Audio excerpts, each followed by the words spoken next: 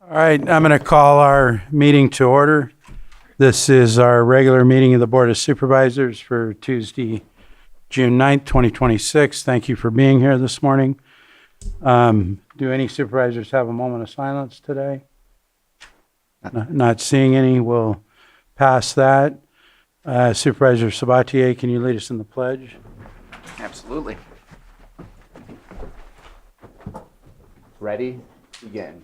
I pledge allegiance to the flag of the United States of America and to the republic for which it stands, one nation, under God, indivisible, with liberty and justice for all. Thank you. Do we have any extra items not on the agenda? Chair, no, we do not. Thank you. We'll move on to approval of the consent agenda.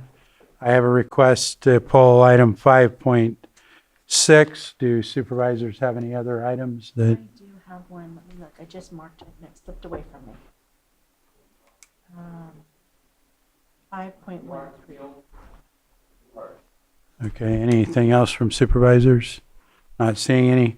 Anyone in the public wish any items to be pulled from the consent agenda? There is somebody on Zoom. Okay, not seeing anybody in the room. Go to Zoom. Well, guest. Do you state your name and which item you're requesting that we pull? Not getting anything? Sir, can you hear me? Yeah, I can now. Go ahead. Thank you, Angela Emerald. I'd like to request 5.7, 5.9, and 5.13, please.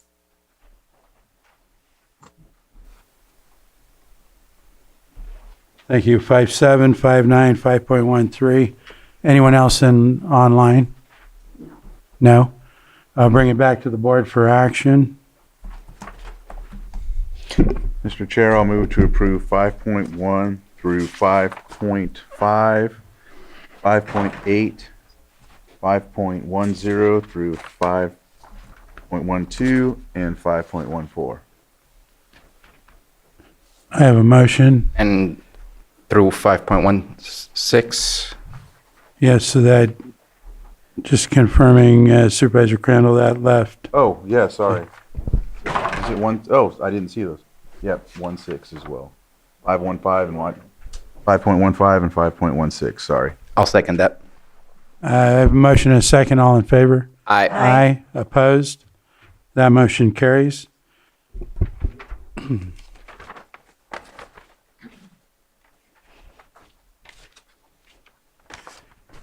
And we will not be having actually public input first. Do we have anybody in the room who wishes to provide public input today?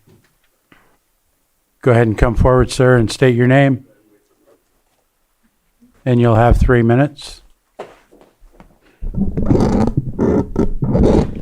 I'm Richard Schmidt, and I just wanted to thank whoever and all of you for paving Robin Hill Drive and Lakeshore Boulevard. It was the smoothest ride I've ever had in this county on the way here this morning, and that's all I got to say about it. Thank you. Thank you for the feedback. Anybody else in the room that wishes to speak? For all of you. My dear wife just left the room, but I'm going to go ahead anyway. Good morning. I'm Steven Zerker, and Melody is out of the room at the moment. We both live in Sterling Shores. I'm reminded today about two scriptures, New Testament.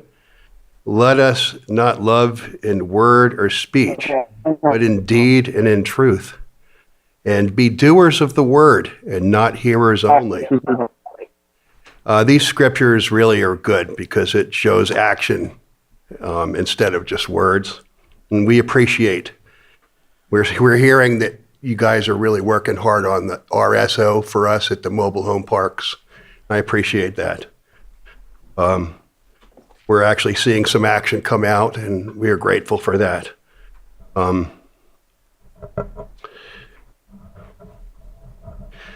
mobile homeowners may be able to afford their spaces. The ones that are poor, especially, they're really in need of these, the rent stabilization and also a moratorium, if possible, if you could work on that. A moratorium on the pass-through fees that have already occurred. And so we look forward to July. That's when we heard it may go into effect, hopefully. And thank you for your work. We know you guys, are gals, everybody are working on it really hard. Thank you. Thank you. Anyone else in the room? Not seeing any, we'll move to online. Yes, we have iPhone 17 Pro. iPhone 17 Pro, state your name, you'll have 3 minutes. Sky Lewa, Pillsbury Family Farms. Last week, I found it interesting to watch the cannabis ordinance discussion because it revealed something the public has no idea. We heard Community Relations Department with your attorney tax collector discussing and coordinating cannabis matters together. Attorney tax collector Sullivan has stated before that his involvement with cannabis stems from complaints filed regarding the Cannabis Equity Grant Program, double payments, and his role in cannabis was limited to revocation proceedings and taxes only. Which brings me to my first point. Last week, we heard something even more concerning. We were told there was a chance for it to come back in the fall when the ordinance might return. Think about that for a moment. Any private business operated this way would be considered dysfunctional, yet excuse after excuse continues to be accepted. My second point is Lake County's cannabis industry has effectively become a standstill since 2022. The purpose is to help guide the government towards better policy. If you're wondering why the participation in the cannabis industry has declined and why fewer people are applying, investing, or expanding, look at the uncertainty this county has created. People cannot build businesses around indefinite delays and plans around consistently changing expectations. And my third point, there is a consistent theme throughout many of the proposed ordinance changes. The county wants more oversight, more monitoring, more investigations, more authority, and more discretion for itself. But where is the corresponding due process protections for the constituents? Where are the appeal rights? Where is the requirement to identify a specific disqualifying conviction? And where is the requirement to provide notice explaining why someone is being denied? Today, an applicant could be told they are disqualified, yet neither the sheriff's office or community regulation is required to identify the specific conviction, case number, or court of jurisdiction allegedly creating that disqualification. Think about what that means, that a person can be denied access to an industry, denied employment opportunities, denied permits, denied investment opportunities, all without being told what is exactly disqualifying them. And what concerns me most is that these policies reinforce the perception that many people already have around Lake County. It gives off the good old boy vibes. And whether this board agrees with that characterization or not, the public concern is real. And perhaps you should add a new section to the cannabis ordinance. That failure to comply with the good old boys may result in permit denial or revocation without explanation. But of course, that language would never appear. But yet, when applicants are denied the answers, denied transparency, and denied a meaningful path to challenge these decisions, that is exactly how the process begins to feel. So Director Turner has previously stated that the expungement does not guarantee someone a license or employment opportunity in cannabis. But at the same time, this county accepted Proposition 64 grant funding intended to help individuals overcome barriers to employment and rebuild their lives with obtaining expungement opportunities through probation and community regulation together.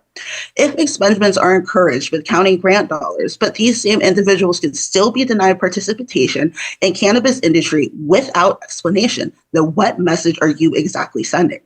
The message that is being Sky, that was your 3 minutes, be aware. encouraged in theory and not in practice. Muleham. Thank you. We have Sterling's iPhone. Sterling's iPhone, you'll have 3 minutes. Good morning. I did email all you guys about the urgency of a energy policy.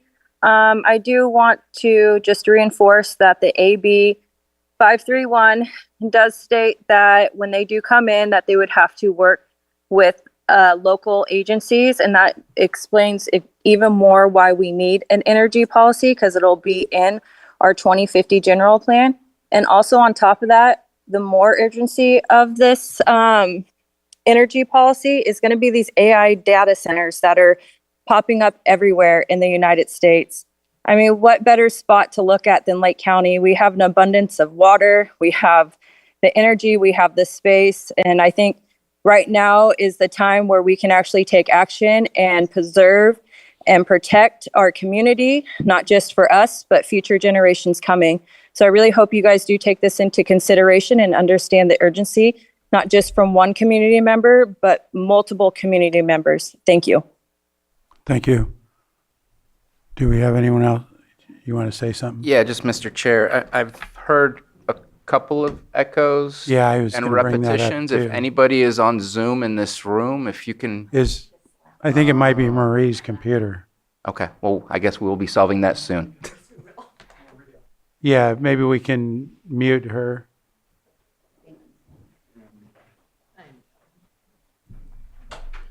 Thank you. Thought I was hearing that. Yeah.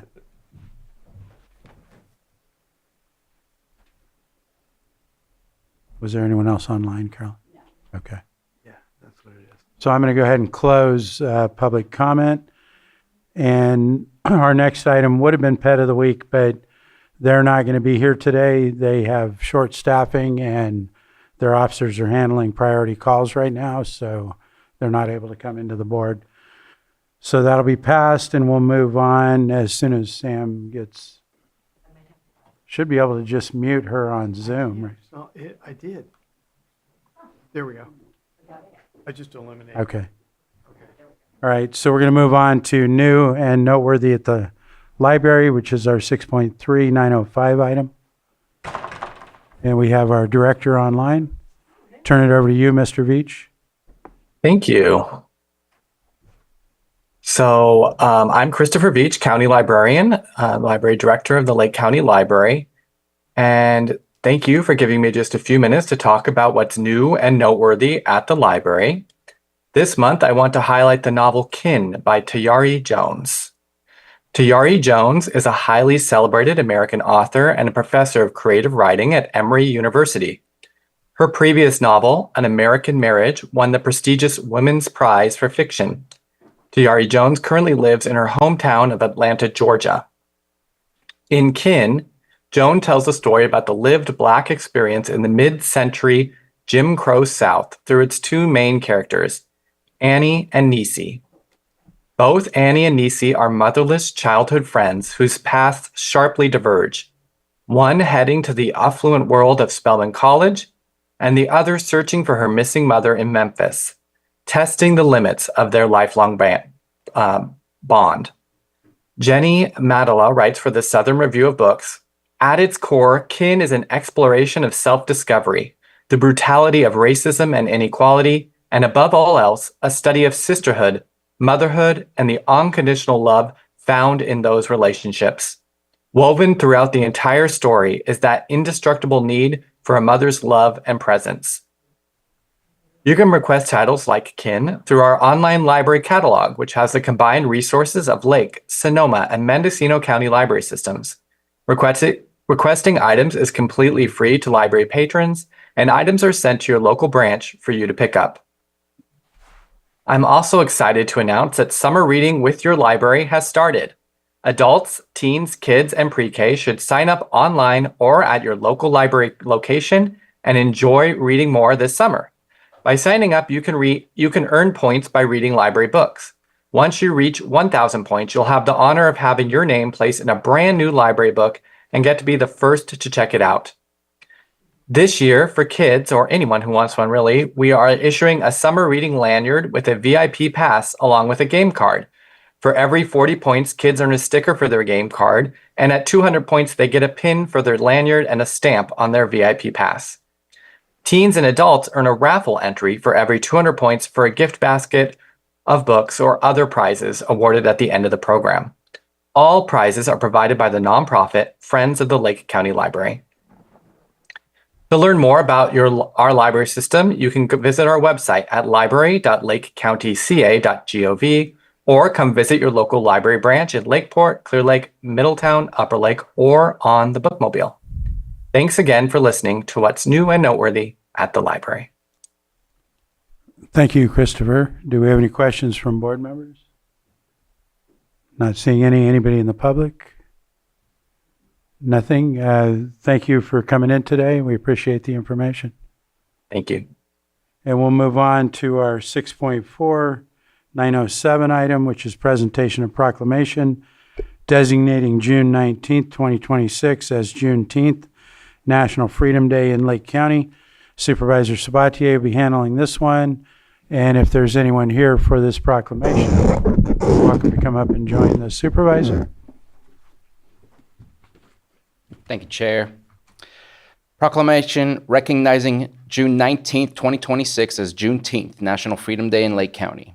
Whereas Juneteenth is the oldest national commemoration of the emancipation of enslaved African Americans in the United States and is a profoundly significant celebration of freedom, symbolizing the end of the oppressive era of slavery in the United States. And whereas on June 19th each year, we look back to this day in 1865, on which Union General Gordon Granger led troops into Galveston, Texas, to announce the end of the Civil War and the insidious institution of slavery. Thousands of enslaved people in Texas, among the last to learn of their independence, were finally freed, more than 2 years after President Lincoln signed the Emancipation Proclamation. And whereas, over the next several decades, African Americans who journeyed out of the South seeking better lives brought Juneteenth celebrations with them. The thousands who settled in California, especially in Los Angeles and the San Francisco Bay Area, taught our state that America's struggle for independence did not end in 1776 or 1865, but continues to this day. And whereas we are urged to reflect on the ongoing cause of freedom and equality for Black Americans, remembering that though General Granger's announcement in 1865 called for absolute equality, that vision was and remains far from complete. And whereas, as we recognize the significance of this pivotal moment in history and its enduring impact on the struggle for equality and justice, we urge people of all backgrounds to continue the journey towards freedom.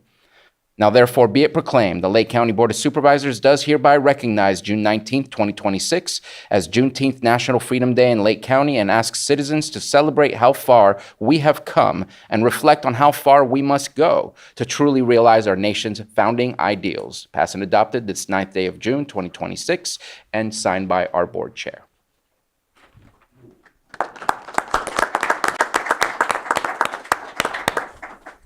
Thank you, Supervisor. Do we have any comments from board members? Thank you for presenting that proclamation today. Is there anybody in the public that wishes to comment? Not seeing any. We'll go ahead and close that item. And we're going to move on to our 915, 6.5 item, which is consideration of a presentation regarding a simple gesture food donation program. And we have Marie Schrader and Shannon Kimball-Oth. Is she going to be joining you? You can come up, yeah. Yes. Now, hopefully everything's still online there, Marie. So far, so good, I think. Let's see here. Let me get up to what here. I think that's where I go. We'll find out. Okay. It's up here somewhere. There it is. Okay. Now we can do this. All right. Yeah. Okay. Good morning.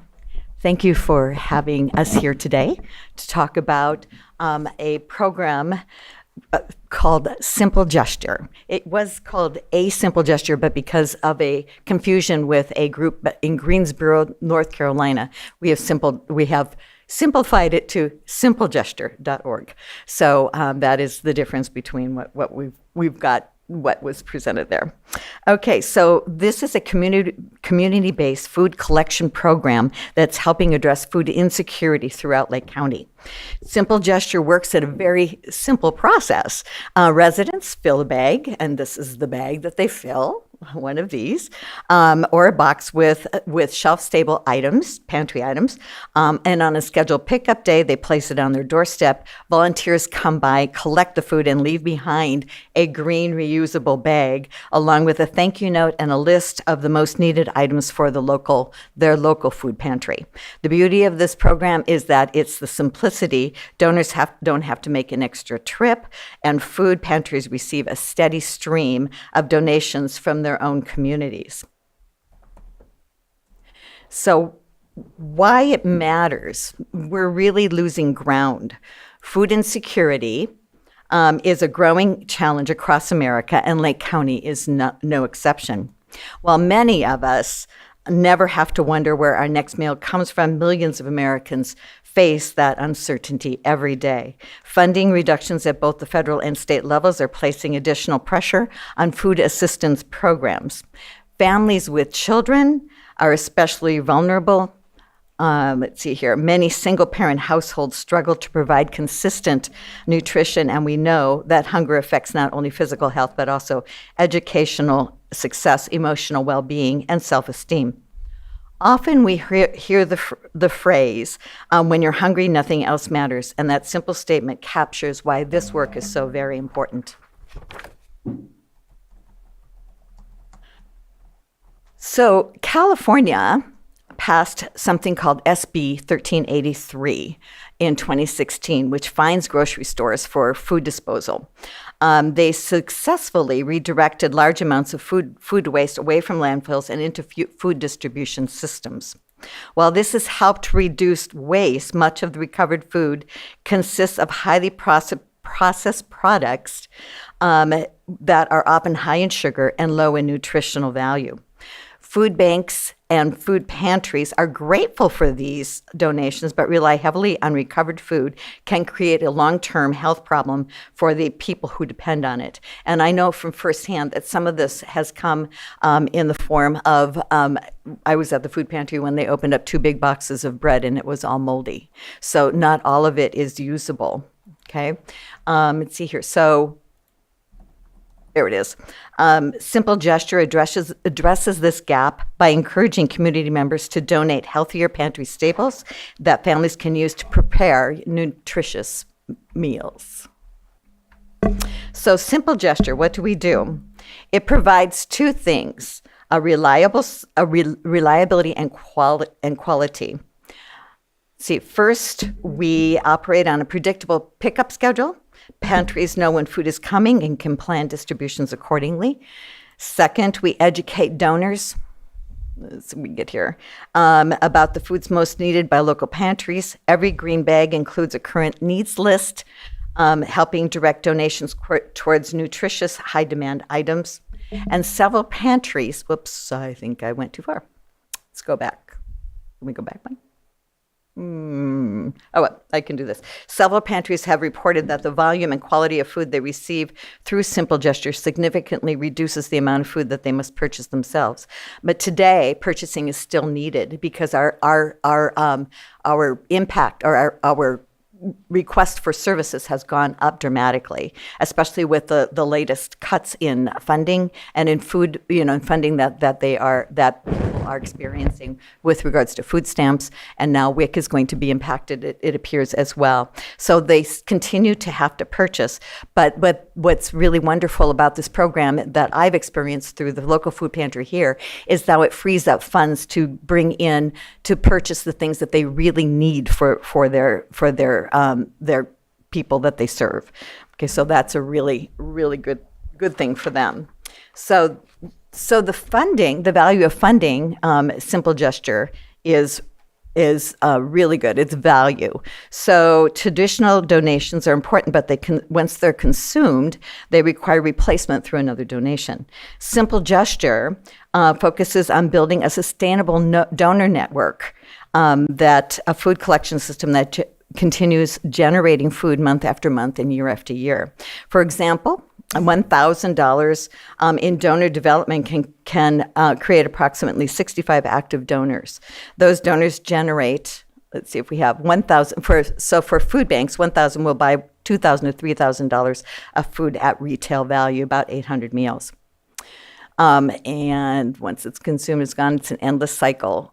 This is the way that we're doing it. We're building a food machine, something that keeps on giving. In our system, $1,000 brings in about 65 donors.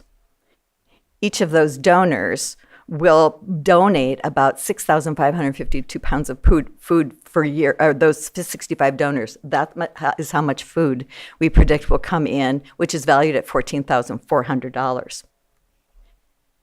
If this repeats, which we anticipate that it will, for an average of 5 years, that's $72,000 in food that's done in 29,000 meals. So in other words, we are not simply buying food, we're building a community-powered food generating machine that is going to bring donations to our local food pantries. So how we do this is that we have a bag that they get when they give us a donation. That thank you note is stapled to the bag, which tells them, very nicely, thank you for your donation, but it also tells you when the next pickup is. If they don't leave a bag, we leave something called the Sorry We Miss You, which gives them an opportunity to be able to know when the next pickup date is going to be. But they can also use one of the QR codes to either make a monetary donation, or every single one of those food pantries actually has an online store in Amazon where people can go and purchase specific items, pay for it, and it will be delivered to our food pantry directly. And we have actually experienced that a lot up here at United Christian Parish, which is where the local food pantry here is in Lakeport. So that's they were shocked. They couldn't believe that was happening, but it does.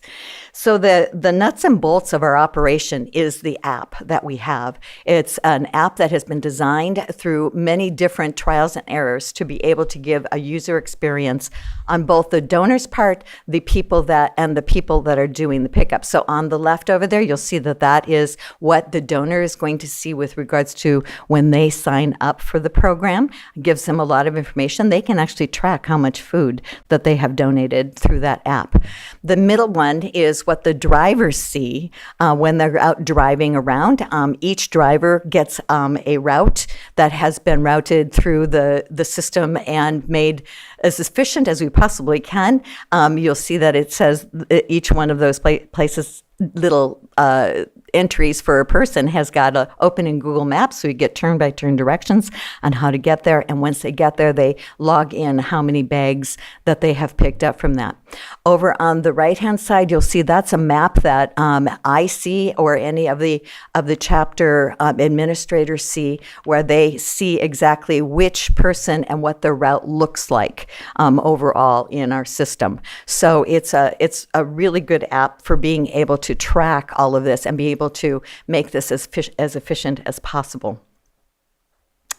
Okay, so these are statistics that I have put together since we started this first in October with one chapter in Lakeport.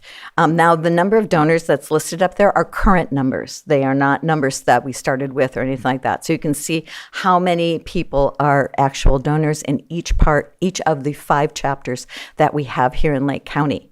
But you can see the numbers that are under the months, those are the number of bags that we picked up every single month using this program. So you can see the total at the bottom, and you see that where it says number of pounds that we have picked up. That is determined by the Redwood Empire Food Bank, and food banks across the country have determined that one bag of food is about 14 pounds.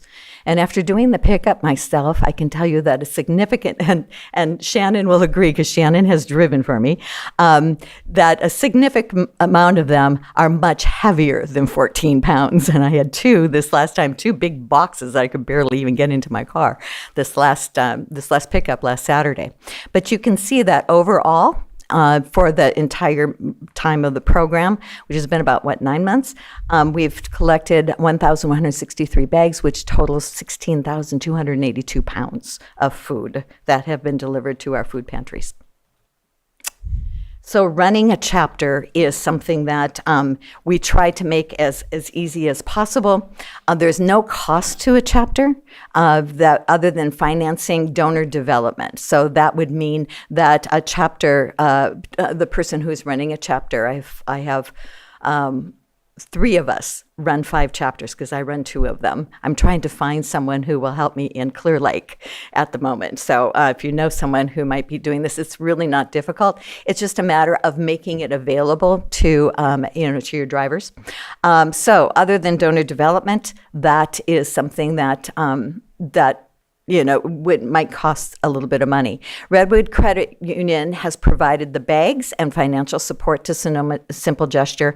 They actually, through the funding that they have given us, we have purchased the bags, and we also have developed the website and the operation with regards to the computer program that operates our program. And that's constantly being refined. This program that we have, it is in Marin, Sonoma, Lake, Mendocino, and Napa counties, that 5-county region.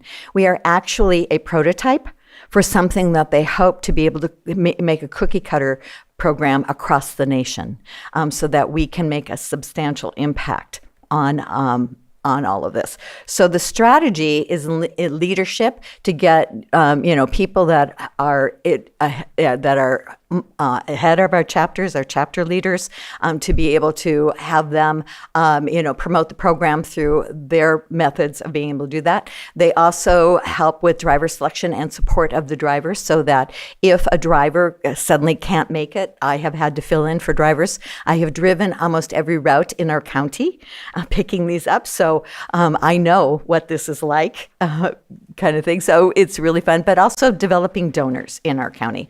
Those are the things that are involved in running a chapter. So growing the program is the issue that we have right now. Lake County has approximately 240 active donors. We have about 26,940 households in the area, which if you take that 240 donors, it's less than 1% of our population in there. The target, and this is a number that is given by the food pantry, bigger food pantry organizations, is 8%. That is considered saturation. If you have 8% participation, that's considered saturation in your county for a donor program like this. But that would mean 2,155 donors. Can you imagine what we would do if we had that? Okay, so if we had that, look at the amount of food that we could possibly collect per year and the value that it would have. It would be significant. So we need more publicity to increase our donor base, is what we're looking for here. So the methods that we have used to grow the donor base is there's something called the Green Apron Project, which is when we partner with businesses and community organizations to raise awareness. We also use social media. In fact, in Lake County, I have relied almost explicitly and 100% on social media to get the word out there. I am a member of, I can't tell you how many groups on social media, and I share a lot of information out there throughout our county. But Simple Gesture is one of those that I really push very hard, and many of the people who have signed up have come to us that way. We also do tabletop presentations at community events, so that people can actually see us and talk to us, because we find that to be the most successful way of getting there. And we also have something new that has neighborhood canvassing. It's called Join Your Neighbor. And so what we're going to start doing is taking a little brochure and putting on people's houses to say, people in your neighborhood are in this program. Why don't you join them and help us, and be part of this project that we're doing. Okay. So I think that's it. So that's my last slide. So Simple Gesture has proven that small acts repeatedly, consistently by many people can create a significant impact. In just a few short months, we have collected more than 16,000 pounds of food and established a sustainable system that can continue growing for years to come. But the question is, what can you do as a board of supervisor? You can show support of the program. I will tell you personally, when I started this in October, I actually started late September of 2025 with it at United Christian Parish, because that is our local food pantry here. my goal was, and because I'm a very goal-oriented person, was to get 25 donors by the 25th of October. And I was going kind of slow. What really pushed it over the top was when Chairman Rasmussen posted it on his platform on social media. That pushed it over. I had like 40 at that point in time. So, and your posting about it, I know that he donates every single month, and he takes a picture of it and puts it out there and promotes it as a leader in our community. That makes a huge difference. I would invite all of you to ride along on one of our pickups. I'm going to tell you firsthand, I had 18 houses that I went to last week, and my car was so stuffed with food that I probably could not have taken another rider in my car. But having someone with you that you can drive up, and I'm going to tell you, it becomes kind of a game to spot the green bags, because they put them in different places, every house, that to spot that and have someone else jump out, get it, put it into the car. It speeds up the process. You also get to learn about where people are that are donating. It's a fascinating thing to me, as that I remember the very first time that I did this, it was the height of politics in our community was really, really high. And I was so gratified to see that I could see people who were flying Trump flags, and people who were flying pride flags, and people who were flying democracy flags. All of them were giving to this program. And it was pretty equal, it was just really gratifying for that. All of you also have inroads to many different gatherings around our community and many different organizations. And so if at any of those that we could present about this program, we would welcome that opportunity. So that's what you can do for us. Simple Gesture is a nonprofit. We are a 501c3. I do write grants for this, and have several grants outstanding right now. There are three of us that are on the board of directors, and we're all writing grants. So far, the grants that we have received are specific to Sonoma County. So I don't have monies here in this county that I can spend on this. The thank you notes and the sorry we missed you cards, I've been printing out of my own pocket. So if there's any kind of way that we can get a little bit of money to be able to fund, just even the printing of that would be great. But other than that, I just wanted to come and, tell you a little bit more about this. I know I did it during public comment one time, but a little bit more in detail about this program. So any questions? Thank you, Marie. Do we have any questions or comments from board members at this point? I just want to let you know that I'm impressed with what you're doing. And thank you. I want to say thank you. A lot of work, and from the heart, grassroots, and Yes. amazing. Thank you. Thank you. And Shannon has done a lot with regards to food donation in this county well before me. So she has helped me, teamed up with me, helped me with a grant writing class so that I can do it better. But did you have anything you wanted to add? The other thing that I wanted to mention is that it is enough to feed the hungry. Like, that goal all by itself is fine. But another aspect of this that I want to call out is that this is an El Nino year. It is, in the Atlantic, expected to provide good things, fewer hurricanes. It only takes one. But on the West Coast, in an El Nino year, we are expecting to see the hottest year on record ever. We know that extreme heat causes a higher mortality rate and incidences of disruption. And I'm not only talking about power safety shutoffs, but also in Lake County, for example, we have one of the highest cardiac events each summer when we have extreme heat events in the state of California. We have a large number of people that live in manufactured houses that do not have air conditioning, so they will see increased. So you know that I have been part of the Resilience Center project. One of the things that we did in Humboldt County as part of their resilience strategy was we were able to purchase them a Connex box where we pre-positioned food. So if somebody has to get to a point in an extreme heat event where they're choosing between paying for their electricity and having a chance to survive the extreme heat or purchasing food, we would like to help that by figuring out how we can, through our food pantries, pre-position food so that it is available in times of disaster. Now, right now, none of our food pantries has an excess of food that would allow them to pre-position that food.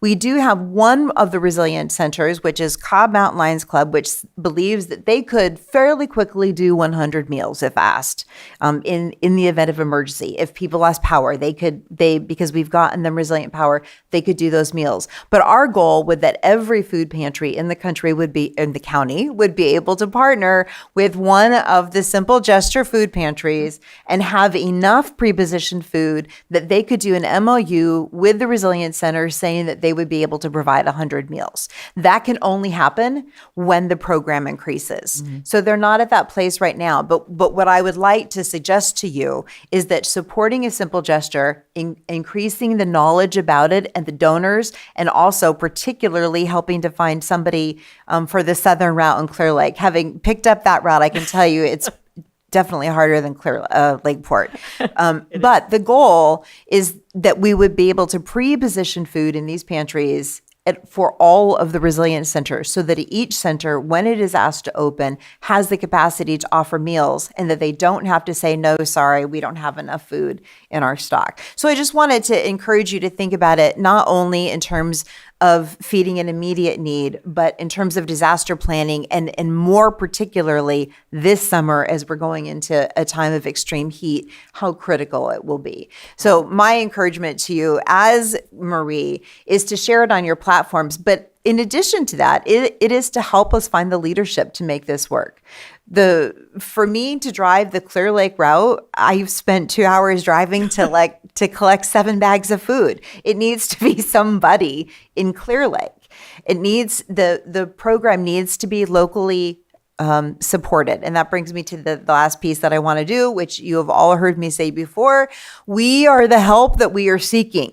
There is nobody outside of us that is going to come in and solve all of our problems. So for that reason, the Simple Gesture chapters need to be hyperlocal. They need to be operated, supported, and run by people within each neighborhood, not Marie doing the entire county. So my encouragement is to you in your town halls and your local meetings to support Simple Gesture just by sharing the information because it will help your people and your constituents. Absolutely. And Thank one of the things that comes to mind is that I've already had a request. We have 5 chapters. And by the way, we are the first county. No other county can claim this, that every zip code, this is all done by zip code.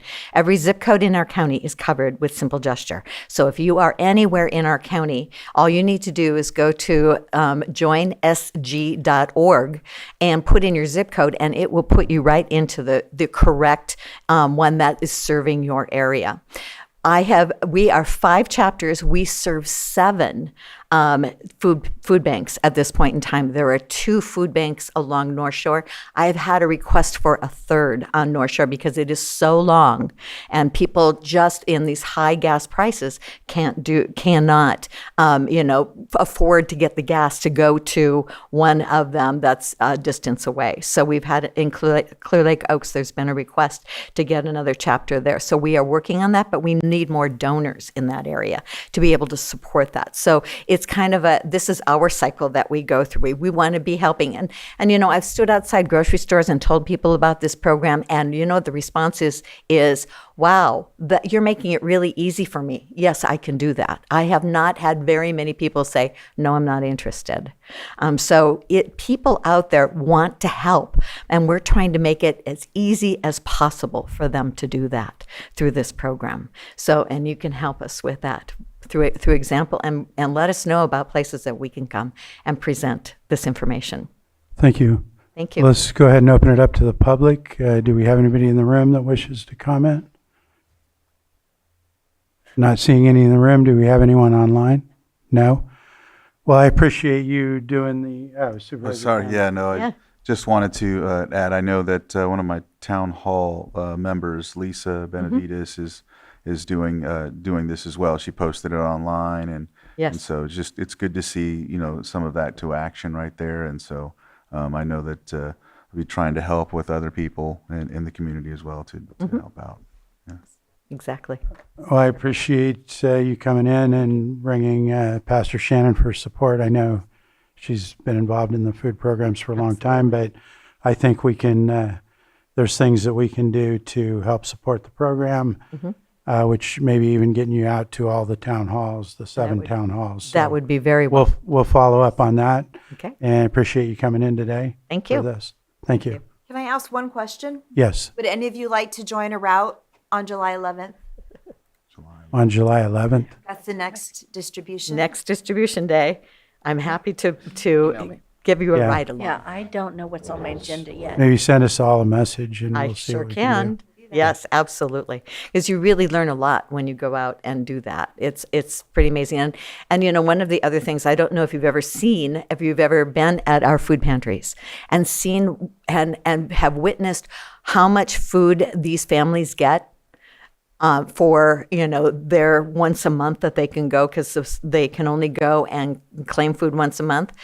I don't know about you, but it would not even feed me for a month myself. And we're giving families of 4 and 5 and 6 a small box of food. This is not by any means giving them a tremendous amount of food at all. It is bare minimum of what they need to be able to do that. And the other thing that I've experienced is that I've had seniors recently, with the high cost of gasoline, calling me and saying, I'm out of food and I don't get my check till next week. What do I do?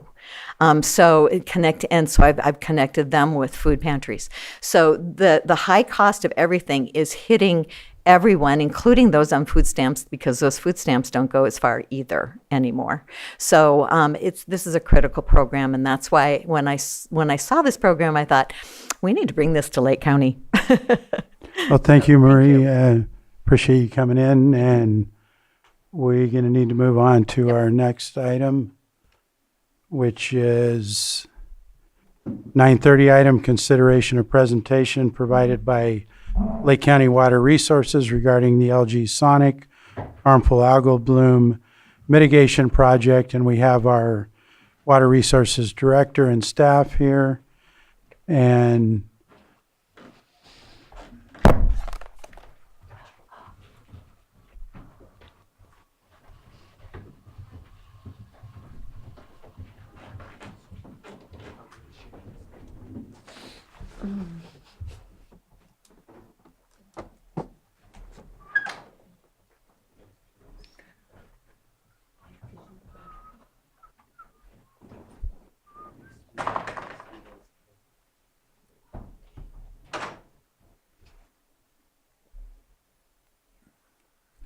I'll turn it over to you when you're ready, Director.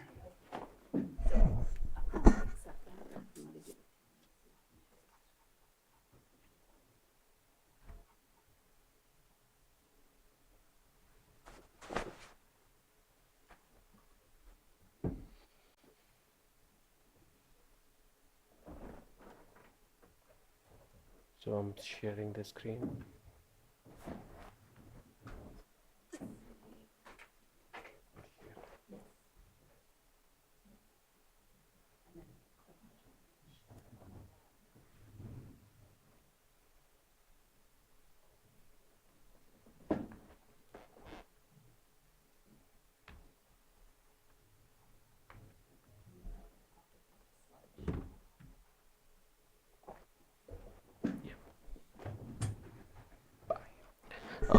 Good morning, board. My name is Pawan Upadhyay. I'm the Lake County Water Resources Director, and I've been joined here by Katrina Ward, Water Resources Technician. Yeah, so today we are here to give a presentation about the Clear Lake Buoy harmful algae bloom mitigation project, which is about to go on the ground on the implementation phase pretty soon in a couple of weeks. So first is like a brief overview of the technology. So how it works is these buoys which would be placed on the lake would emits ultrasonic waveforms, which prevents the algae from rising in the water column, which starves them from sunlight and photosynthesis.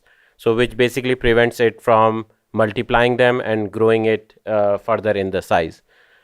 The other thing is, like, we also need to monitor the water quality at the same time, because the data which we are collecting informs like what type of ultrasonic treatment would be emitted from the buoys. And from there you can see on that first picture there, that's the buoy, and then on the water side there, those are the emitters which is emitting the ultrasonic waves from there.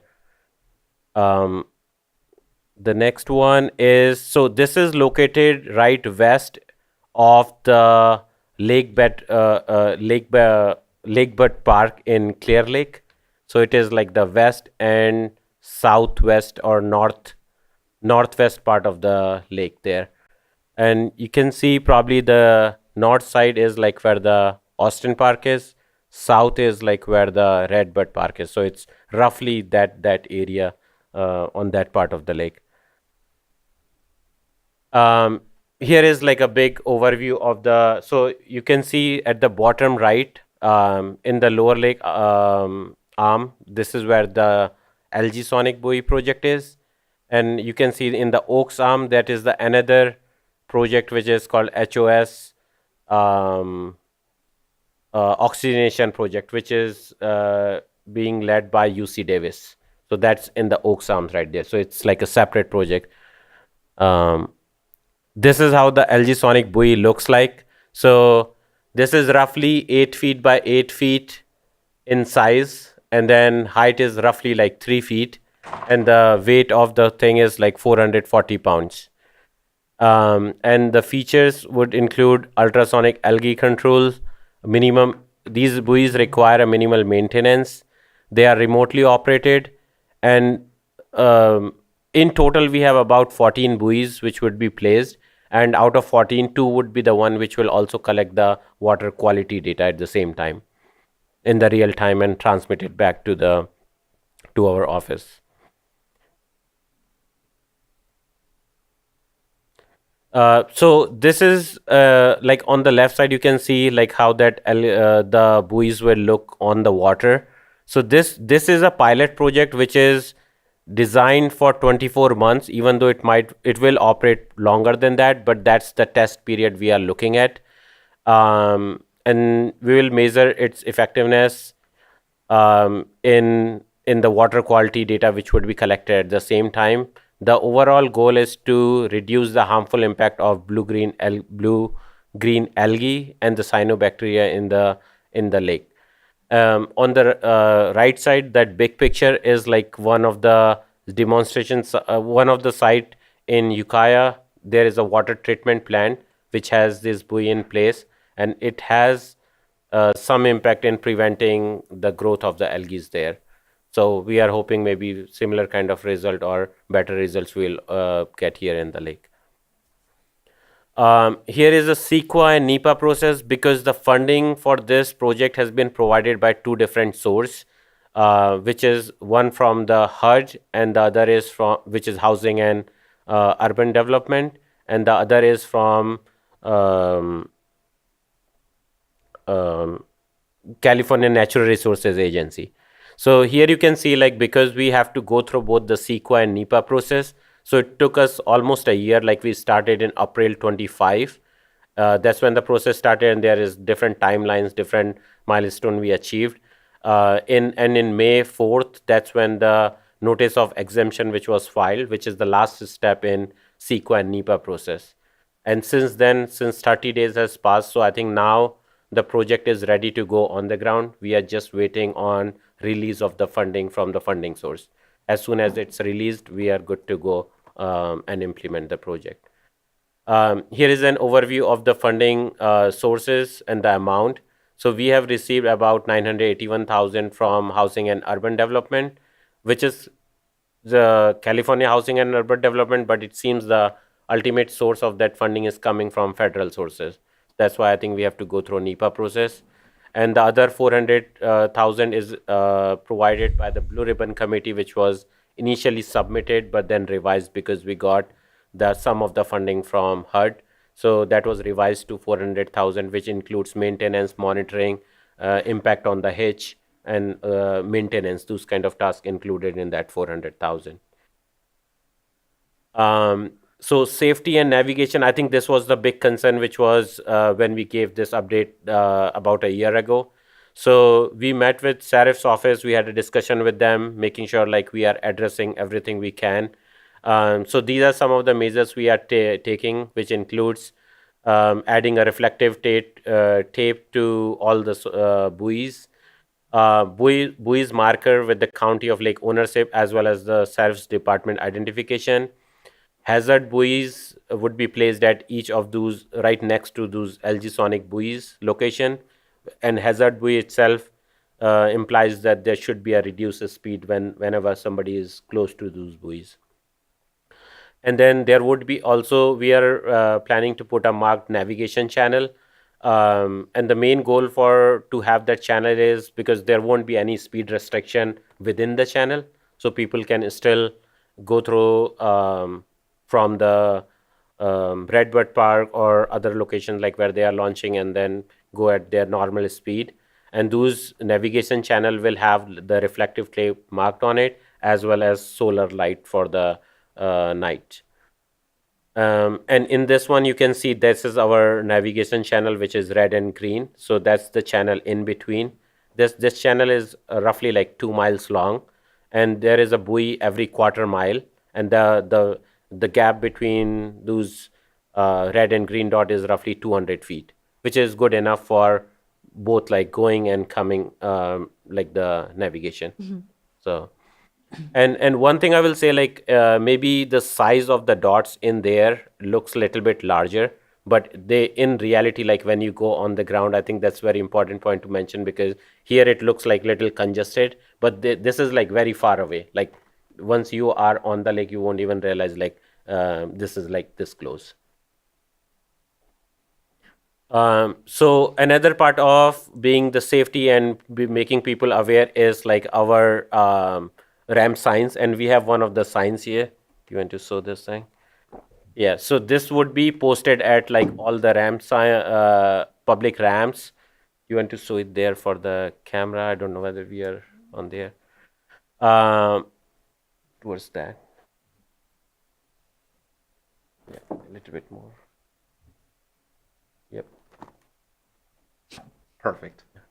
So this would be posted at the ramp signs, and then we will be posting like giving out the flyers at the public ramps. Our ramp monitors, they would be handing out flyers for to inform the public. We will also mail out the flyers with our annual lake bed leasing, so people are informed. And also we will do the Facebook posts, radio ads, as well as like as soon as we know the fixed date of project going on the ground, we will also do a county press release so that the information gets out. And as part of our monitoring program, we will also do like visual inspection every 2 weeks, just to make sure that buoys are in place, like wherever it has not drifted or any other issues with them. We will check them out like after any big like weather event, which includes high winds or any other, let's say, heavy rain or any event which happens. We will make sure that we will make a trip out there and check them for any disturbance or anything. We will check with them for about the debris removal, anything which has accumulated near it. And we will also check for the navigational light, which would be placed on the buoys itself. I think that's all I have for this project. If you have any question, we can take it then. Thank you. Supervisor Spatier. I'm just excited that we are at this point where we're coming back, we're ready to go, and still a little bit of a mystery of what the impact will be. I know what we've been told, and I appreciate you showing Ukiah. I know we've talked with, I believe, Sean White, who runs that facility out there in Ukiah, and it seems to be working for him. very much smaller body of water, but we're looking at 14 of these as well. So no, I'm excited. I want to see these out there, and we'll have to iron out some kinks and figure it out as people get used to being out there. But really, I'm just hoping for a great summer with a little bit decrease of algae. It doesn't need to be perfectly clear to the bottom. Probably don't want to actually see the bottom, but it would be nice to make the impact that we're being told it will have. So thank you so much for the work, and looking forward to it. And one more thing, I know I've mentioned it before, I'll just mention it here, that one of the other outreach is hopeful that that same presentation could be provided to the Clear Lake City Council, because it's another venue and platform to make sure that folks are aware of what is happening right in that region, since that's where the impact will be. Yeah, we will make sure probably we present there as well. And they have been great partner. I think we have been working closely with them, and hopefully everything goes out smooth. They're excited about it too. Yeah. Supervisor Owen? Yeah, this is pretty exciting. I think has the oxygen started over by the super site already, correct? No, so that would be the UC Davis project, which is in the Oaks Arm. That Yes. will happen maybe in about a year. Oh, I thought it was I thought we had several projects coming in this year. I know that we had mentioned monitoring to compare the different avenues and the different systems to see what was most effective. So what other ones are coming this year? We did the pellets, is that correct? Yeah, so we did the one, the phosphorus mitigation project, which is on the upper arm. That was a county project, and this is also a county project. Led by the county. And then there is another one which is on. So the phosphorus mitigation was in the upper arm. This one is in the lower arm. And then in Oaks Arm, that's the UC Davis oxygenation project. But I think it's going to be about a year before it's on the ground. Okay, I misunderstood that. I thought that was happening this year. I think there was some harvest. Do you remember the harvest one where they were going to harvest the? They are looking at that in the Clear Lake area, the algae harvester as well, I believe. I don't know if that's Blue Ribbon Committee or not. It was, I believe. Yeah, that's the Blue Ribbon Committee funded. Okay, Yes. okay. But are you keeping track of all of these Yes. and monitoring to see which is most effective? Yes, we are in touch with them, and we have coordinated about like how we will differentiate between the like which technology is working more effectively, or like how do we differentiate between whose impact this would be. Okay, and I thought there was a total of 5 different projects. Well, there's the nano bubbles That that's was the other still one. Yes. asking for approval. Yeah, that one just got approved, so I think it would be a year to more, maybe 2 years, like by Okay. the time that is on the ground. That Green Solutions. No, it's a different Yeah. one. Yeah, I remember the nano bubbles. So, okay. So I was just, this is good stuff, and I hope we get some results and we can compare apples to apples and see what's really working and which direction would have the best solution.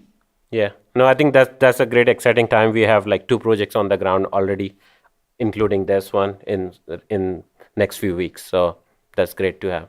Perfect. Thank you. Thank you, Supervisor Crandall. Yes, while we're waiting for a couple other big projects that should help with the nutrient load and harmful algal blooms in the county, in the lake, this is going to, be interesting to see how it works.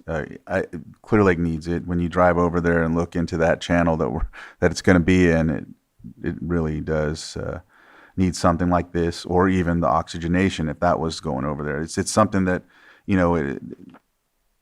you feel bad for the people who live over there and have to, so I think just to see how this will work, and then knowing that the other project will come to fruition, to see how they both work out for those channels. I don't know if this is going to be a silver bullet or anything like that. I don't think it's going to be that, but at least to see how it'll help will be really good for, be really good to see, so. Thank you for giving the presentation and letting people know how it's going to look. Yeah, and one thing I will say, like, because our lake is huge, so these are like a pilot project. So we are not expecting to like these projects to solve all the issues, Right. but to find the thing which works here. So I think that's the main objective. And then once we figure that thing out, maybe we can scale up in the next phase of these things. Yeah. Go ahead. Yeah, I just wanted to, at least final comments, want to thank your department. There's been a lot of work being done. I want to thank CDD. I know they've put a lot of effort in going through the process for CEQA and NEPA. Want to thank Sheriff Bingham and Sergeant White for working with you guys from the Marine Patrol perspective to figure out the channel. That's my biggest, not concern, but kind of wondering how that's going to work out compared to what people's habits are when they dock out when they launch from Redbud Park, what their expectations will be and how they interact with that. That's where we'll iron out the kinks as we figure them out. But I'm just glad that we've been able to, and the city of Clear Lake, as you said, also as a partner, like their logistics of helping out, making sure that it's going to be easy to deploy and manufacture these right there on the Thompson Harbor. It's just been a team effort. It's been a very long time coming, and it's definitely not the silver bullet.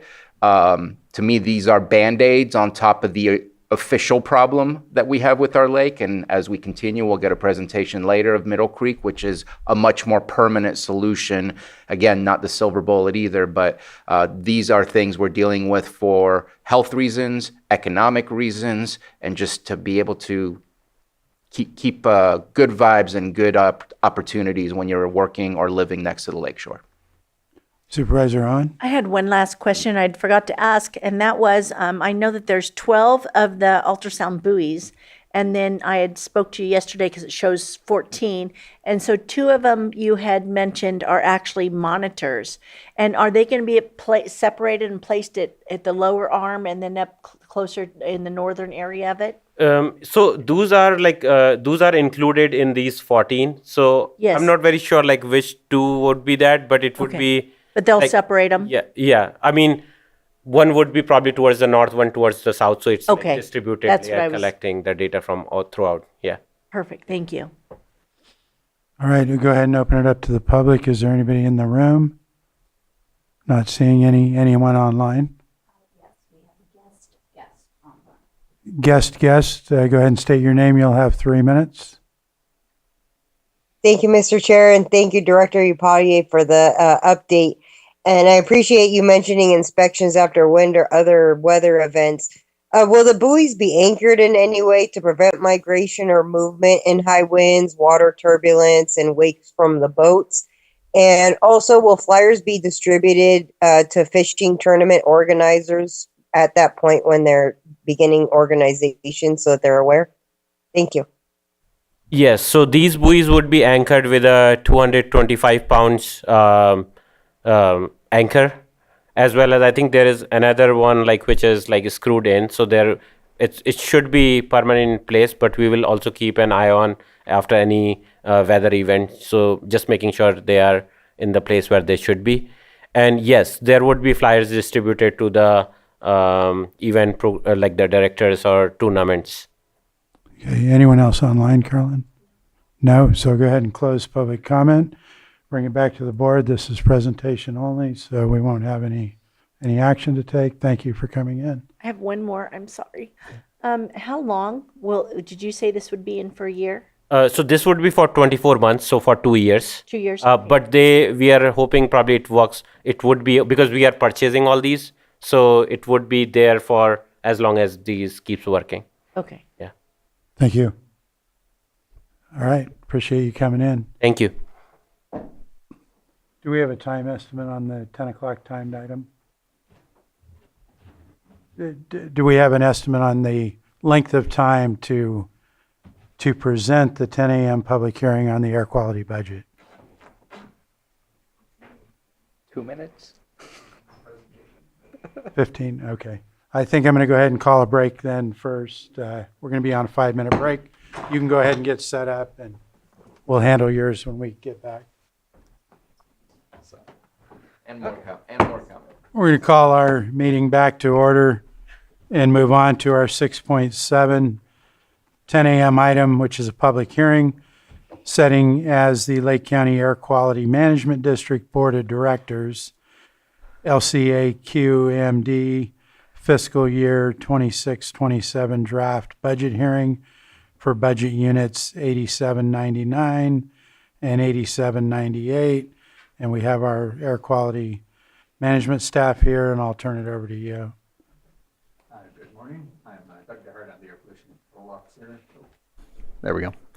Good morning. I'm Doug Gerhardt. I'm the Air Pollution Control Officer, and I have Elizabeth Knight, Deputy Air Pollution Control Officer, with me to go over this. And I have just a little presentation. It's not an online presentation, but to go over the budget issues and kind of the important things. And then we have some informational items so we can kind of break it up into two sections. The fee update will be kind of covered in the informational items because, we're doing an annual update to the board on the status of the fee rule. So that's in the informational section. So at this point. So the Lake County Air Quality Management District maintains an active and effective air quality management program to protect the health and welfare of the populace of the Lake County Air Basin. Now, this is a shared mission of state and federal agencies. The district has responsibility for stationary air pollution sources in conformance with district, state, and federal mandates. As a result, Lake County has been designated attainment for all state and federal air quality standards for around 35 years. So the district currently has 4.8 full-time staff positions. Staff performs air monitoring, source testing, equipment and source audits, rule development, permitting, air toxics, rankings, reporting, inspections, complaint investigations, enforcement activities. The district regulates primarily stationary sources of air pollution, including geothermal mines, gas stations, asphalt plants, concrete plants, serpentine activities, outdoor burning, diesel engines, dry cleaners, manufacturing facilities, paint and body shops, and a number of other facilities with potential for air emissions. The district operations are supported primarily through permit fees, carryover for special projects, operating transfers from 8798, state subvention, civil fines, and a few other categories that make up the balance. The appropriations remain similar to prior years, with minor changes resulting from needs of new staff. So we have increases in clothing, personnel supplies, which are safety equipment, administrative charges, specialized services, insurance, software subscriptions, and equipment replacement, showing the majority of the increases. The carryover funds result from salary savings over the prior several years and are considered one-time funding. These funds would normally be transferred into reserves through board resolution, but as staff time is limited, we have prioritized the public health and safety issues as well as fee rule implementation, which includes a review of every permit and every source of air pollution in the district. This is ongoing still. We hope to be finished in August so that invoicing for permit renewals can go out in September. The district budget incorporates the proposed increases to district staff pay, which was not increased in the last year with the MOU adoption. The budget also includes a senior air quality engineer, which we hope to recruit for during this coming fiscal year. Our attempts at rehiring our former senior engineer have failed, even with the incentives offered, as the pay was not adequate to overcome other offers that he was reviewing. So, as part of the district hearing, the draft budget hearing which is in compliance with Health and Safety Code 40131, the district has the following items for the board consideration and several informational items. We'll go through the informational items in a little bit. First, this hearing is to review, take public comment on, and consider the draft budget for the Lake County Air Quality Management District for fiscal year 2026-2027 in compliance with Health and Safety Code. The final budget is to be considered for adoption at a later date. We recommend the Board of Directors approve the fiscal year 26-27 draft budget as proposed by the LCAQMD. Second, state subvention is perpetually on the chopping block, and in previous years this has been reduced by 30%, even though CPI and workloads from the state have increased by well over 100%. As the state continues to pass programs and enforcement requirements to local air districts, we recommend the Board of Directors continue to be on record as opposed to any further state subvention cuts to local air districts. And third, the district is mandated to enforce local, state, and federal air quality laws, rules, and regulations in order to meet and maintain attainment status and protect public health and welfare. As such, much of the district's activities are mandated.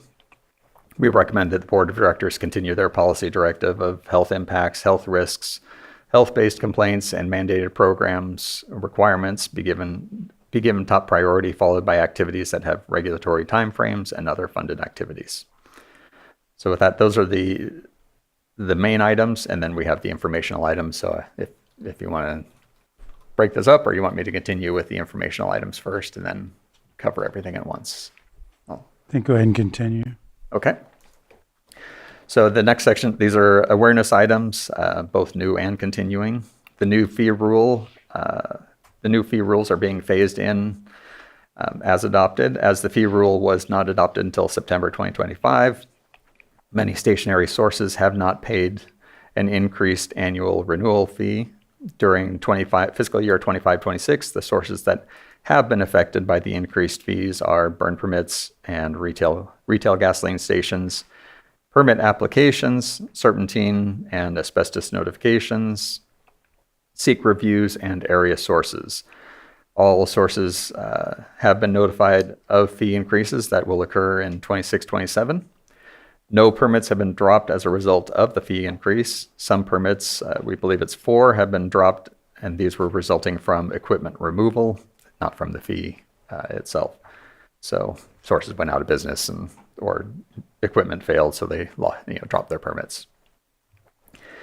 The fees collected thus far have helped reduce the one-time funding utilized to maintain a stable budget. The revenue projected for fiscal year 26-27 should support the hiring of an additional staff person once the annual permit renewal fees are paid in this fall.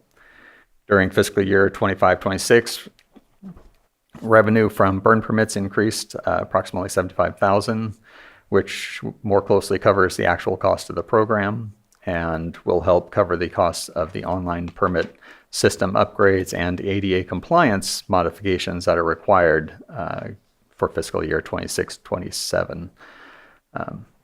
Secret review fees increased to roughly $5,000. Asbestos notification fees increased to about $14,000. Area source fees increased to $1,000. Serpentine test control plans increased to $1,000.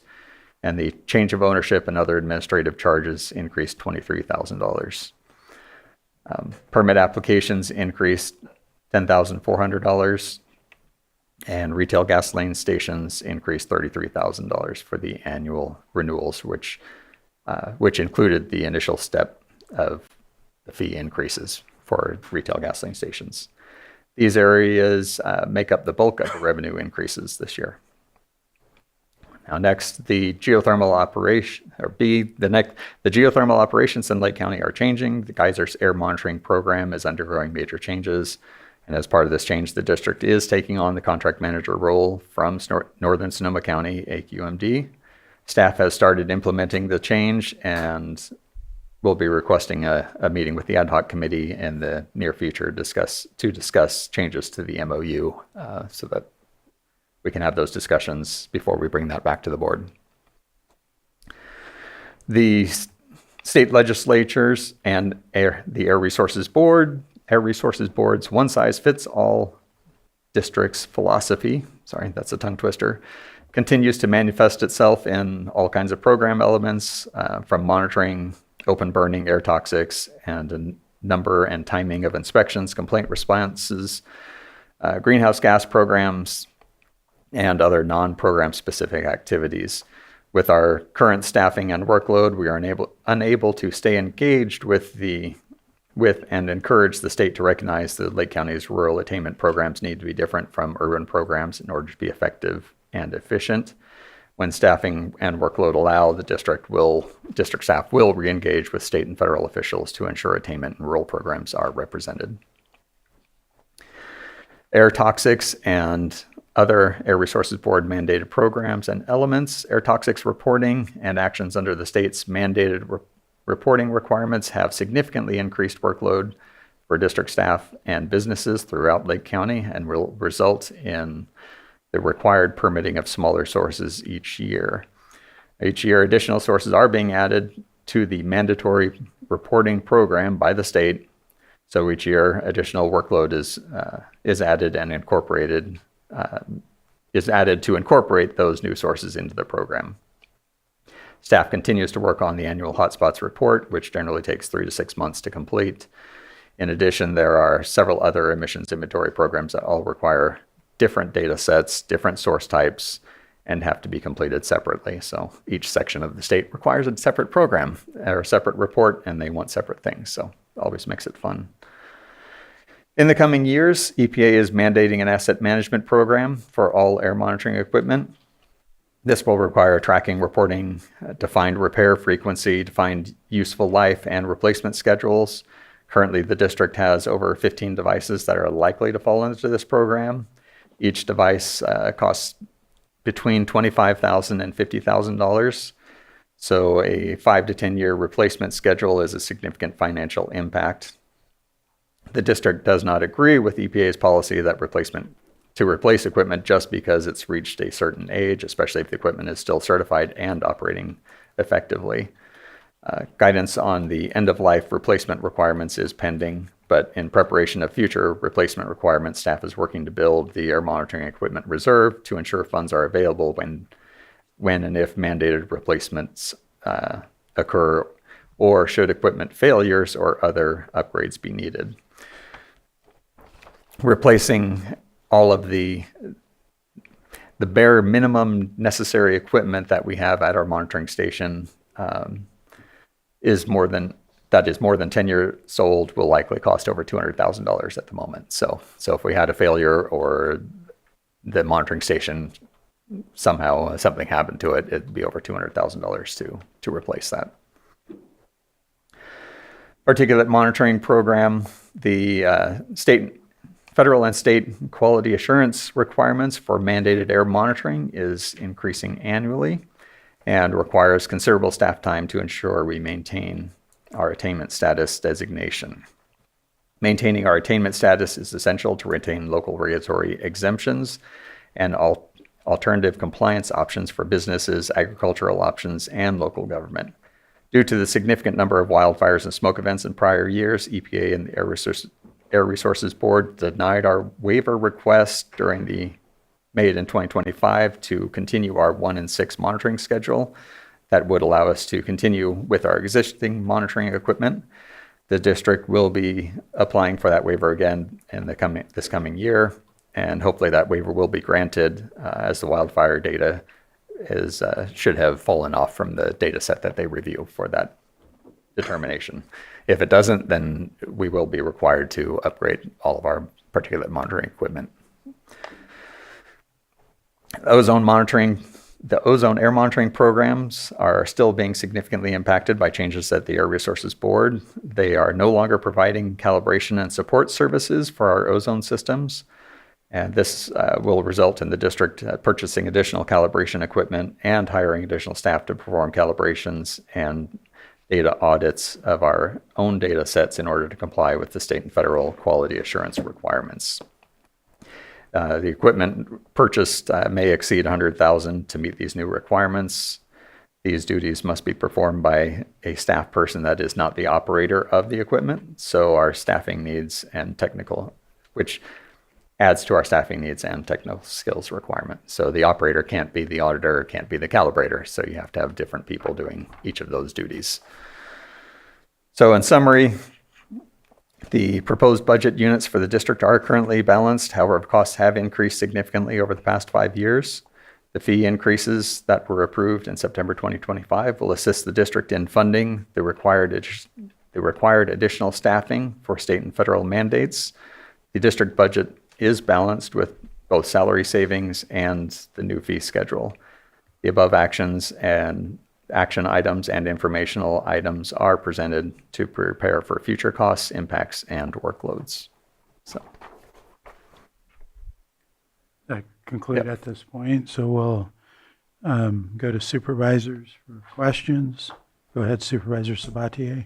Yeah, it's a little rough at times when we go through rate increases and kind of flex what's brought to us because it needs to have a little bit of a softer landing for those that are going to have to pay some of those fees. And obviously the course that we attempted to do was to keep you in the black on year one and then continuously review and offer those other increases to get to the 100%. Seeing that you have approximately $600,000 as a fund balance carryover, which has multiple reasons as to why that is. Some of that is salary savings because you didn't have a full team at the moment. Still don't have a full team at this moment. Seeing how you did not touch your reserves tells me that we didn't do something wrong at this moment in time. It doesn't feel like we did something wrong, which is good because you never know, right? I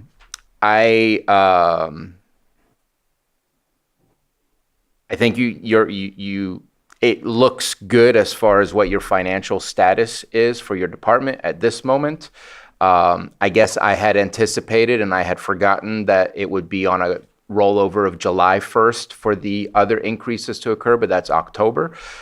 So you and I had this discussion and just want to let the board know that I'm hoping either at mid-year being the latest or as soon as available, the data is available to review what does that next 10% look like in increasing your budget? What is the needs of the department for that budget? And do we continue to allow those increases? Because at this moment, it looks like it's working, but you also don't have everything you need in order to fulfill all the requirements coming from the state.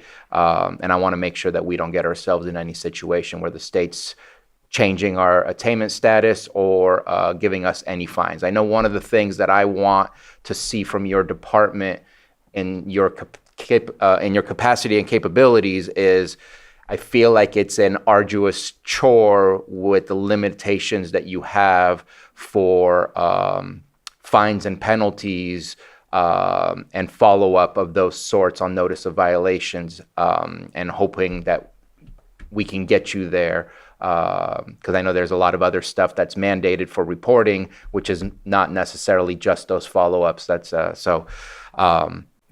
I don't have a problem with the budget you're proposing. I'm seeing positivity from the changes we've made and want to continue to make sure that we take a look at it and hoping that those timelines can be met for either after October or at the latest mid-year budget to look at it. That's all. Any other questions before we Nope, open the public? I think Mr. Bruno covered it for me. I'm hoping that we don't have to continue to increase since we're looking good, but we're going to have to reevaluate at mid-year, so. Okay, let's go ahead and open it to the public. Do we have anybody in the room? Not seeing any. Do we have anyone online? Wilbert Hamstrom. Go ahead and state your name for the record. You'll have 3 minutes. Can you hear me okay? Yes, we can. Okay, can you see me? I'm in Pennsylvania. I've never joined one of these meetings. We can see your name, so you're good to go. Okay. The reason I'm here is my name is Will Landstrom. My wife and I, we have a house in Clear Lake Oaks, which by the way, we're moving back to this year, but we're here in Pennsylvania we've been here for the last 2.5 years. This is for the next item, I think. Is it for the notice of assessment and lien? No, we're on a budget hearing right now. Oh, I'm sorry. So do I stay? We're gonna put you back on mute, and the next item is the one you want to talk about. The next item. Okay, go. Guest. Thank you, Mr. Chair, and board. I just have a couple questions for the residential permit fee for 2026 went up to $63, which is almost double. It was $34 before in 2025. It was a flat rate for residential ag and smoke management plan, flat rate $34. This year, $63 for a residential permit, almost double. Agriculture permit, $94, almost 3 times the amount. And a smoke management plan fee went from $125 to $625. My question is, what is the residential and agricultural permit fee for 2026 and 2027 going to be? What is the difference in permit purchases between 2025 and 2026? Was there a decrease in the number of permits purchased? My concern is due to the price. Residents are opting out of burning, myself included. I did not purchase a burn permit this year because of the price. Fortunately, there's a mastication project going on in my area right now to mitigate some of the fuel loads. But moving forward, I am concerned about this price for a residential fee, and I hope that it can be looked at again. Thank you. Thank you. Hang on. Do we have anyone else online? No. Okay, Director, do you want to comment on any of that? Well, the fees for the coming fiscal year, they are changed they increased by CPI. So we don't have the April CPI yet. We're required to use April to April as part of the Air District's health and safety code requirements. So as soon as April CPI is available, then we'll know what those are. But I'm assuming that'll be in that 1% to 2% range, because that's typically what CPI has been for quite a few years. So, okay. Supervisor Owen. If I recall correctly, back in September, we took the maximum that you had asked for. We didn't increase the CP. We didn't break it down. We set it at what you were asking for at the 100% on the burn permits. Therefore, I don't think we're looking at any increases on that. I didn't realize the smoke management, that was something I overseen. I just didn't realize that. But I think on the burn permits, it wasn't supposed to ratchet up. It was supposed to stay there. Yeah, the burn permits went up to their full amount, because under health and safety code, it is only permit renewals that are phased in. So renewals of existing sources get phased in. Everything else that is adopted, it is the fee that is adopted. The CPI is an automatic thing, so that's just the consumer price index increases that occur for pretty much every fee that you pay any governmental agency. So everything gets increased by CPI. So that those didn't. There's no ratcheting up. It's just the CPI increase on burn permits, just like every other fee. But the smoke management plans, it's $125 for a pile burn, and it was, I think, $188 for standing brush. But that is permitting by the acreage or parcels that you're burning on. So if you have, if you're burning, it used to be we would consolidate a lot of things and try and do it, the efficiency, but it ended up being we were spending a lot more time because we're trying to be efficient, and it ended up being the opposite. So now we're charging for each burn location, and that's the way the program's designed and supposed to work. So if they're paying $650, that means they have 3 or 4 separate parcels that are being burned on as separate smoke management plans. I see. So, I see. Okay. So it's adding up to that So total. it's up to, but it could be less. Is that what okay. Okay, yeah, because Right, that was a shock to Yeah, me when so that was that- yeah. stated. Okay, Yeah. By So parcel. it's the number of parcels, not the, okay. yeah.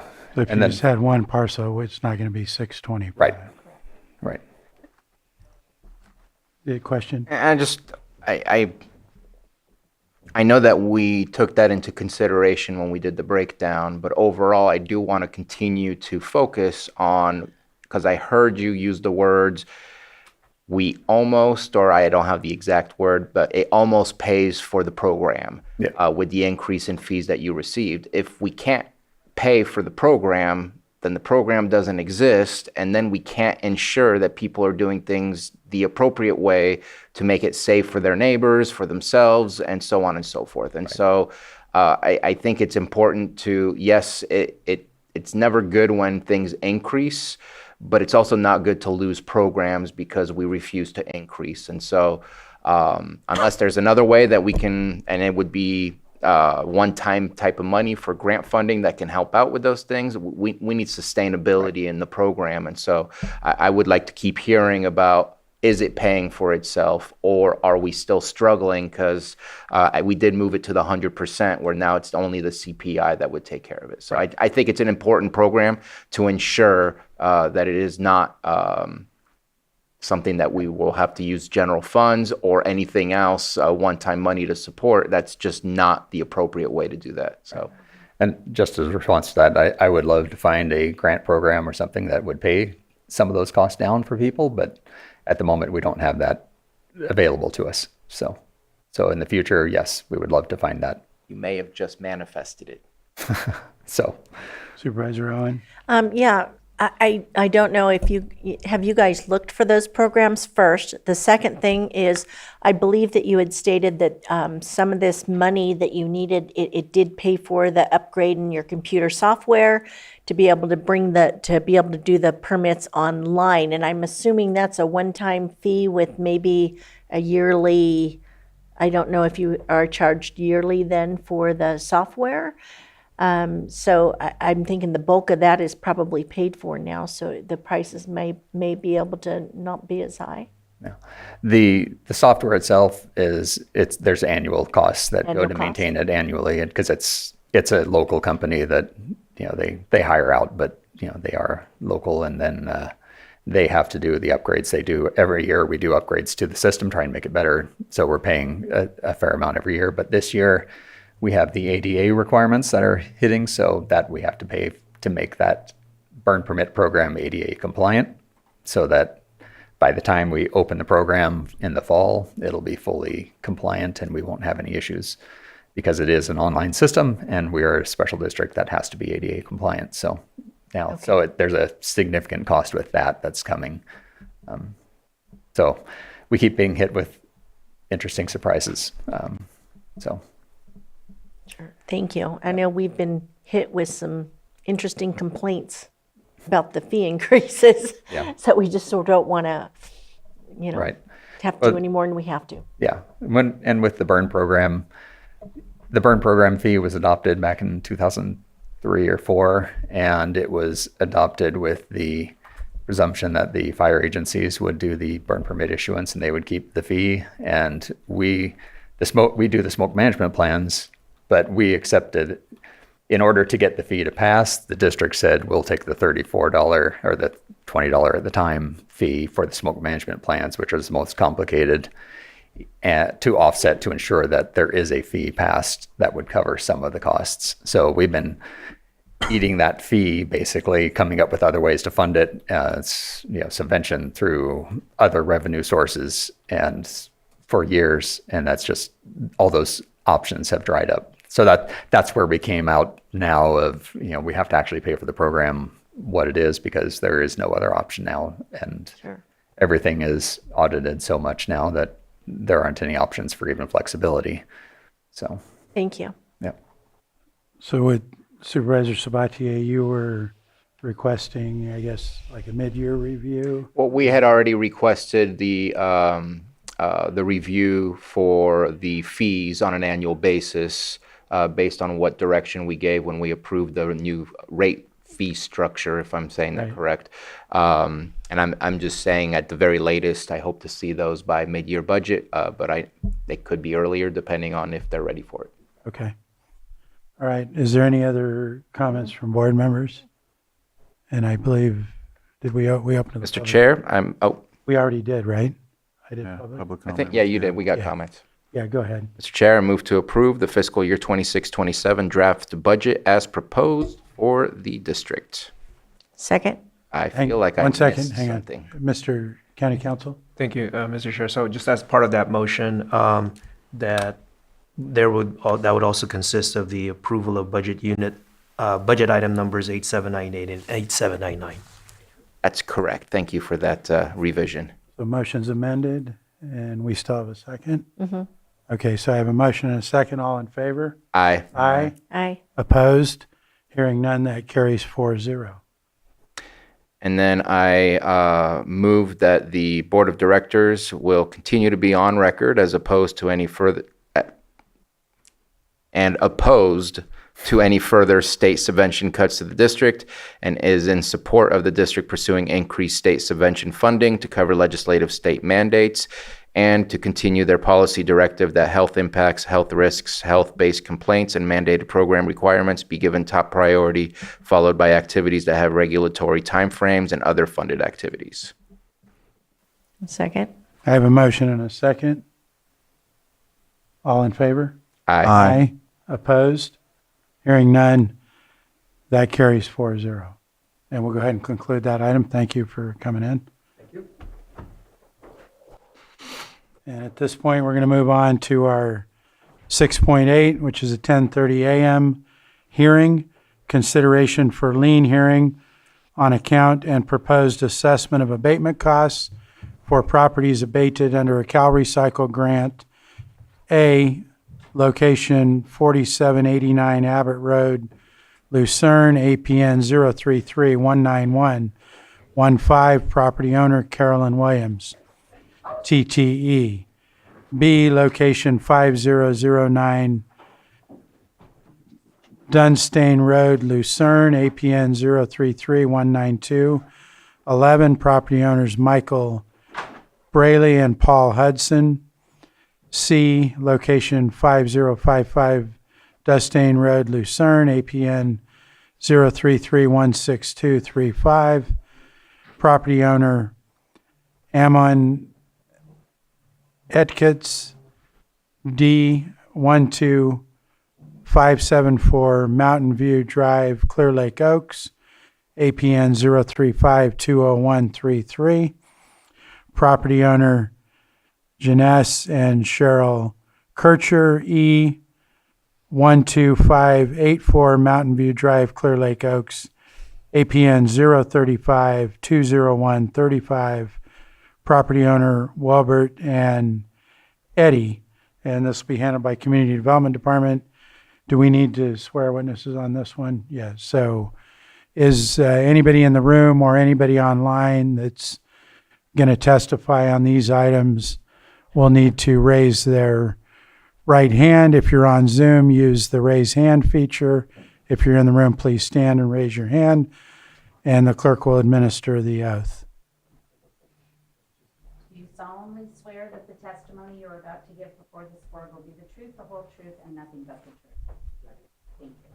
Thank you. So we'll go ahead and start with the Community Development Department.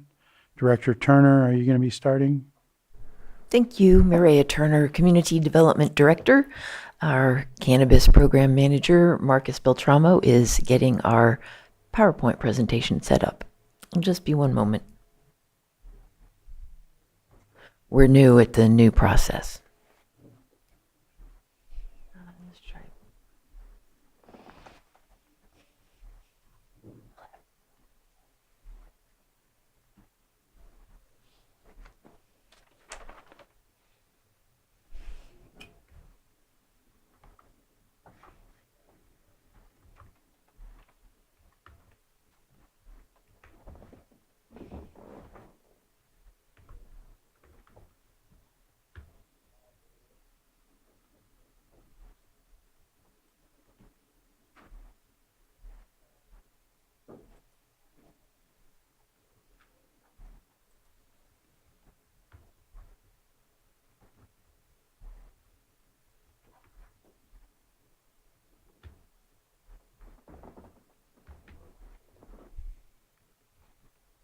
Have we joined the meeting yet? Sir Granicus.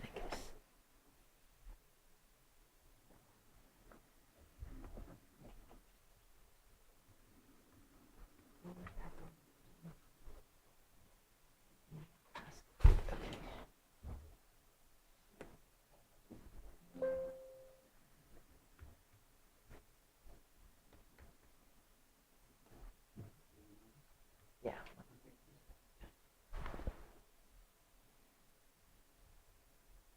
Joining a CDD.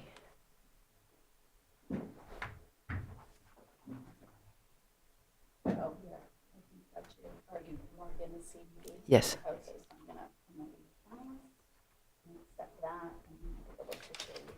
Thank you. This meeting is being recorded. Oh, lovely.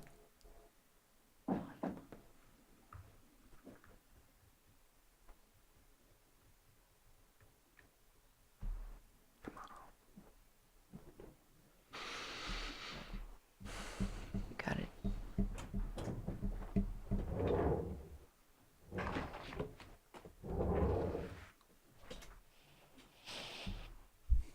You're gonna need to share your screen. Yeah, we just have a lot of things to click.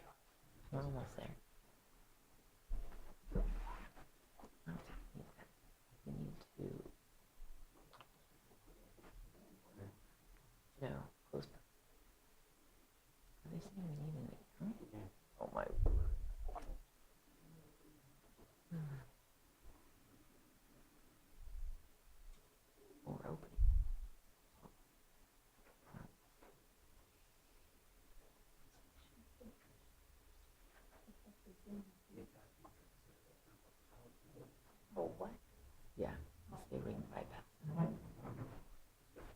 Sorry, it'll just be a moment. Are there any quick pulled items we can handle while we're waiting? No. And we only have access to the PowerPoint on their laptop at this point. New process. Yeah. Yeah, I'm aware of it. If you want to do it the old way. You can. Let's go ahead and try plugging the flash drive in if we're hung up on trying to get it pulled up. Set up a PowerPoint account or have a product. Okay. Let's try the old process for now.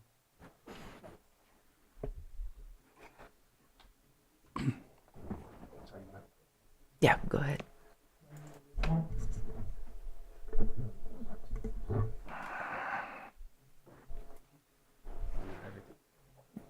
Next meeting, this will be a well-oiled machine. We'll have it down.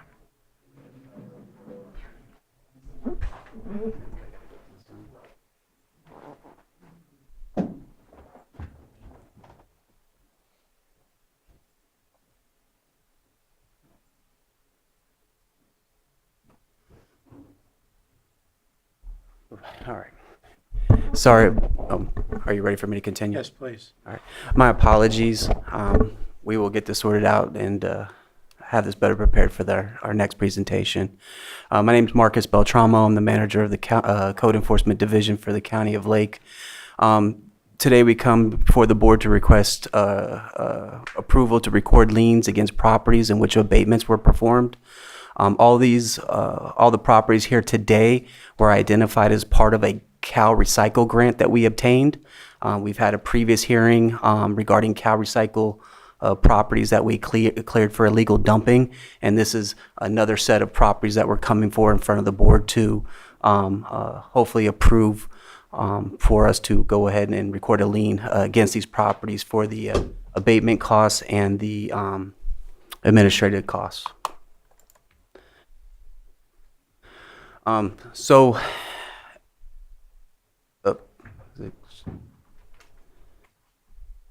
right, so all these properties were previously identified. I believe there was about approximately 45 to 47 properties identified throughout Lake County that we identified with illegal dumping or dumping on those properties. We applied for a grant from Cal Recycle, received that grant, and these properties are part of those properties that we couldn't get voluntary compliance, or there was no responsible party around to clear for it or pay for the abatement costs.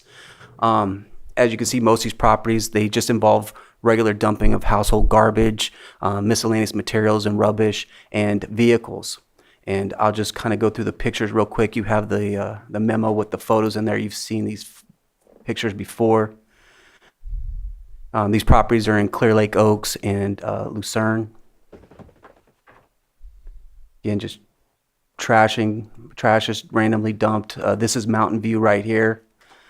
This is the photo after this site was cleared. Mountain View is, in my opinion, the #1 illegal dumping spot throughout the county. Has the most continuous and habitual dumping of any site that I'm aware of in the county. This was really when we went to get the Cal Recycle grant. Mountain View was one of the major reasons that we went out and got this grant, because we routinely have to clear this area up pretty much annually, and to subsidize our costs, we had to go and get a grant. There's another photo of Mountain View. As you can see, it's just a road, basically one way in, one way out.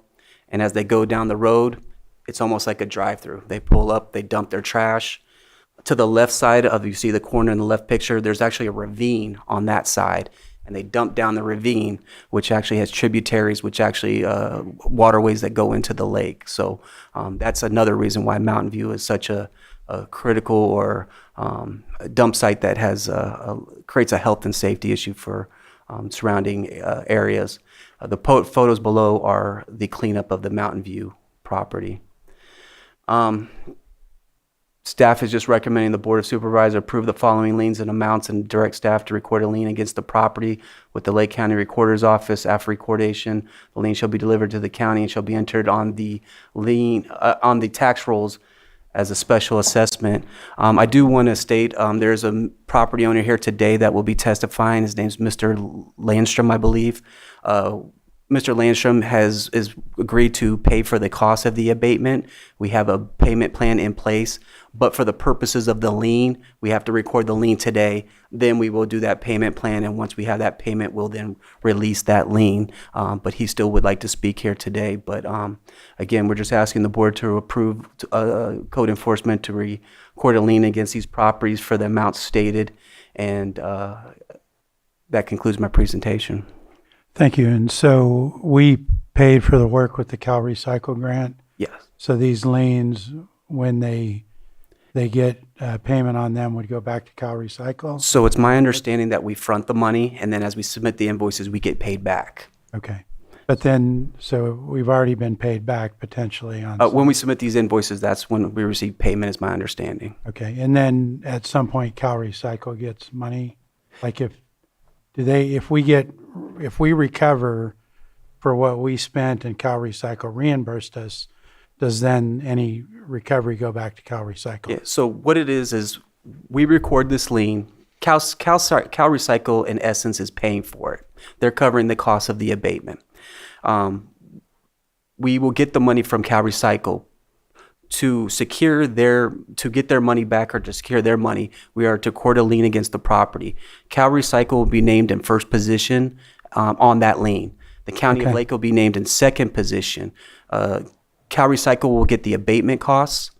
The County of Lake will recover administrative costs. Okay, that covers it. Thank you. Do we have any other, Supervisor Crank? Yeah, just Dunstan is where Robinson Road is, and it's in those hills. I know that that's a highly dumped area most of the time. Mountain View's also been one of the topics of discussion in Clear Lake Oaks, and I know that since you're using Cal Recycle funding, just a question is, would Cal Recycle funding would a expenditure for a gate be something that would be capable? So as part of our grant, we did include the cost to put gates in on Mountain View. Mm-hmm. So the money is there to install the gates. We're trying to work through the legal aspects to see if we can install gates under the laws. We're looking to see if we can install gates. Obviously, we're trying to do it the right way. We're working with the county council's office to see what is the best option to install those gates in a legal manner. Go ahead. At the latest discussion I had with county council, we need to secure agreements from every single property owner along that road. That's going to be problematic. But, in around 2008, the administrative office did install a number of gates and had keys available for any property owner that wanted access. But I'm not sure how they went about doing that, because we haven't been able to retrace that path today in order to install a gate to fix this chronic problem. Thank you. Okay, any other questions from board members of staff before we open it for property owners that want to testify? I would like to know about cameras as well. I know the gates are a great idea, but also cameras to catch them in the act. So we've explored cameras, and we actually experimented with trail cams and other cameras. The trail cams, we couldn't capture any vehicle information due to the glare at nighttime. Most of the dumping occurs at nighttime. We did capture some very nice video of bears rummaging through the trash, if you would like to see that. But it didn't seem viable. Also, we had the Dark Sky Initiative. We looked around at options to where they were at motion sensor detectors. It would kind of set off a motion light. At the end of the day, it all kind of came back to, given the rural and the isolation of the area, that gates is just the best way to do it. You close it off, you seal it off. What is happening there is they are driving up the road, driving onto Mountain View, dumping, and then exiting off to the Stubbs Road area. It's literally a drive-through where they are dumping. And like I said, these have environmental impacts. It's habitual, it's common, it's been going on since I've worked here. And we do need to find an answer to this. It does create a public and health safety issue, it is an environmental issue, and let's be honest, and if you put it in context, that road is only used for dumping and sometimes for people to take walks along, but those people are no longer walking along that ridge to enjoy the views of this county because it's being dumped on. Sure. I also want to add, we don't know what kind of chemicals are being dumped. Vehicles are being dumped there. We recently had a fire, so now the issues up there are creating a fire risk. In my opinion, I think the health and safety issue on Mountain View is paramount, and Gates, I think, seems to be the most reasonable, cost-efficient way to resolve the matter. Sure. Okay. Any other questions before we open it? Okay. How many people did we have online that wanted to testify? There are 2 people with their hand raised. Okay. So we'll go to the first one, and please identify the property that you're speaking about that you want to provide testimony on this for action. So, am I Will Landstrom here? I don't know. Do you see me, or does that not matter? No, we're not going to see you. We can hear you. We can see your name. So go ahead. Oh, okay. So first off, the man that was just speaking, I forget your name, but yeah, we did discuss this, and I want to be clear. Well, yeah, we're going to take care of this. We're actually with you. You know, we're not going to. We don't want gross garbage all over the place. You please identify which property you're speaking about. Oh, okay. 12584 12584 Mountain View Drive. Okay, thank you. Go ahead. Okay. And what was already said is basically accurate. You know, you put a lien on our property, and then we'll, try to pay down the debt. That's fine. But we can't pay it all at once. That's a lot of money. But I just wanted, for the record, really just state a couple of facts that are kind of germane. I'm not going to dispute this. That's not what I'm doing. But just for the official record, if you look at the thing that's included that's called the notice of nuisance and an order of debate, it has the wrong address. It has the wrong address listed as the owner now, and person. In fact, that's not us.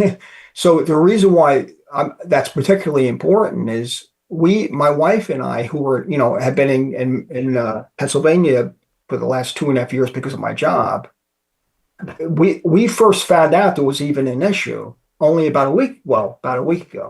Had we found out, we would have taken care of it. We would have hired somebody to go down there and just clean this stuff up. That just for the record. I mean, that's kind of germane here. No way in the world would we have ignored this. That's point one. Point two is when my wife and I bought this property, we paid a grand total of $1,000 for it. It was just, we saw an ad somewhere, and I think on Facebook and Marketplace, I think. And you want to buy a little piece of property for $1,000, so why not? So we paid, and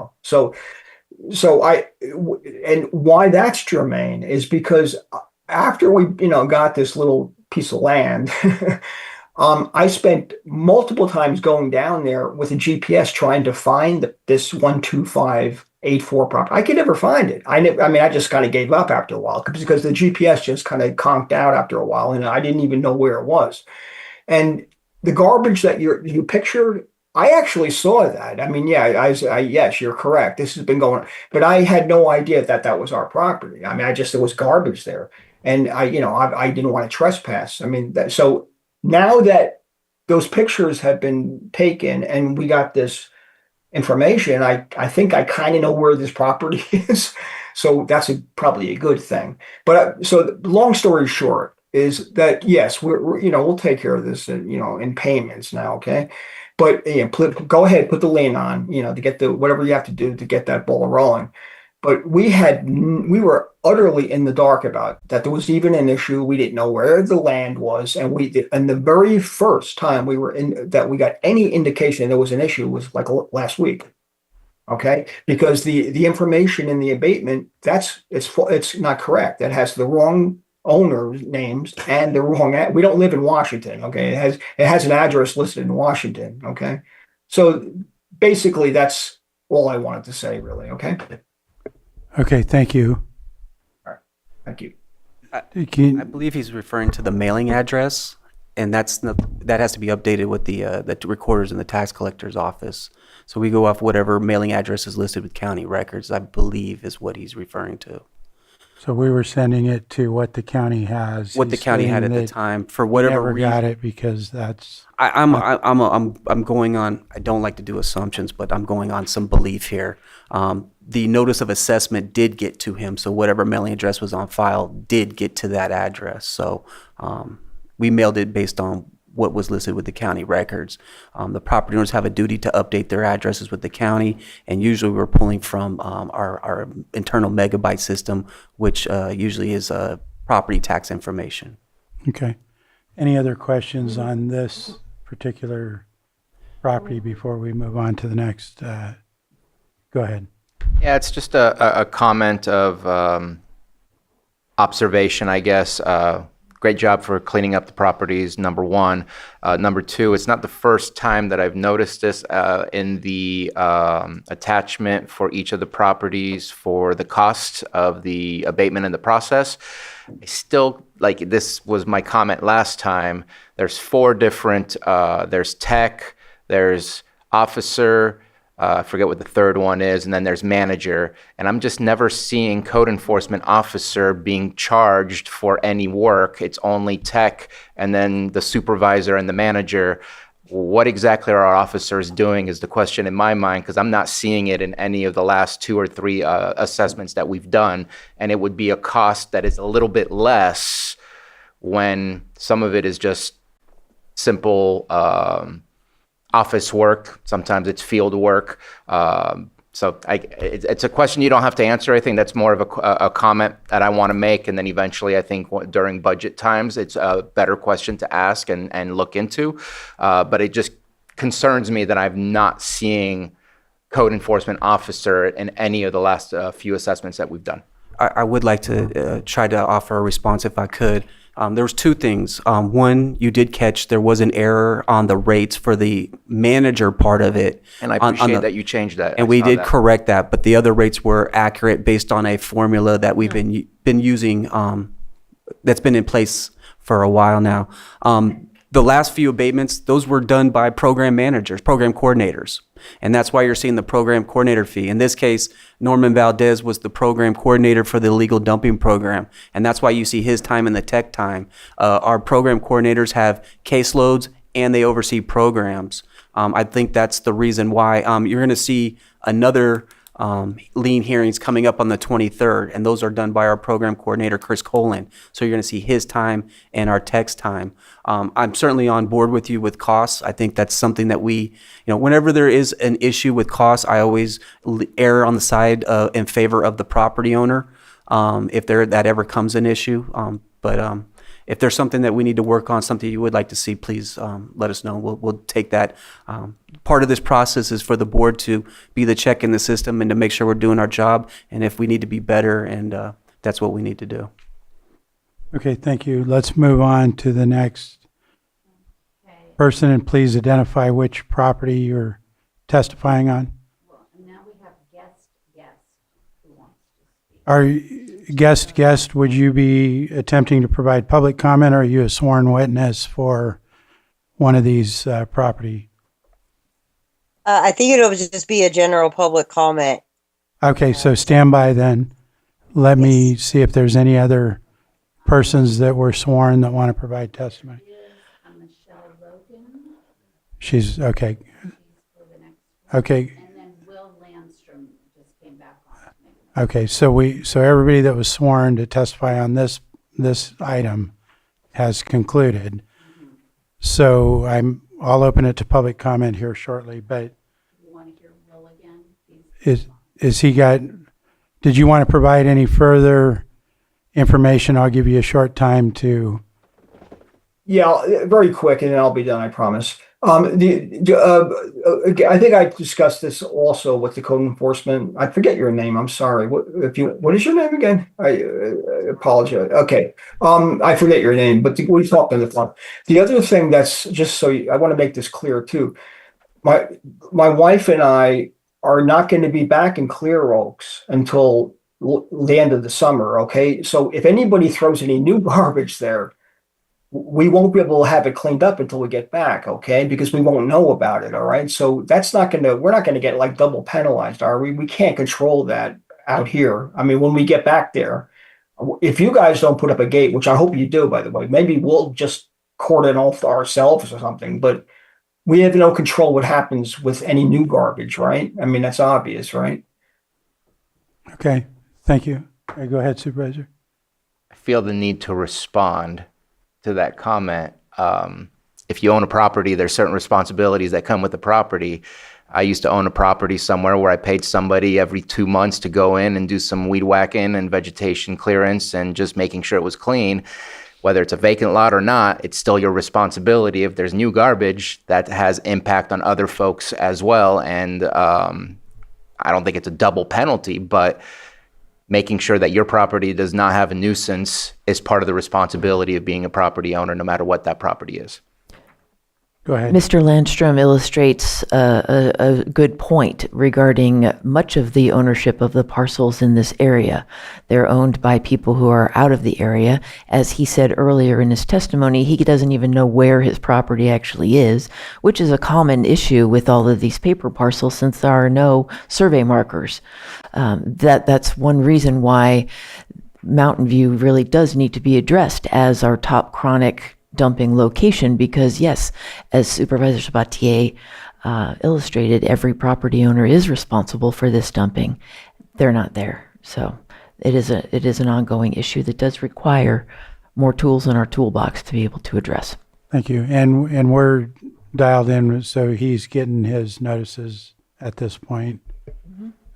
He received the last notice, the notice of assessment, Okay. and that's what prompted him to call me, and then we Okay. had our conversation, and we're going to do our best to work with Mr. Landstrom. All right. But like Director Turner said, I think he's illustrating the fact and the need. This is a different situation, just a residential property. This is chronic habitual dumping, and it's going to be on after we cleaned it up, within 2 weeks, they had redumped on it, and a car was set on fire. Right. I think we understand that at this point. Go ahead, Supervisor Owen. You know, I have been a victim of illegal dumping as well on my property. I got together, and it didn't just affect my own property, but my neighbor's property. I did get together with those people that were past me, and we put a gate in ourselves to stop that from happening. So I do understand, and it's really a shame that the victims of the illegal dumping are held financially responsible and responsible to remove the garbage. So I would highly suggest if the county cannot put in a gate, we put in the gate ourselves to stop it on our property, the dumping. And then we actually had to clean it up, and we cleaned up our neighbors as well. So just food for thought on that, because I do, I've been there. Thank you. Thank you. So let's go ahead and open it to public, general public comment. And do we have one online? Guest, please state your name and go ahead with your comment. Thank you, Mr. Chair. Angela Amaral. I will be speaking as the East Region Town Hall Chair today, and I want to thank Supervisor Crandall for bringing up the gates on Mountain View, and thank you to staff for researching great gate installation, as it has been an issue that Earth has voiced concern about over the years. I'd like to read a letter that was sent on March 5th, 2025 to Marcus Beltramo and Director Turner. I won't read the entrance of it because it just states what Earth is. I think you all are familiar with it. The letter went on to state, along with Stubbs Road, Sulphur Bank Drive, and Junction Plaza, Mountain View Road has been an ongoing issue for decades. Numerous cleanups, both by the county and volunteers, have taken place, but due to the rural location, minimal traffic, and easy access, the problem continues. This is a major health and safety issue and an ongoing community problem, which is further compounded by a seasonal water course that carries unknown debris down into the Keys and Clear Lake. We understand that part of the grant requirement includes deterrent measures to prevent future dumping.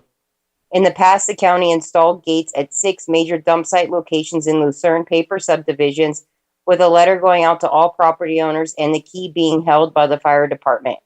Earth is requesting the installation of lock gates at both ends of Mountain View, which is also a paper subdivision with no residences. Keys could be issued to the North Shore Fire District, the Clear Lake Oaks Water District, and other appropriate agencies grouped as needed. Besides preventing recurring illegal dumping, the road that could be used as a walking trail for residents and visitors as outlined in the shoreline area plan. We would appreciate the earth comments to be reviewed. Please keep us informed with the status of our request as well as the cleanup timeline so we can keep our community informed. Respectfully, East Region Town Hall. And that was from March of 2025. I know there has been some work towards it and we appreciate it, but I think the ultimate end goal is the gates is going to be what's going to stop this in the end. Thank you. Thank you, Angela. Do we have anyone else online? No. Do we have anyone in the room? Not seeing any, I'll close public comment, bring it back to the board for possible action. All right. Do one at a time, Lloyd. Should I do one at a time? Your board can, for purposes of the motion, can reference all of the properties just as long as they're expressly, each one is expressly stated in that same motion. If your board is looking to take the same action on the, on each and every single one of the properties listed. All right. Everybody okay with one motion? Yes, please. Yeah, let's go ahead. All right. So it says, motion to approve the following lien amounts and direct staff to record a lien against the property with the Lake County Recorder's Office. After recordation, the lien shall be delivered to the county auditor, who shall enter the amount of the lien on the assessment roll as special assessments for 4789 Abbott Road, Lucerne, APN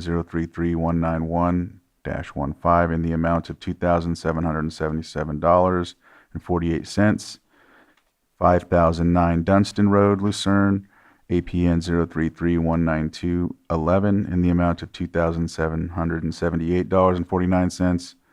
5055 Dunstan Road, Lucerne, APN 033-16235 in the amount of $4,484.20. 12574 Mountain View Drive, Clear Lake Oaks, APN 035-20133 in the amount of $2,577.48. 12584 Mountain View Drive, Clear Lake Oaks, APN 035-201-35 in the amount of $2,668.32, and authorize the chair to sign. No. No need for the authorized chair to sign, since the board is, the motion would be to just record the lien and. You looked at me and I thought that was the cue. Okay, we have a motion. Second. All in favor? Aye. Aye. Opposed?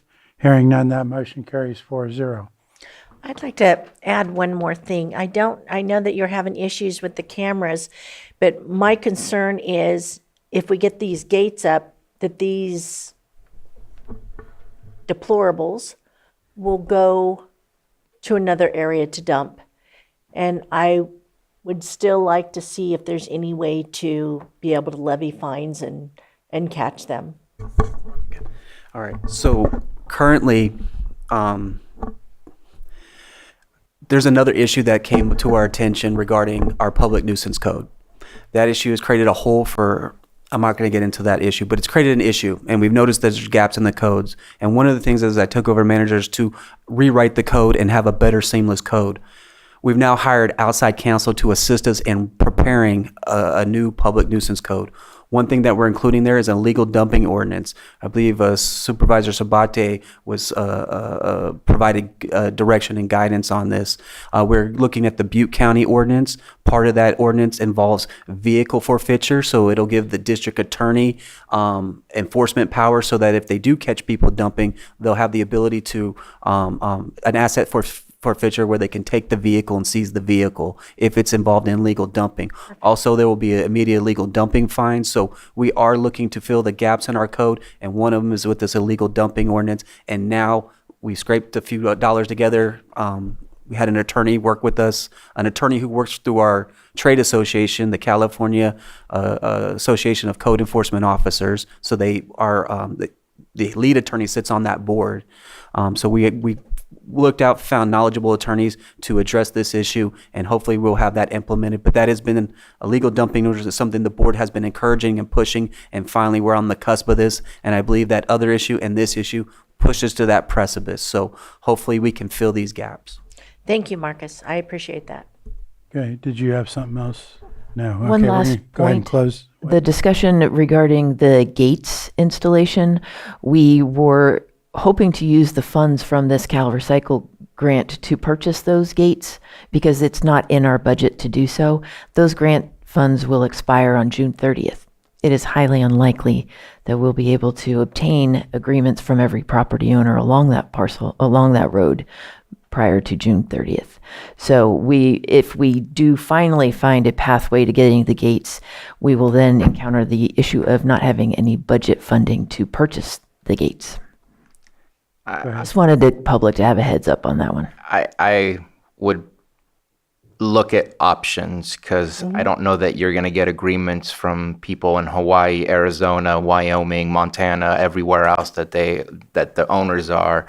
It's more of giving them, I mean, I've seen it happen. The city of Clear Lake has done it multiple times in the avenues and in the park where they've closed off certain areas. As long as there's a way for them to get access to it, you send them a letter. I would check into the other options. I'm not saying like do I have had that exact conversation with county council, but and I've seen it be used and strict wall of it has not backfired at this moment in time. And those K-rails still exist to keep the area around Pomo School clean of vagrancy, because that's all it was. Massive fires occurred there.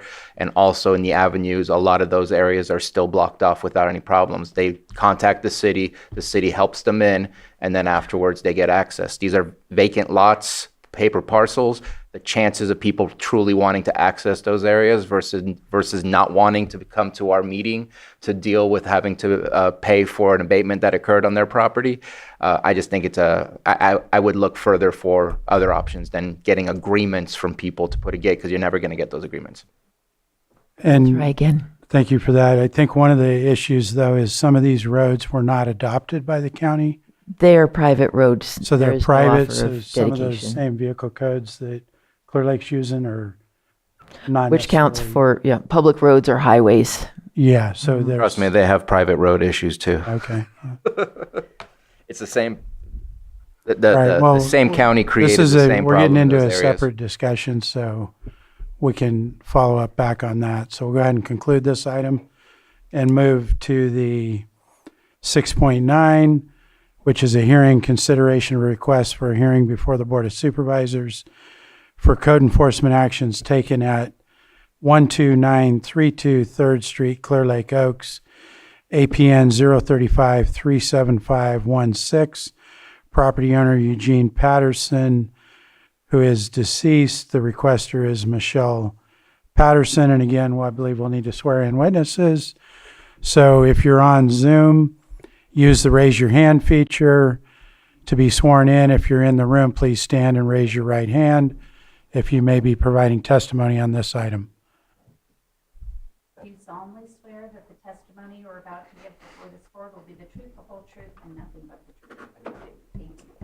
Thank you. So we'll go ahead and turn it over to code enforcement for the next presentation. Hello? You're going to stand by, Michelle. Okay, You'll thank get you. a chance to speak.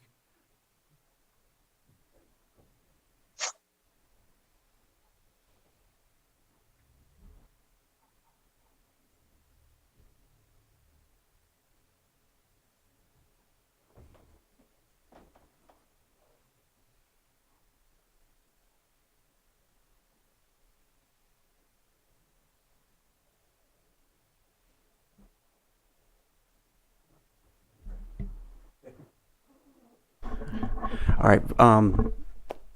Again, Marcus Beltramo, manager of the Code Enforcement Division, County of Lake. This is for a hearing for a request made by the current owner of the property. The property is 12932 3rd Street, and this is in Clear Lake Oaks. I'd like to start. This probably is going to take a little bit of explaining. I did my best in the memo. Hopefully, you guys could track it. I'll try to fast track it. I'll do my best.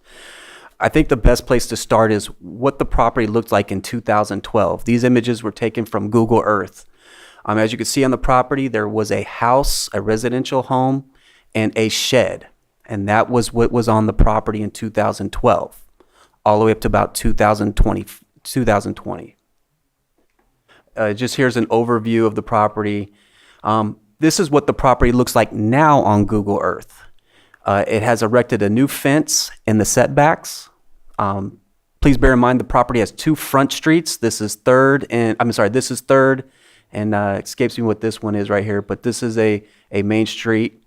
There is two sheds put on there. There is, a third shed in the back. And that's what the crux of this issue is. 3 sheds were placed on this property without approval. The sheds are located, 2 of the sheds are located within the setbacks of the property. So you have structures located in the setbacks. You have a fence that was over height in the setbacks. The fence issue has been corrected somewhat or close to our satisfaction. But the remaining issue are the 3 sheds that were put there without a zoning clearance. At the time, these sheds are about 200 square feet, or they're over 120 square feet. At the time, a building permit was not required by this department or the Building Safety Division. At the time, what the Building Safety Division was enforcing, or their interpretation of the building code, was that 200 square feet or less did not require a building permit. So we are not saying that she needs to get a building permit. We're saying that she needs to get a zoning clearance. The issue with that are that the structures are located within the setbacks of the property, and she would have to work with planning to see if planning would approve or support that. Here's a picture of the fence cut down. It's pretty close. It needs to be about 4 feet in height. Around the corner of a property, it can only go up to 3 feet, but then it has to have see-through material for that extra foot for the 4 feet there. But this is her trying to come into compliance. I do also, I did a side-by-side of the property in 2012 and 2025. Again, this is what the property looks like in 2012. This is what it looks like now. Again, only a home and the shed are allowed. I do also want to make another comment. There's another structure on this property. It's being assessed as a sleeping room. I looked at our codes. There is no code for a sleeping room, but it's been on the property since the 1940s. I'm not an expert in land use, but my opinion would be it's probably non-conforming, conforming at this point.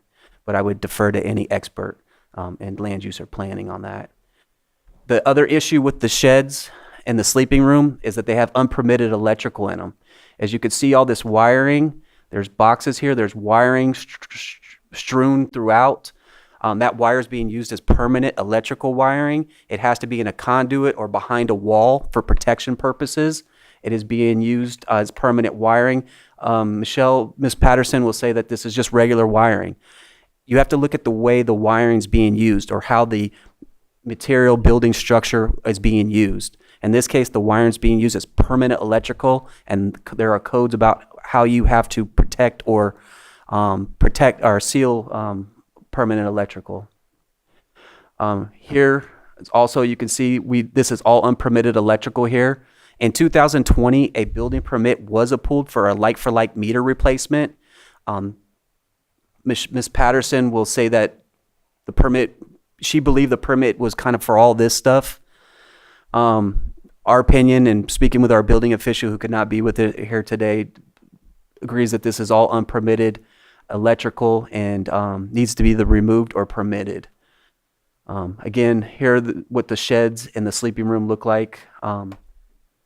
Our code enforcement officer, Logan Smith, was the officer assigned. He was the individual who took the photos. He was the individual on site. He's the individual that can comment if there's any specific or further questions on these rooms. At this point, we're asking the board to uphold our notice. There was one other issue for trash. The trash has been somewhat picked up, so that's why I didn't really mention it. The big issue are the sheds, not having a zoning clearance, being located in the setbacks, and the unpermitted electrical. So at this time, staff is recommending the Board of Supervisors uphold the notice of nuisance in order to abate and to move forward with its abatement processes. And Maria would like. If I could just add a little bit of detail regarding the zoning clearance. A zoning clearance does not correct a violation. But when someone would have come to the counter and the building or the technicians would have said, you don't need a building permit for your 200 square foot shed before we became compliant with state law and changed it to 120 square feet. You don't need a building permit, but you do need a zoning clearance, the purpose of which is to make sure that placement of structures are in compliance with the setbacks of the zoning district. These sheds are obviously not in compliance. They are within the setback. So applying for a zoning clearance would not fix the problem. They need to be moved to compliance within those setbacks. Okay, if they were moved, would it be possible that they would be in compliance with setbacks? Is there? We would also need to take a look at the accessory space because sheds count as accessory space, and you add up all of your accessory space usage on a property, weigh it against your primary usage, which is the living space of the home, and if the accessory space outsizes the living space, then you need a minor use permit for what we call a collector's permit, which is just accessory space that is no longer accessory because it's a lot more than the primary square footage. So it's likely that a minor use permit would also be required. And then with the sleeping room that's been there since the 1940s. We would take that in as a legal nonconforming. Typically, anything that's after 1960, we usually will take in as legal nonconforming. The electrical, however, would have to be dealt with. And is that newer electrical? This is not 1940s electrical. Yeah. Yeah. Additionally, we'd take a look at the use of that room. If it's being rented out as an apartment, it would be required to have the minimum health and safety standards for a dwelling unit, not just like like somebody going and sleeping out in a shed / overnight bedroom. Okay. Any other questions from board members of staff before we allow Michelle Patterson? Go ahead. I think that you have enough evidence to say that something needs to be done. The use of the shed is absolutely not appropriate. More worried about the shed itself and the electrical than I am the setbacks, but obviously the setbacks are also a problem. I do have concerns about using, I'm not sure, we don't have I don't think a board policy on using Google Streets or Google Earth, because I know I wanted to look at that on Google Earth. The more you zoom in, the picture changes, but yet it still says it's the same date. And so I'm a little concerned about using that without us having a full-blown board policy of using it as evidence. But I think you have enough evidence for the rest to show that there's absolutely a problem here and that needs to be resolved. So let's clean this up. All right, Ms. Patterson, do you want to go ahead and present? Yes, sir. I appreciate you all taking the time to listen to what I have to say. And I've been here for about 10 years now, and I really enjoy being a part of the community, and I hope to continue that. As far as the 3 buildings, I've already been working with my real estate lady to get them, they're sold. They're almost sold and being ready to be moved off the property. So I do have the solution for those buildings that are in question. As far as the exposed wire there, I was told not to tack it up there because I was going to put the ceiling back in place, which is the missing piece to that whole thing. And I don't mind getting an inspection. My husband, who's been dead for a couple of years, handled all of that. And I was told everything was okay and that we were up to snuff. I've been having some financial difficulties, so I hadn't finished putting the ceiling back in place, which should have been done. I have the material to do it now, but I was waiting on what solutions or, where we came at with all of this. So once the buildings are removed here, and my real estate lady, Hazel, over at Remax is working with me on that. She says she has a buyer for them. So that's happening here. I tried to get it done beforehand, but I wasn't able to quite get it scheduled yet. But I also had attempted to get a permit and inspection, but was told to hold off until after this interaction was gone through. So, so that was kind of where I'm at with that. I want to be in compliance. I'm confident of there may be some things that need to be done to be in full compliance, and I'm happy to do that in whatever course and fashion y'all deem necessary. But short of that, I apologize for taking up your time, because this wasn't malicious. I was told by the guy that did the inspections that we were fine, and I thought everything was kosher. And after I started getting these threatening letters talking about that they were going to do exactly what's going on here to me,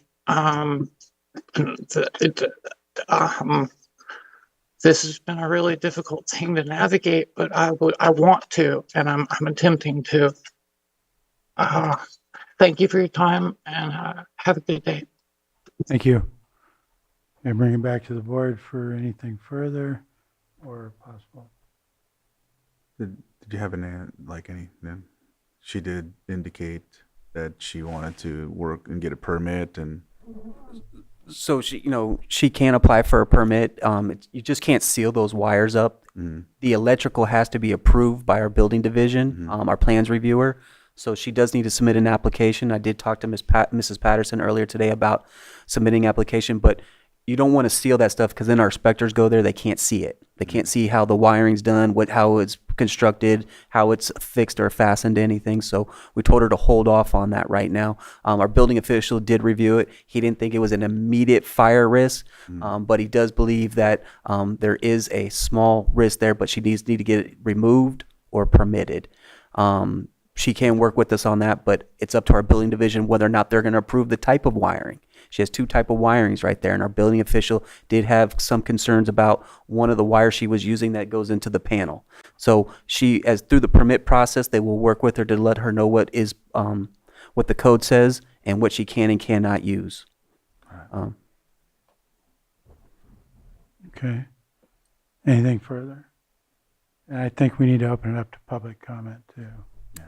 General public comment. Do we have anybody in the room? No. Anybody online? No. Okay. Back to the board. All right. Let's see. I will motion to uphold the notice of a nuisance and order to abate and direct the property owner to voluntarily remove all permitted sheds and electrical within 30 days, and to authorize staff to abate the nuisance if it is not voluntarily abated, and that all associated costs of the abatement becomes a charge against the property and placed on the tax rolls as a special assessment. I have a motion. Discussion. I'll second, but I'd like to open it up for just a brief comment and discussion, and I apologize for not bringing it up earlier. I'm looking at when she appealed versus when the notice came through. I don't see a date of the nota while looking at the nota. What was the date of the? It's on attachment B, but I don't see a date on it for when it was submitted. Oh, it may be on the back side. I only have front page. It's only a single page.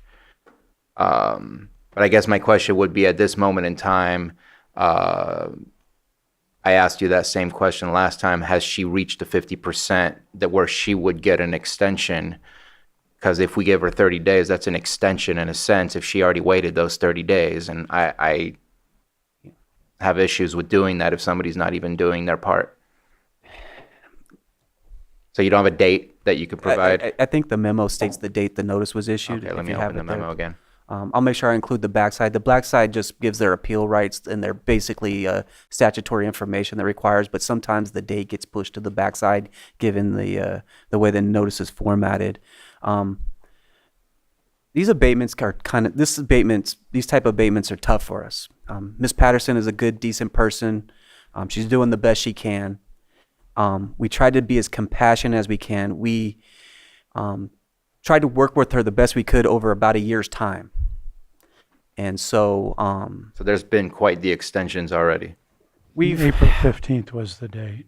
Yeah. I really hope that there's a solution that she can sell these sheds. That's something that she's mentioned to us a couple times throughout this process. I'm hoping that there's a nonprofit like NCO or Habitat for Humanity that can reach out to her to help her with these sheds. But I just to give you, whatever the board's willing to do, if you're willing to work with her, I think the immediate issue is the electrical. I think that's something that has to be done immediately.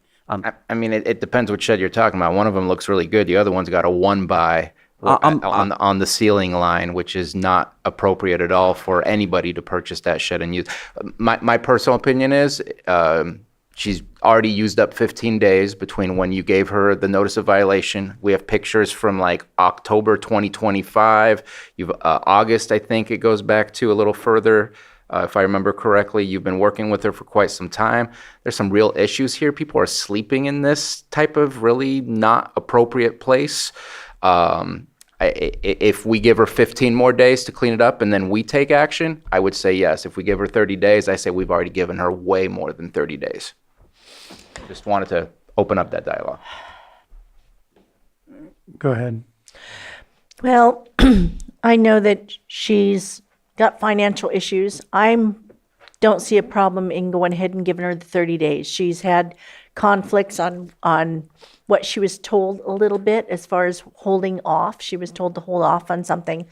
I don't think it's going to hurt us at all to go ahead and give her those 30 days to help her out and see what she can get done. If she's trying to sell them and they have somebody interested, it might take her just a little bit. I'm the one that wants to be a little bit lenient. I believe the motion on the floor is 30 days, and I'm okay with that unless... It's up to Supervisor Sabatier if he wants to maintain his second. I'll still open the second just for the discussion, and I'll vote the way I need to vote. All right. So there is a motion, and did you second? Yeah, I second it. Okay. All in favor? Aye. Aye. Opposed? Nay. That motion carries 3-1 as stated with the 30 days. Can you second it and then vote nay? Yeah, you can do Thank it. you. You can do that. Okay. I just did. Because I would have seconded it. And we're going to move on to our 6:10 item, our 11 a.m. item, I haven't seen that. setting as the Lake Sand Board of Directors, consideration of a request for quarterly report of Lake Sand infrastructure status. This was placed on by Supervisor Sabatier, so I believe you're going to open it, Yeah. Supervisor. And we do have our Director of Special Districts and staff here. And our CMOM. I don't know what it really stands for. I never look at that, but I know it's our CMOM. Mr. Coates. Turn it over to Supervisor Sabatier. So I'm bringing this. This is something I've been wanting to bring for a couple of months, a few months. I wanted to wait for our emergency to be done because I know there was a lot of energy and effort being placed, not just on the other infrastructure that Lake Sand takes care of, but specifically to the emergency. I thought it would have been rude to duplicate that right on top of the workload that they were already dealing with.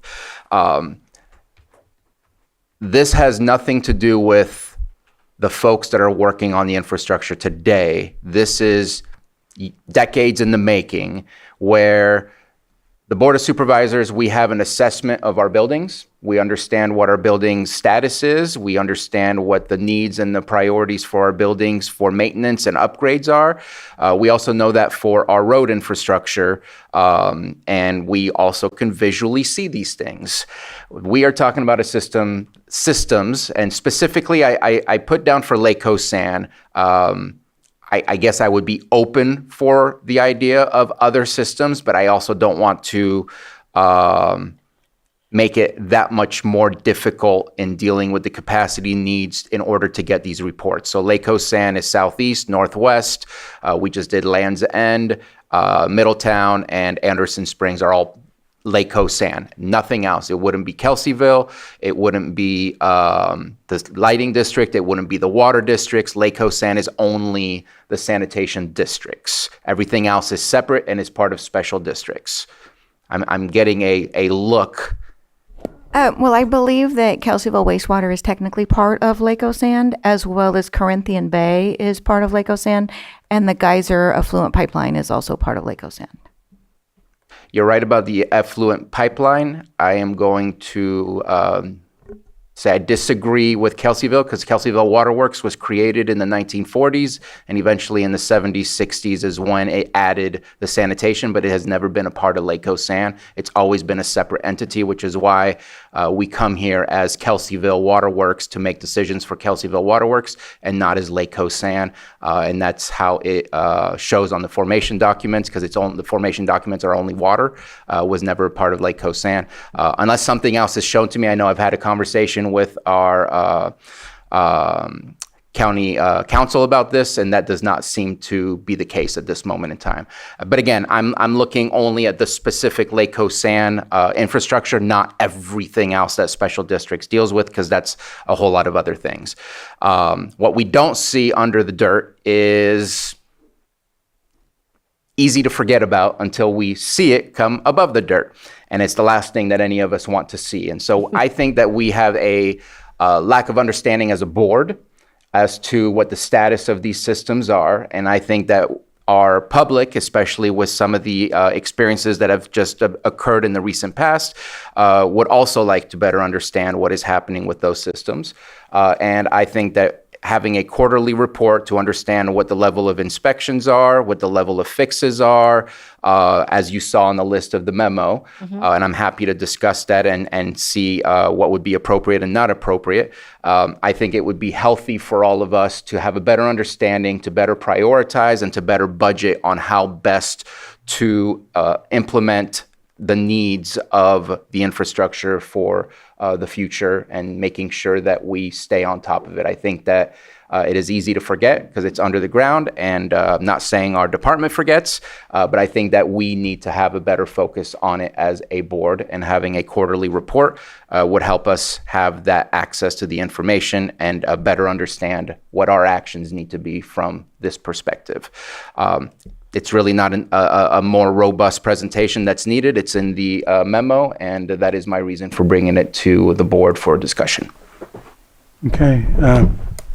Do we have any questions from board members right at this point, or do we want to hear from director? I do have some questions, but I'll wait and see if the director wants to offer any information. Yeah, so I prepared an approximate asset list for our wastewater systems. It does include Kelseyville, Corinthian Bay on here as well, so either don't pay attention to it, but it's just for your information. I've provided the clerk with a copy as well, and I'm going to give. Thank you, sir. Thank you. Thank you.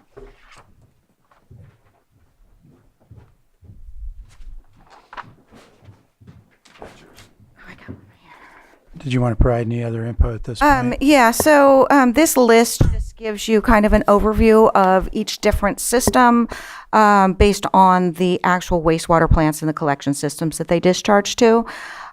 So they're Southeast, Middletown, Anderson Springs, which is kind of its own beast, but discharges ultimately to Middletown. There's Kelseyville, Corinthian Bay, lands in South Lakeport that we've been talking about recently, Northwest wastewater plant, and then the Geyser affluent pipeline, just to give you an idea of how many miles of pipeline there are underground, how many manholes there are, kind of the nature of the beast of what we're looking at. So, and we don't disagree that this information is needed and should be readily available. But I wanted to emphasize and give you an idea of where we are, what information we have, where the information is, and the difficulty of coming up with all of this information versus, alternatives of what we're working on. So right now, primarily all of our documents are in paper form and they're not stored in one place. So any lift station information, odor control, that kind of stuff, that's at each individual lift station. There's a logbook and information at each lift station. Additionally, each staff member that works in the field fills out a daily report of what they worked on that day. It has, a brief description of it. It has some of this information on it. So that's another source. And then we have work orders or service requests that either we put in to have something done or a customer calls in with requests, and that's in CAMS. Then we have our SL-RAT system, which is that's the measure when they run from manhole to do the conditions of the pipes. There's another system for grease trap inspections and reporting. There's line cleaning and manhole inspections are primarily done in paper, and then they're submitted to the CMOM to consolidate for our annual reports. And then the CCTV footage, we recently applied for a grant and did not receive that. But Albert only does that as an as-needed basis. It's in yet another system, but it's also not rated at this point. That's a whole nother process that Albert would have to go to. And so to gather all of this information on a quarterly basis, we're estimating that it's going to take, by the time we have the seniors and the superintendents, additional staff time, office staff, including the CMOM, it's going to be about 4 FTEs to compile and report on this data on a quarterly basis, because it's basically something that they're going to have to be gathering on a weekly basis and consolidating. Additionally, admin is a little short-staffed at this point without a deputy and our capital project manager and some other shifts that are being made.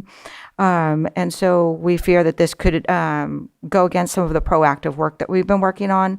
We did recently shift stuff around and create 5 maintenance workers positions that are, right now, they're in Southeast strictly to do line cleaning, SL-RAT, and smoke testing to try and gather some of this information and do improvements to the system and make sure the maintenance is being done.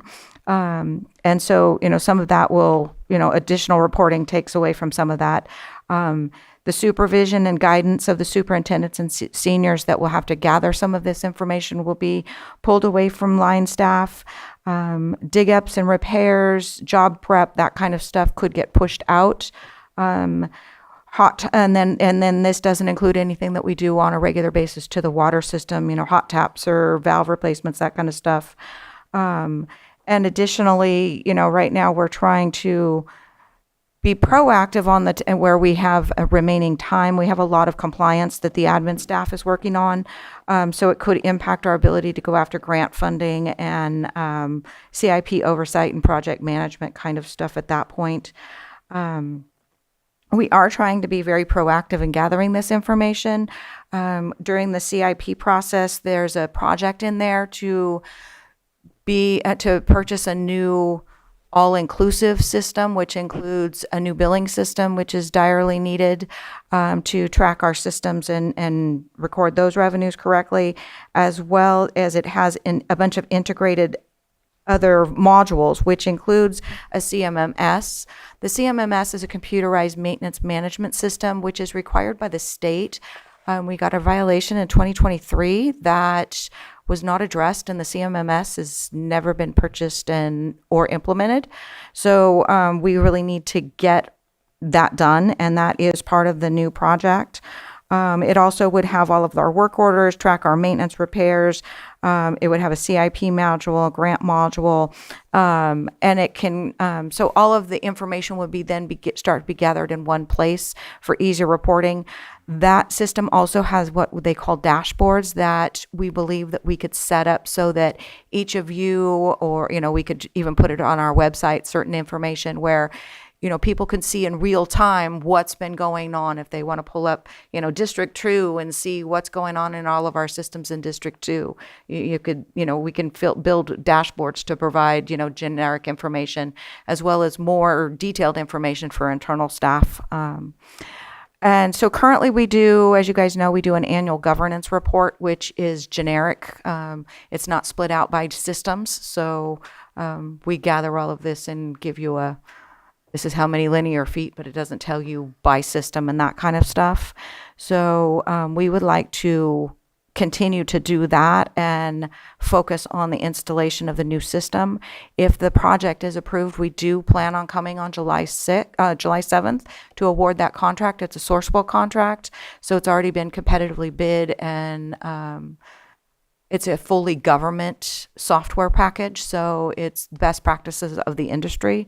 It's only used by governments, so it checks a lot of boxes, and it makes you build your system on best practices versus a homegrown system where this is how we've always done it, moving towards this is how everybody does it. And so I have Albert Coates here. He's our CMOM. And in the back, we have Chris Becker and Ignacio Gutierrez, two of our superintendents, and Lori Baca, our utility system compliance coordinator, in case you have any specific operational or maintenance kind of questions. Okay, go ahead. So just in response to that, I think some of the things you highlighted are exactly why I want to ask for these things, to have us on board and pushing towards a better system. Because saying that things are logged in on paper at each individual lift station and saying that we have to translate from something that's on paper to the CMOM to put it all into a different system, we need to be supportive in putting technology in the hands of your staff so that those numbers, the work orders they accomplish could automatically go into a system where at a push of a button, you should be able to get a report because it's the same report that you're showing every single quarter. And so to me, it's part of that conversation.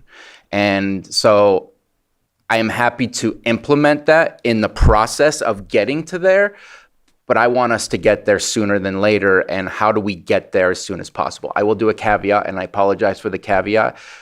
Please have a conversation with us. When I say us, myself, the auditor controller, and the tax collector about going to Tyler. There's some concerns that have been brought up on the timing of that. So please, let's have that conversation. I apologize. But getting you the systems you need,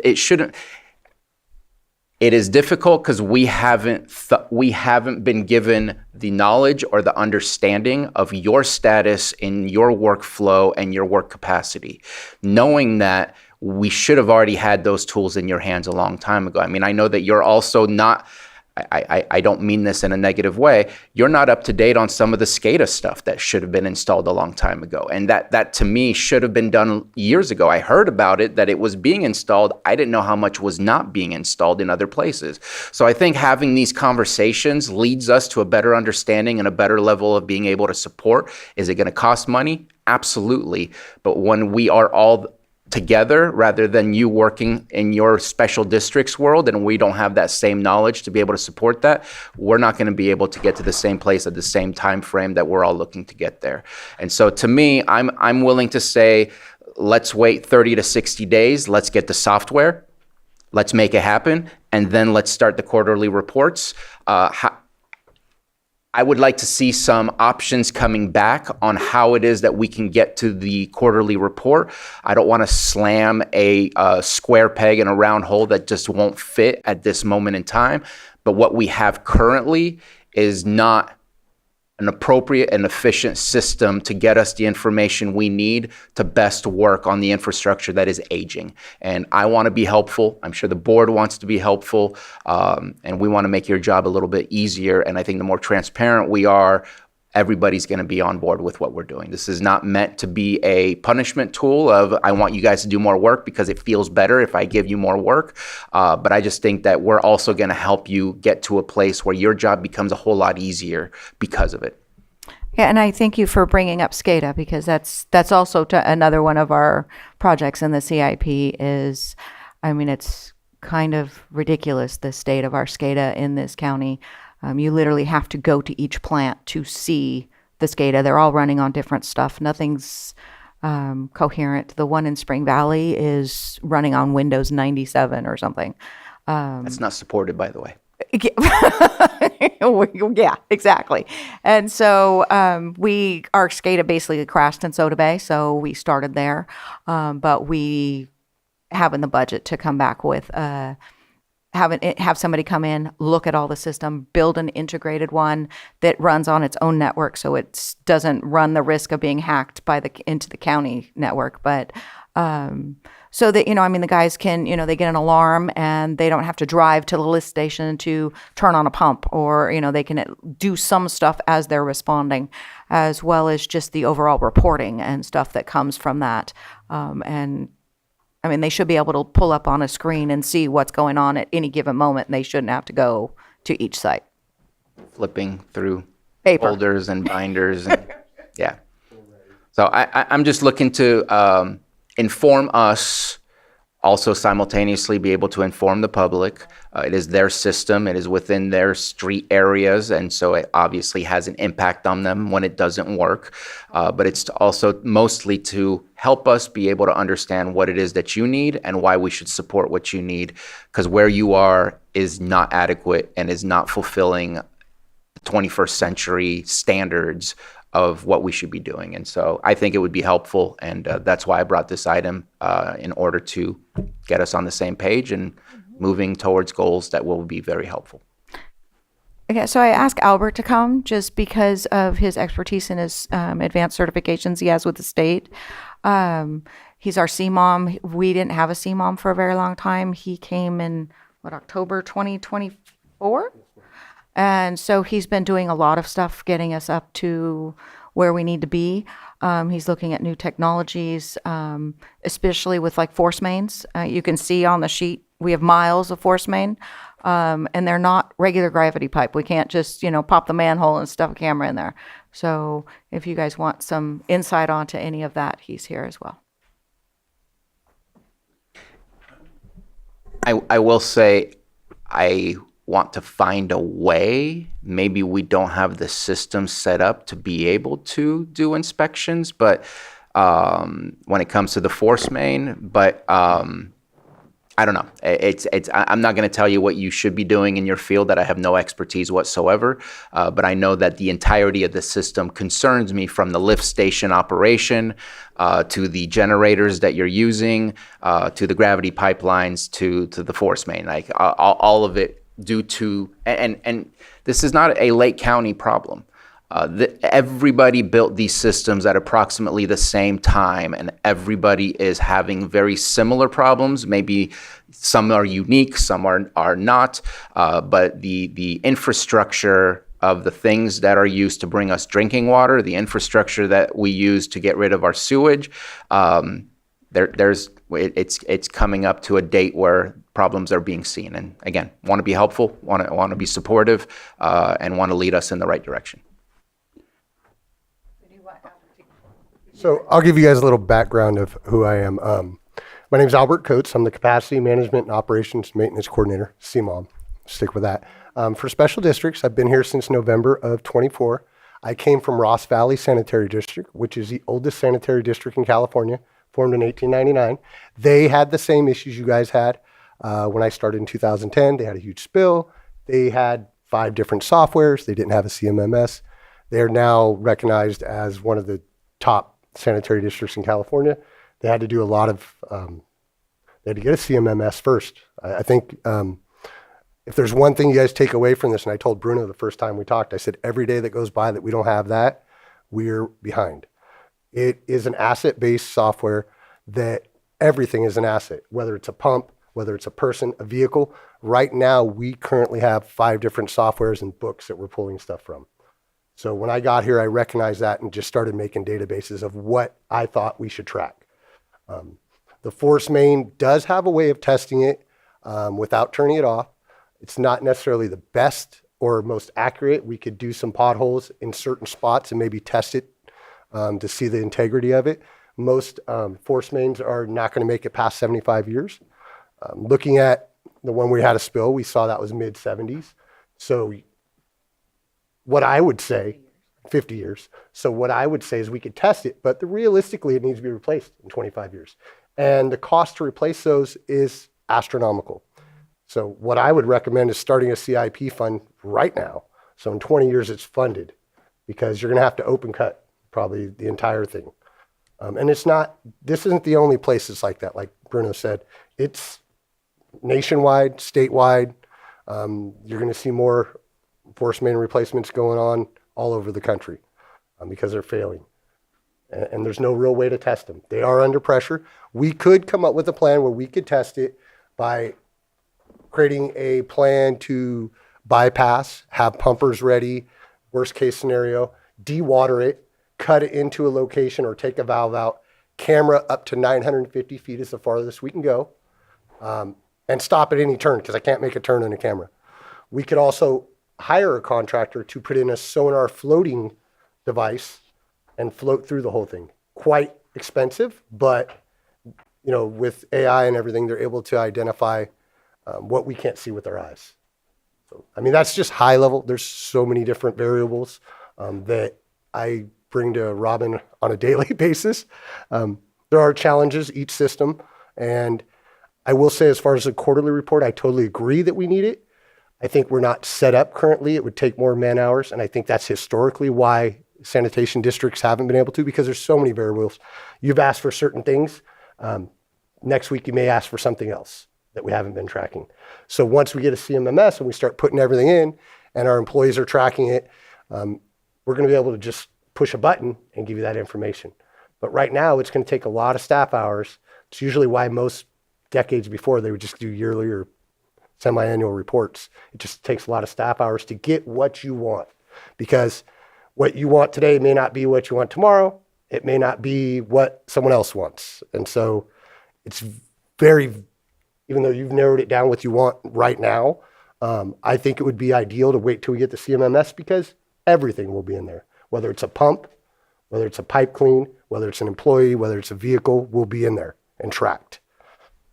So I just want you guys to keep that in mind as we move forward. It may be, I totally agree that we need quarterly reports. I just think it's premature, especially considering we're just getting this system, finally, making me smile because I'm creating databases on a daily basis, unfortunately. Did you say July 7th that is coming to us? July 7th is our plan to bring the contract to award to you. At that time, I believe it's module based, and so we can talk to the vendor as to which module gets implemented first. We were thinking that billing and CMMS would be the first ones. In addition to what the office will have, the field guys will also have remote devices, either iPads or tough books or something like that, where when they go to a manhole to do inspection, it's not like clear. They'll have specific information that they need to fill out onto the report that then it gets automatically uploaded. It's integrated into the system. So then, they know what they need to log, what they're looking for, more notes that what they can put in there. And they'll also have access to, part of our problem, they don't have access to actual digital maps in the field. And so they're going around with like paper maps looking for manholes that have been buried. And we're kind of like Fred Flintstone at this point. And this is why I bring this to the board.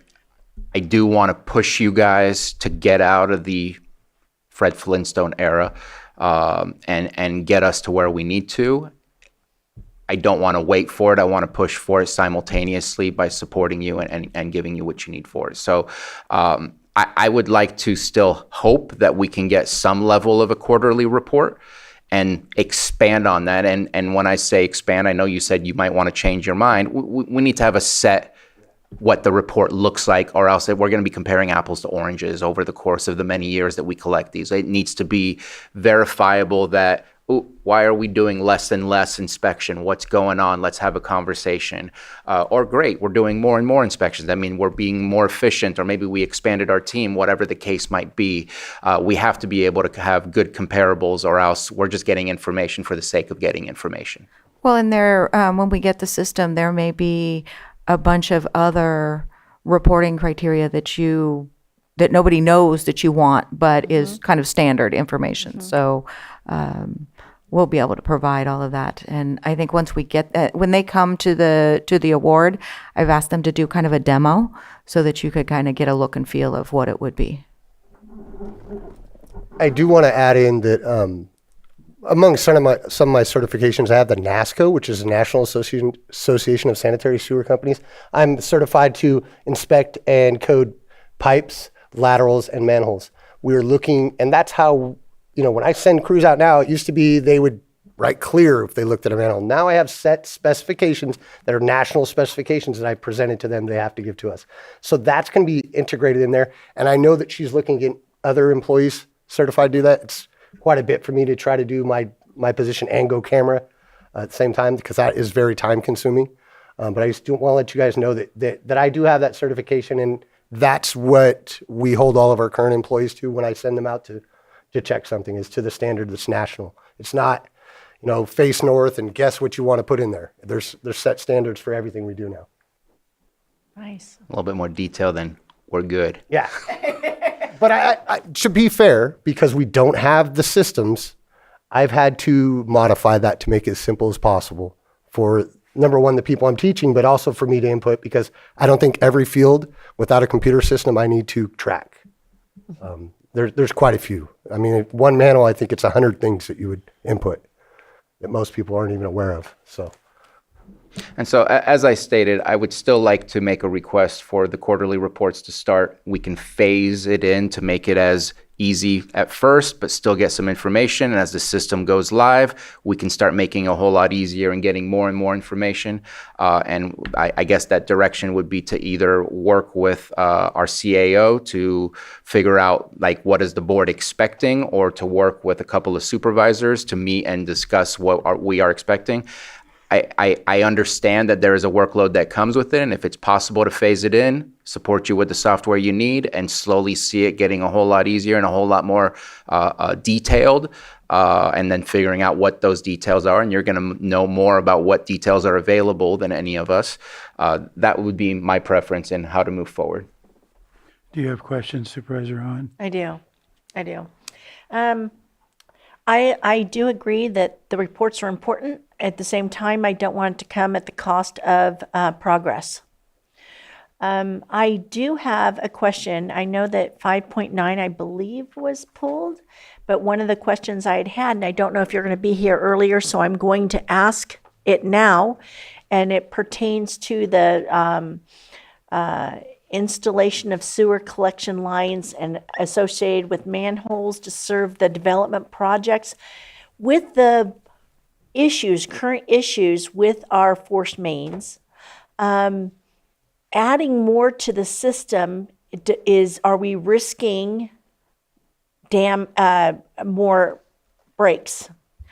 So that's a good question. Putting more pressure on the system. It's a question. Yeah, so as we get big projects such as the one that we're going to talk about in a little while, there is a capacity analysis that is done by licensed engineers, and they have our model of all of our pipes and where their project's going to be, and they put all that additional flow in and come up with an additional capacity fee of impacts that just they are solely going to put onto the system. So that was done on that system, and they're burdened with another $400 and some $1,000 in addition to regular connection fees, just to make up for capacity expansion and capacity that needs to be done in the system. Okay, so we're not putting us at risk. No. Okay, good. That's what I needed. Yes, we look at each project as we go through. We're also in the process of updating our model. So I think the last time it was done 2008. So we have some ARPA money from the CAO's office, and they started with Southeast. Yeah, I was just worried with the fragile system, obviously. I do want to reiterate that the system isn't fragile. It's aged. It's always under pressure, so it's not going to be any different. Okay, good. I know that was the question. So it's not going to add pressure. What she's talking about is that do we have enough capacity to take on that additional sewer? But the force main's always under pressure. It's always working. It's always aging just a little. Okay. And you guys also earlier approved our on-call contracts, and the first task order is going to be to work on the Southeast Headworks, where we have multiple pipes coming into one smaller pipe. And so that also reduces, pressure and increases flow and that kind of stuff. Okay. So we're looking at when big projects come in, what that funding can go to because it's specific for capacity increases and expansions to the plants. Perfect, thank you. And I think the apartment complex that you're alluding to is on a separate force main coming out of the avenues, and so it doesn't mix with the rest of the tree streets and everything else.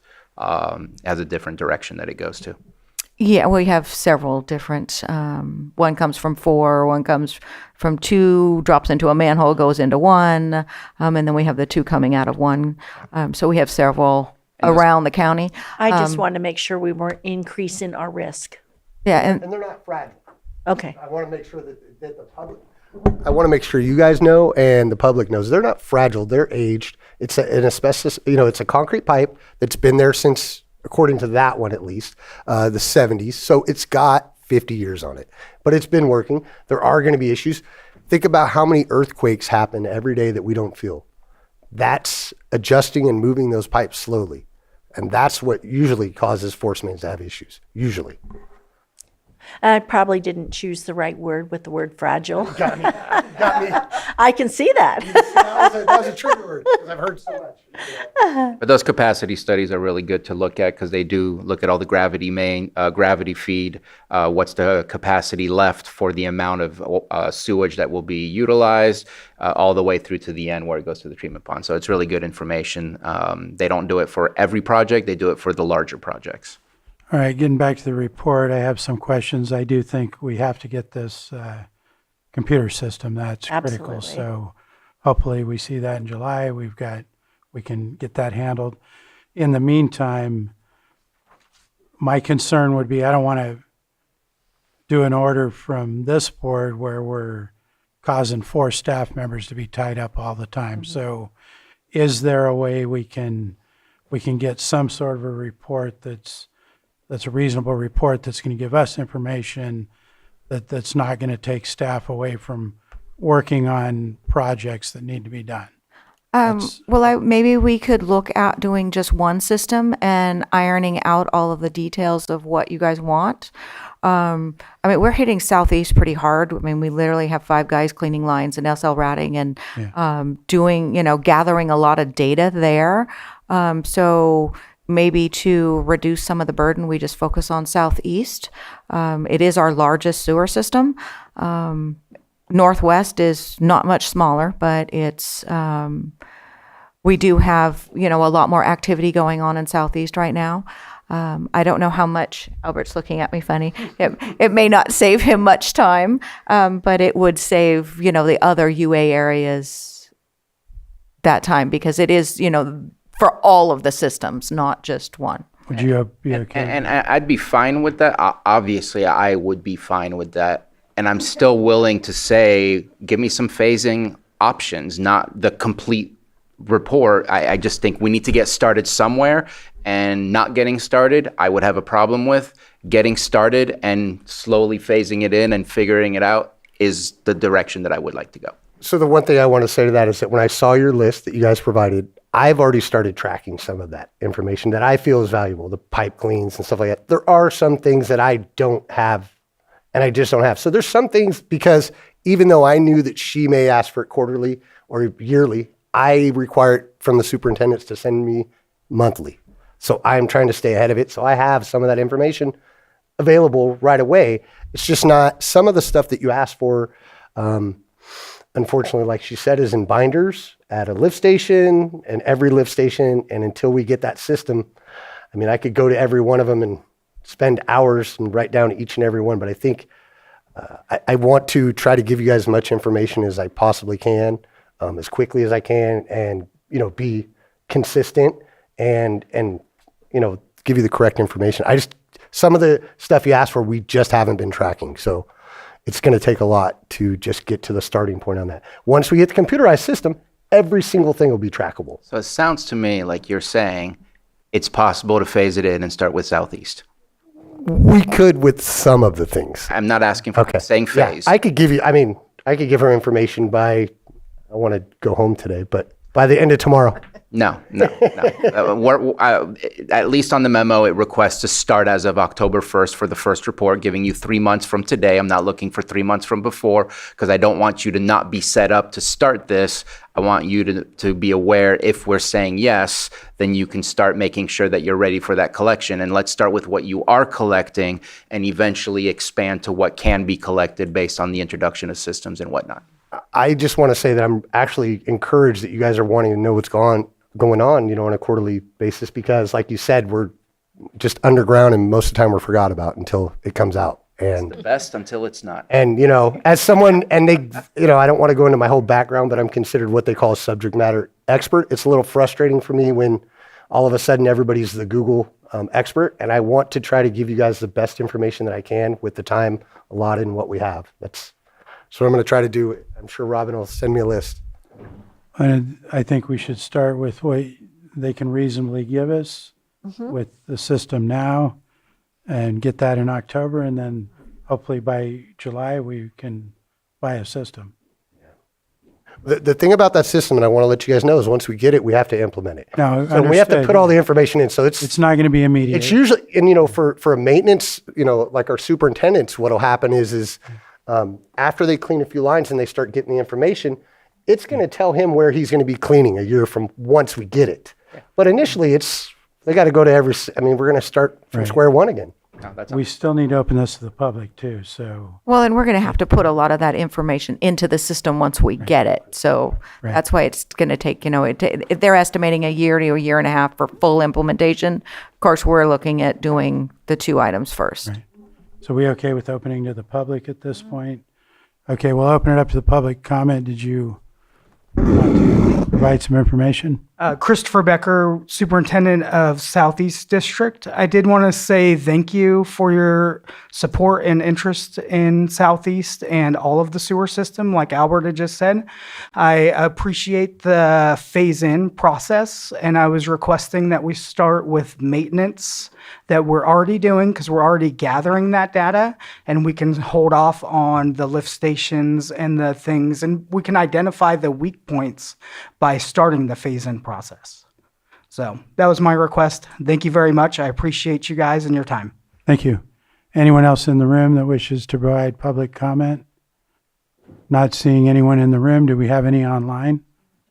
We do not.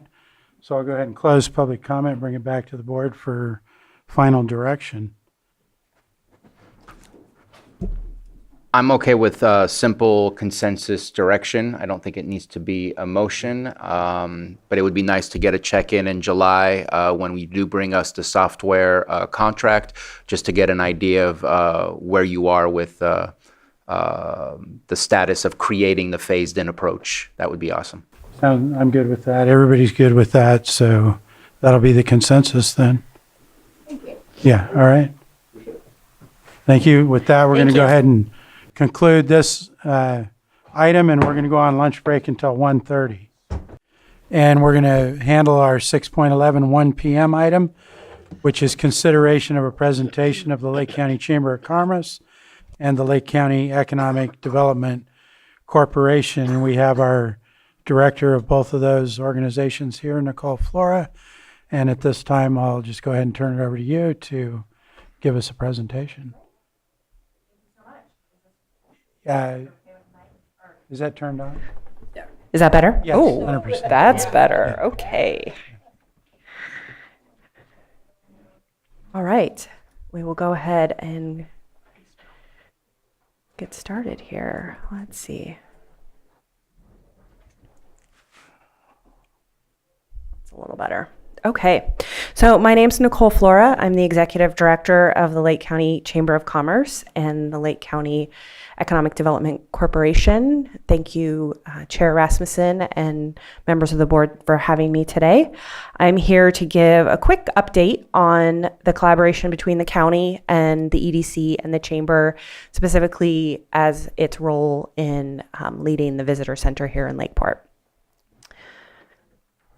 So I'm going to start with the EDC. I'm going to do a quick update on sort of the services we provided and then what we've accomplished since October of 2025 and what we plan on completing before the end of September of this calendar year.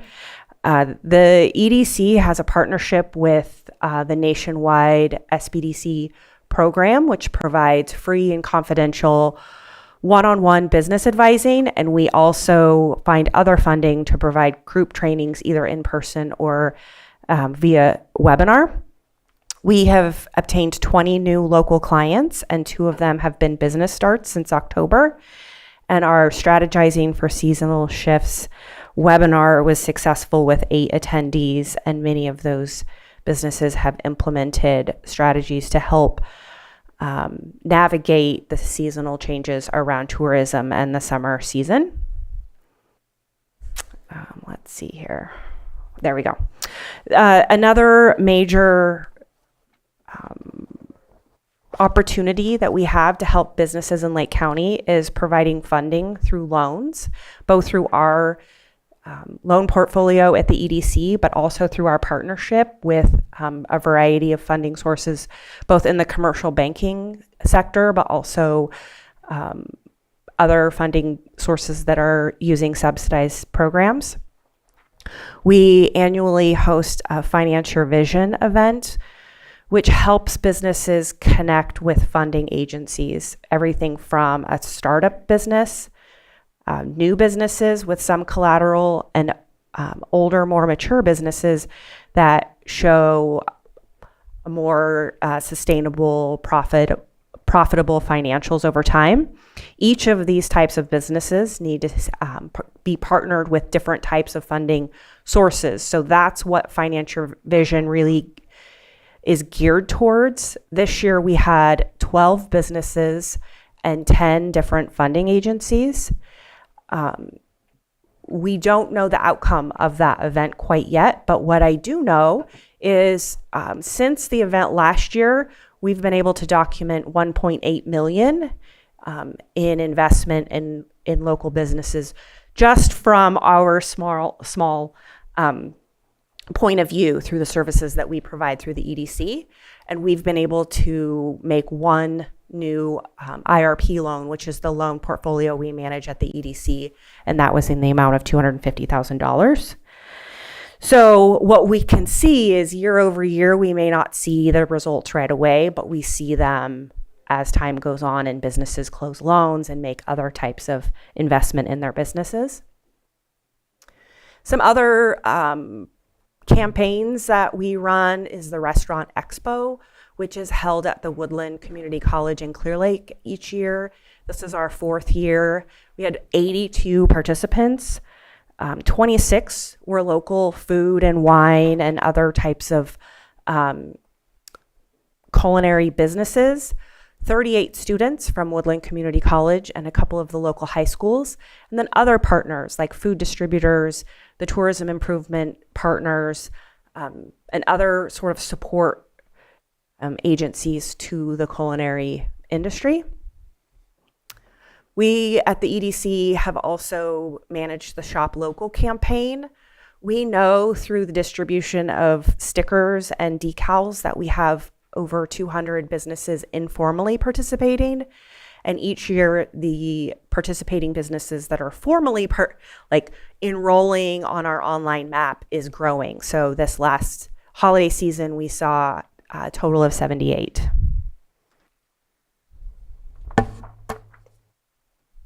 I wanted to take a quick moment and reminisce about the Regional Economic Development Summit held in November of 25. It was at the Soper Reese Theater, and we had a farm-to-table dinner at that ranch. We know that there were 117 people there, but we also know that not everybody signed up, so we round that number up a bit to maybe 125.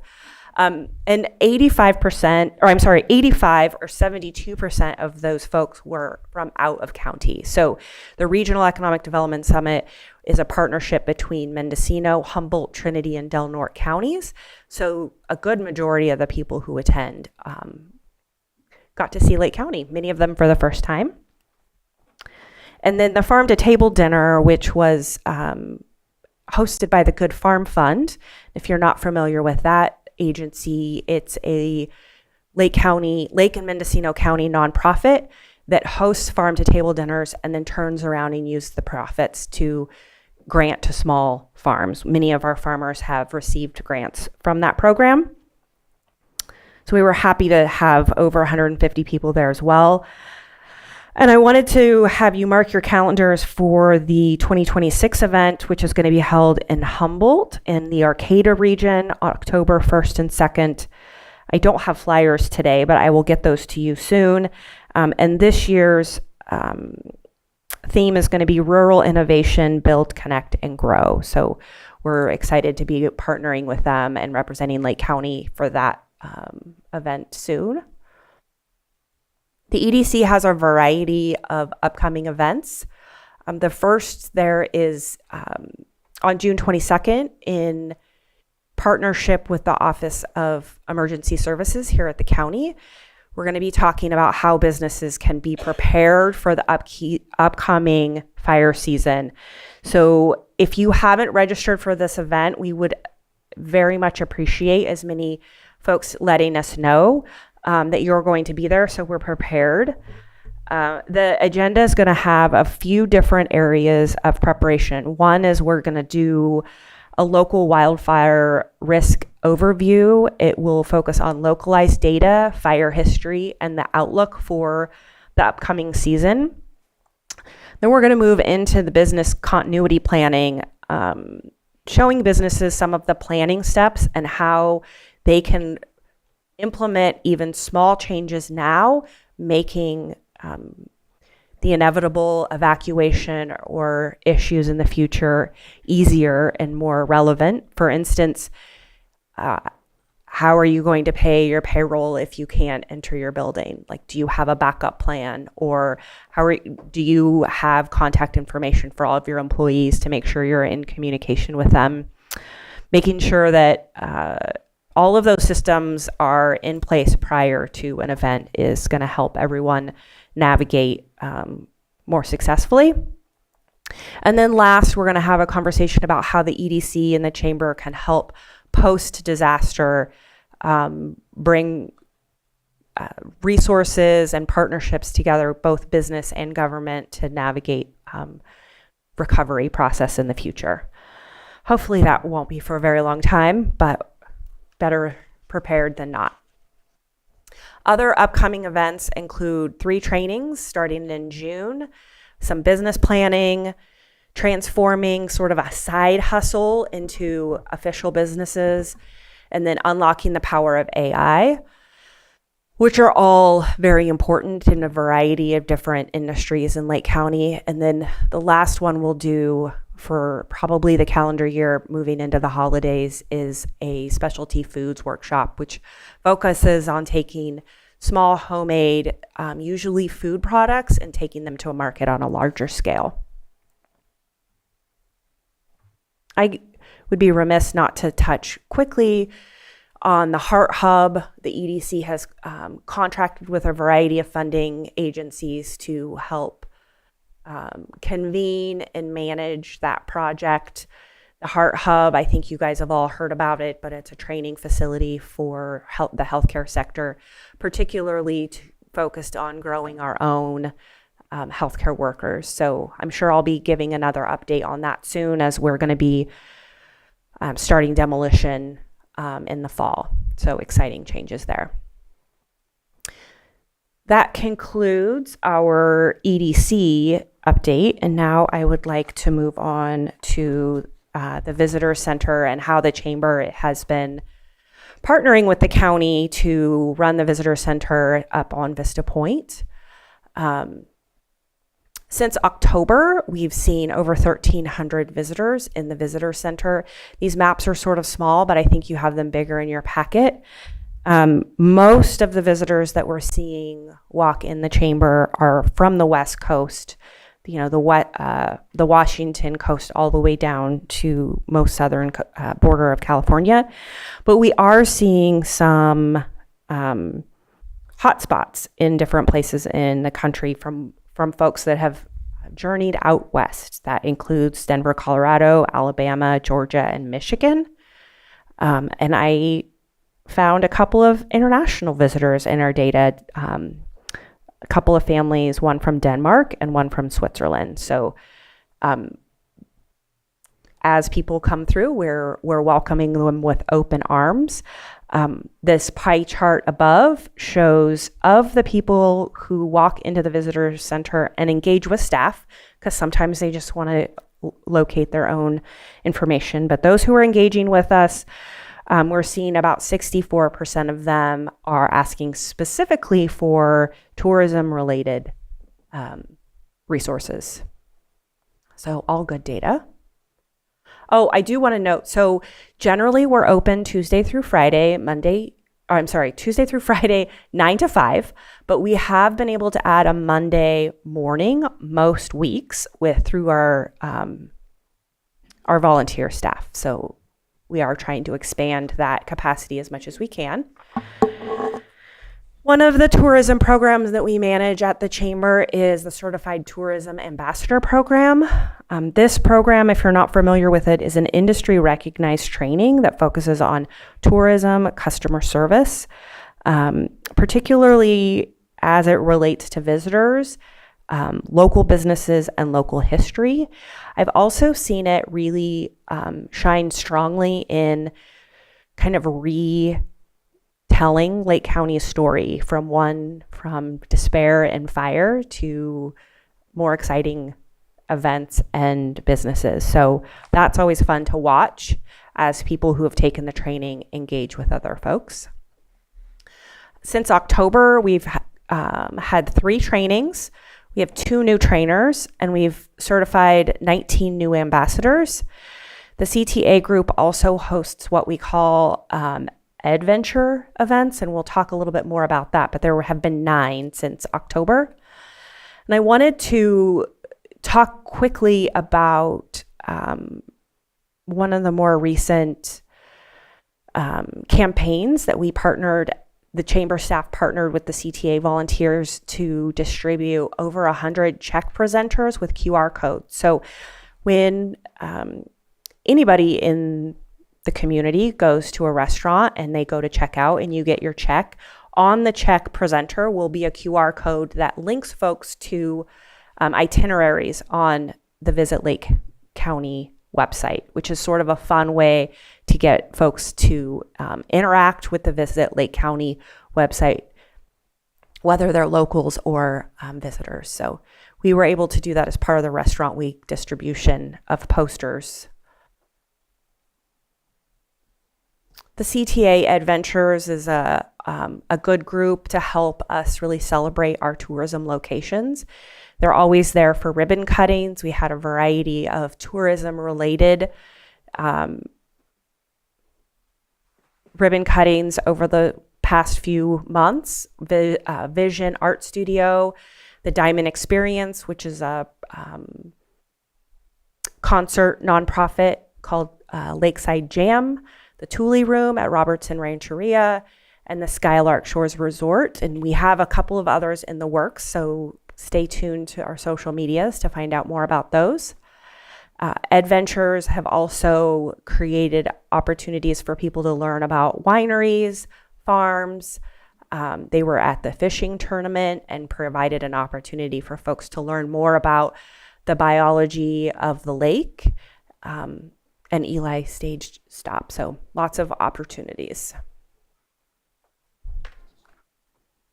Oh, I forgot to mention, I originally wrote this before this last weekend, but I don't want to miss Disney's Boat Rentals and the Featherbed Railroad. They're both included in our ribbon cuttings that have been very well attended and celebrated. So.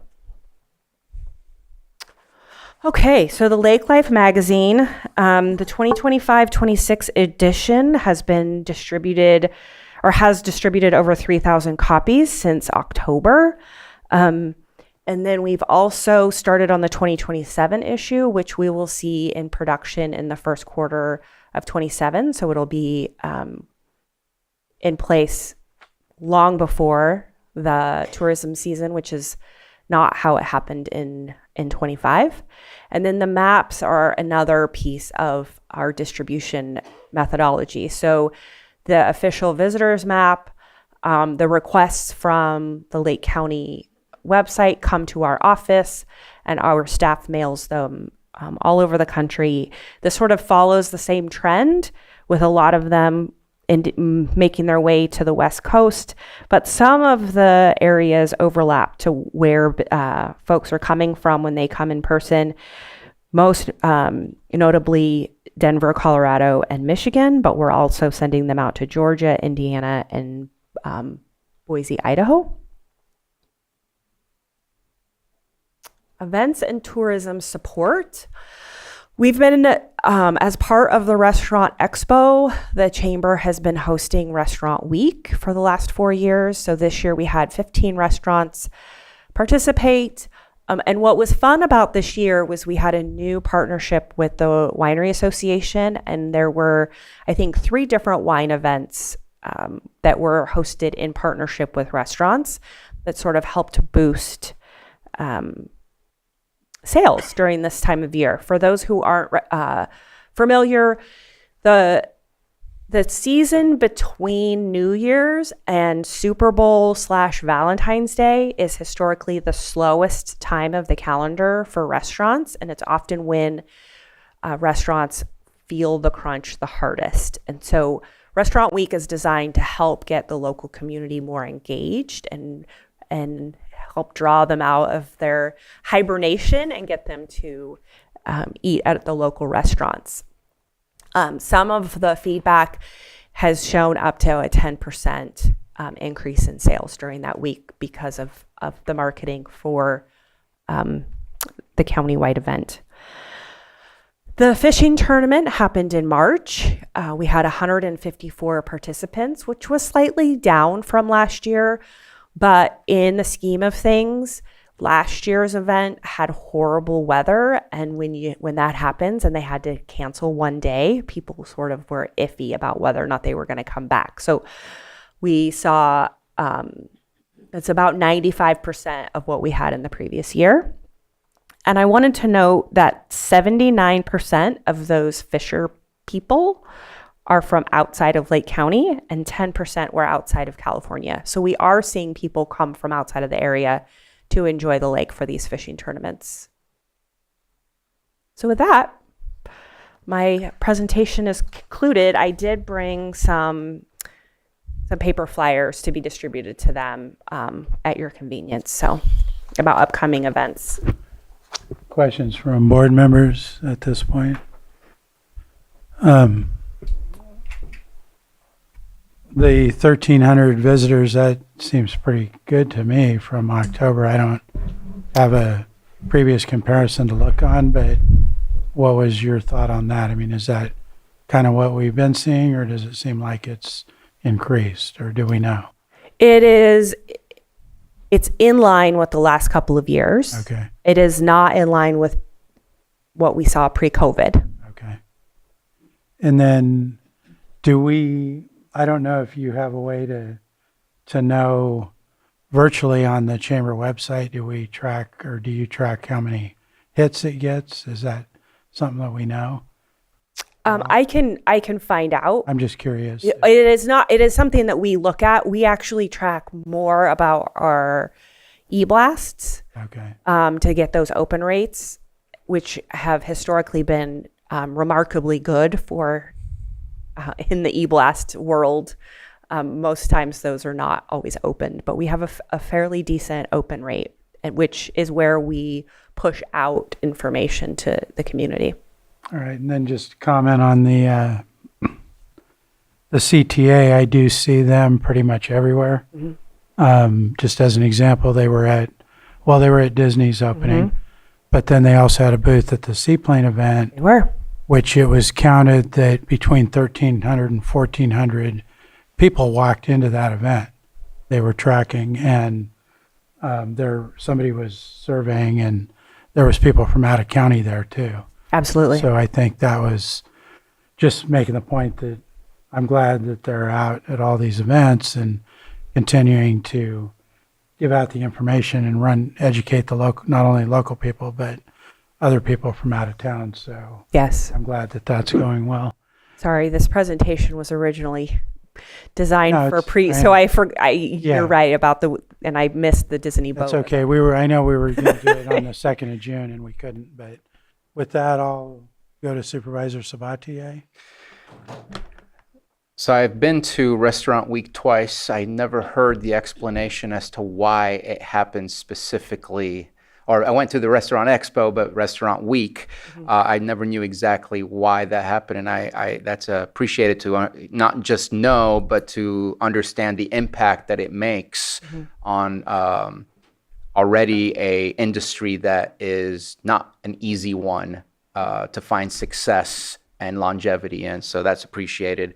One of the things that you mentioned that's part of an upcoming event that I think is interesting is the use of AI. In one of the Restaurant Expo classes that I went to, it was interesting to hear of the amount of chefs that just throw what ingredients they have left in their kitchen into an AI blender just to see what it spits out so that they can have original recipes that would be not created by them because they're maybe stuck in the usual things that they make, and it expands their understanding of it. And I think that using AI in such a way for our local businesses is really not a unique way, but a smart way to get that extra workforce without having to use someone else to do the work for you. So I've appreciated what I've seen. I appreciate the update.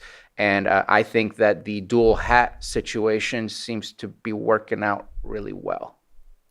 I don't know if you're sleeping, but it seems to be working out really well. I just want to. I'm awake. I just want to say thank you. Thank you. Any other questions from supervisors at this point? Then I'm going to go ahead and open it to the public. Do we have anyone in the room who wishes to comment on today's presentation? Doesn't look like I have anyone in the room. Anyone online? Betsy Kahn. If you go ahead and state your name, you'll have 3 minutes. Thank you, Mr. Chair. This is Betsy Kahn. I just wanted to point out, Nicole, on your presentation, on your last slide, it gives your email address, but there's a Y missing in the word county. So either it actually doesn't have the Y, or people need to know that it's actually the word county. Thanks. Thank you, Betsy. Do we have anyone else online? No. Okay. Then bring it back to the board. Do you want to make another? Sorry, you hate me for it. I really was hoping you would say Chateau Grenouille out loud, but it didn't happen, and that was very disappointing. I'll leave that to the native French speaker. Thank you. All right, then I just want to state lastly, I appreciate you coming in and giving us this update on both the EDC and the chamber. Appreciate that you have some board members here. I think it's vital that we continue to have strong working relationships and collaborate, because really, I mean, the money that we're getting for tax revenue from sales tax is coming from the businesses, and we've got to keep that environment strong to be able to have the resources we need to provide the right services. So thank you for the continued partnership. Thank you. And we'll go ahead and conclude this item and move on to our 130 item, which is 6.12, consideration of agreement for admission of new member to the Golden State Risk Management Authority, the joint exercise of powers agreement for providing liability, workers' compensation, property and other coverages, and the Golden State Risk Management Authority bylaws. And I'm going to turn this over to County Counsel for presentation. Thank you, Mr. Chair. And we also have Rick Ensley, who's our risk analyst in my office. And we may have other participating members via Zoom from representatives from PRISM and GSRMA. Just wanted to make sure that they're on. Do we have PRISM online? We make them panelists so they can. It would be Gina Dean, Scott Shimke, Tim McClanahan, and a couple of others here, Dave Glend, Lindy? Yeah. Jennifer Peters, And you want to just have them available in case? Yes. Okay, so we'll, just in case. we'll wait on calling on them Right. unless you advise. Okay. Okay, Okay. all right. So I'll start with a brief overview, and if your board has any questions, we do have representatives from PRISM and GSRMA to further assist Thank you. on this matter. As you can see from the board memo here on April 21, 2026, staff in coordination with PRISM provided presentation to your board on the casualty market cost drivers, primary general liability coverage changes that would soon take effect on July 1, 2026 for the county. So pursuant to your board's prior direction at that meeting, staff provided notice to PRISM of your board's intent to, essentially because of the impending withdrawal from the county's general liability coverage, the notice of withdrawal was sent out to PRISM that will take into effect July 1, 2026. And in conjunction with that, the county's consideration, your board's consideration review to obtain membership under GSRMA, which is the Golden State Risk Management Authority, to take into effect July 1, 2026, in order to maintain the county's primary liability coverage. So since that time, staff had a chance to review the membership documents, and it's attached, was uploaded as part of the agenda packet.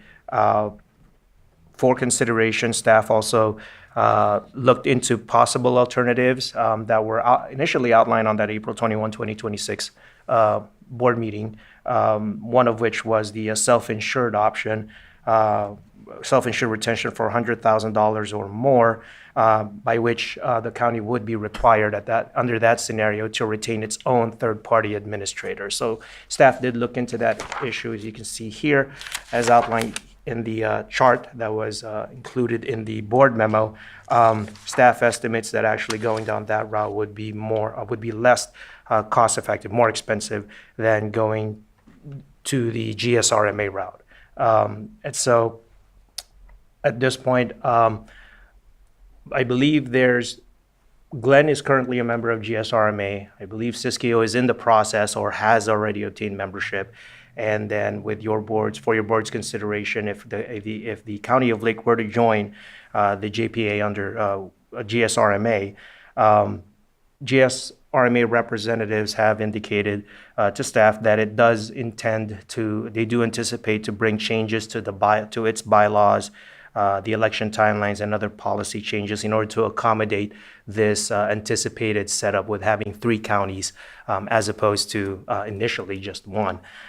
So those were outlined in the memo itself. As I stated before, representatives from PRISM, Gina Dean, and other representatives from GSRMA are available to answer any questions that your board may have. But for your board's consideration, staff is recommending that we approve the agreement documents that would include the bylaws to have the county join join GSRMA for purposes of retaining the county's primary liability coverage. Thank you. Do you have anything else you want to offer at this point or bring it to the board? Okay. Supervisor Sabatier. I just want to say I appreciate the last presentation we went through when there was an amendment to PRISM. At that point in time, I feel I got all the information that I needed. Thank you for doing the background work and getting us to where we are. I think there's no real better choice than what's in front of us, so I'm ready to move forward. Thank you. Any other supervisor comments at this point? I don't. I feel comfortable with it. We had a good presentation a little while back. I'll go ahead and open it to the public. Do we have anyone in the room? I'm not seeing any. Do we have any online? No. And I'll bring it back to the board for action. Mr. Chair, I move to approve the agreement for admission of new member to the Golden State Risk Management Authority, the joint exercise of powers agreement for providing liability workers' compensation, property, and other coverages, and the Golden State Risk Management Authority bylaws, and authorize the chair to sign. Second. I have a motion and a second. All in favor? Aye. Aye. Opposed? That carries 4-0. Thank you, County Council. And we're going to move on to our 6.13 item. It's a 2 p.m. item, sitting as the Lake County Watershed Protection District Board of Directors, consideration of discussion from the Middle Creek Restoration Project Committee on the Middle Creek Restoration Project, MCRP, status update and direction on property acquisition strategies, and sponsored by Lake County Water Resources Department, but I don't think we have them. Is that correct, Supervisor Sabatier? Are you going to? We did have Michael Bedar. Okay. Okay. Do you want to start this off, kick this off, Supervisor? Or? No, actually, we've been having some great meetings. We felt it was time to update the board on our status, and then there's a bit of a discussion / request at the end of the presentation, because we need to ask the board for direction. And I want to pass it on to either my colleague Supervisor Crandall, if he wants to add anything else, or else Dr. Mary Jo Velasquez is ready to provide a presentation, which I'm bringing up shortly. Did you want to provide? Well, yes. We've been just a little history on this. We've been meeting ever since I want to say 2019. We had a whole different group. Started out because they were meeting probably once a year or having just a presentation up to the board once a year. We were struggling with getting properties purchased, and so we put together this this committee. And we met every month, and then we got to a point where we're meeting every other month, and then now we have still with Harry Lyons and Mary Jo, of course, and then Supervisor Sabatier and myself. And so we've been meeting and putting forward effort to try to get this moving forward faster, and this is an update by Mary Jo.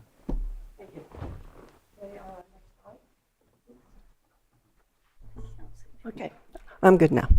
Okay, I'm going to start with a couple of slides just in case anybody needs some focus on why Middle Creek matters so much. So this is an image taken by NASA in December 25th, 2015, after 2.2 inches of rain had fallen in the few days before. And you're seeing the phosphorus-laden sediment. It's phosphorus-laden because it's from volcanic soil entering Clear Lake. Next slide.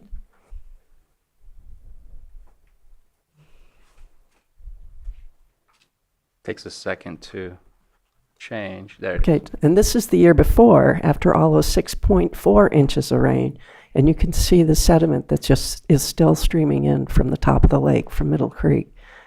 And why, we're going to go through some recent data that illustrates why the Middle Creek restoration is so important.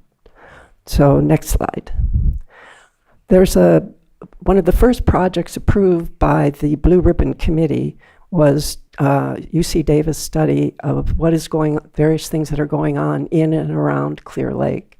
And this was prepared by UC Davis, funded by the California National Resources Agency, and published online in January of this year. And this particular graph is from the hydrological simulation program from the U.S. Geological Society. So the blue is the rainflow over the average from 1981 to 2023 in cubic feet per minute. And the sediment in orange is tons of sediment entering Clear Lake from various creeks per year. Again, a long time span. You can see Middle Creek is by far the most water enters, and by far the most phosphorus-laden sediment enters Clear Lake from Middle Creek. Next slide. Further in this report, they mentioned that Tule Lake restoration has resulted in reduced sediment loads from Scotts Creek by 36%. So you can, the graph on the left is the left two bars are the current data that I just showed you, and the right is the 36% reduction in sediment. If you look at the image of Tule Lake from the air, one of the big issues with Tule Lake is there are no tules. NRCS tried planting tules and they were promptly eaten by pigs. So it's a big problem. What your next click? Click. Sorry, I was engaging in something different. Okay. Oops. Back. the problem, because there are no tules, the 36% reduction is really just spreading out and slowing down the flow of Scotts Creek as it enters Tule Lake. So next slide. So the statement further in there that we know both the wetland restoration and reducing channelized flow will benefit Clear Lake. So in the highlighted in blue is the data we just looked at, that reducing channelized flow impact, but we don't really know from this study what increasing wetlands are going to do. And there's a published study from USDA before and adding vegetation to creek flow, and they showed that there was a decrease in sedimentation between 40 and 70% by just adding vegetation. So now if we go lower left graph, we see on the left again, current conditions. Next is the reduction from spreading out, dechannelizing. The next is a 40% reduction, and then on the right side, you can see a massive reduction if we were to get up to 70% reduction. So in the graph set on the right, third pair from the left is the current conditions. The next set is the reduction by spreading out plus the reduction of a 40% reduction from vegetation. And then on the right is if we get optimal, both decreasing channelized flow and maximum effective vegetation. Click. So it's possible we could get over a reduction of over 38,000 metric tons per year of sediment coming in Clear Lake with the restoration of Middle Creek. Next. This is our property purchase successes. So in you can see the 62% of the properties have been purchased to date. We have another 5% that they have the offers that have been produced, approved by the state and the Board of Supervisors, and they're deciding what to do. In light blue, the 12% is our tribal lands, and they're our partners in working on this. Then we have unwilling sellers in yellow, and next. So the important thing here is 79% of the property is either purchased in the process or is tribally owned. And key to this unwilling sellers is 79% of the unwilling seller land and 11% of the total land is owned by the city of 10,000 Buddhas that we have engaged with, and they will not sell the land to us because their hunting will take place on the land. And another important update is that with your brand new 100-year flood levels, we were working on having to do lot line adjustments for property, particularly if they had homes on it that weren't in the floodplain. With the new floodplain, they're in the floodplain now. So we no longer need to do the partial. Something we've been discussing recently, there's 145 acres in there that's publicly owned, but it's owned by special districts. So that'll have to be dealt with at some point. Next slide. So this is a map view. So the publicly owned is in light gray, tribal owned is in dark gray, the unwilling sellers are in red, and those that I said had the offers and are making decisions are in yellow. Next. This red one in the middle is Bloody Island. So I want to just update you a little bit on that. Next slide. Next. The owner of it died a few years ago, and he has two heirs. It's a large parcel and then a smaller parcel that was just closed escrow. A few years ago, the larger parcel was for sale for $1.8 million. Next. The owner refused to let us send in appraisers to see what it would appraise for. She said, basically, you promised me the 1.8 and you can come on the property. Next. That listing was removed in November of 2024. If you look at our most recent developed land appraisal purchase prices, it's coming in at $35,179 per acre. If you apply that equation, and if that were to hold for this property, we would get an appraised value of 1.4 million. So just an FYI of where we stand. Next, Supervisor Crandall has been working with the tribes on the tribal-owned land. Do you have Yes, something? well, the discussion when initiating this this initiative was to talk potentially about tribal co-management, co-facilitating. As you know and mentioned before, there were some properties that the tribe ended up purchasing and now own in their in trust, which will work in a co-management efforts towards the future of this project. But the three tribes that would be involved would be Upper Lake, the Hebe-Mitzel, Pomo Indians, Robinson, and then Scotts Valley. So I know that there's still probably more discussion that needs to take place on that. The name that you see up there, Badonapati, means island village. So I know it usually called Bloody Island, but the name is basically like a village island. But yes, so further to come, and hopefully we can get to a point where the property is in the county's hands or wherever we go from there. Thank you. Okay, next. Okay, now where are we on our finances? Those approved properties that we're waiting for closing or they're considering is a little over 3 million. In the property acquisition funds, as the budget sits now, we have a little over 2 million. However, there are contingency funds of over 1,975,000 of which would go to acquisition and then the rest to maintenance. And it has been requested to get the contingency funds moved over to acquisition, and we were told at our most recent meeting that should happen by the end of June. So then our new property acquisition will be a little more than what we need for the 3,075,000 in pending approvals. So this is the budget. I want to highlight right here that acquisition is item 3. We have administration, groundwork, mitigation, property maintenance as well.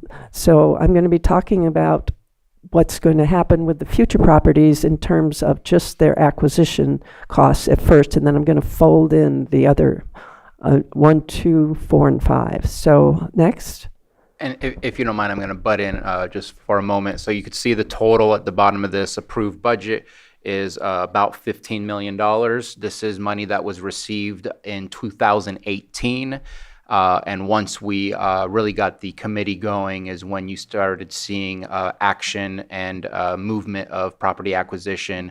And this is the second phase of the property acquisition process. There was a grant prior to 2018 that was received. I want to say 2002, 2004. I forget the exact date. Earlier than that. But it was last century. But this is the second phase of property acquisition in order for us to acquire all the properties so that we can go ahead and move forward with the Army Corps with the project. Great, thank you. So next, so this is what the funds, as we acquire the property, the proportional amount of administrative groundwork, mitigation, and property maintenance is transferred to the county. And so those funds will remain available to the county after the grant closes, which is projected right now to be the end of June 2028. I want to bring that up because I run into a lot of the public that thinks if we don't spend everything by the end of June, that we won't have any money for administration, groundwork, mitigation, and maintenance. So that money remains with the county and can be used after the close of the grant period. So next. So the remaining properties. So recent average developed land appraisals, the offers that are in the hands of owners right now is $35,179 per acre. And the land trust just had an appraisal done of a wetland adjacent to Rodland Slough on the other side of Middle Creek for the Middle Creek project at $12,000 per acre. So say all the undecideds that we have become yes. So developed land, there'd be 1,119,044. Undeveloped would requires 694,200, with a total of $1,813,244 to acquire the undecided.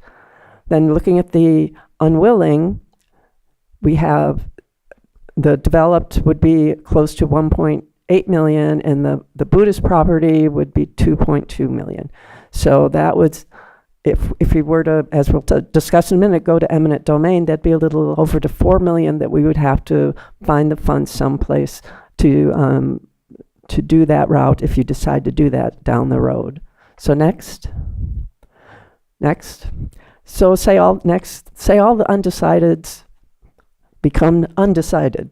They become no's. So then that funding, next, that combines with the already unwilling to be close to 6 million. Keep in mind, that is just for acquisition. We're going to talk about the other aspects of what's required financially for the county.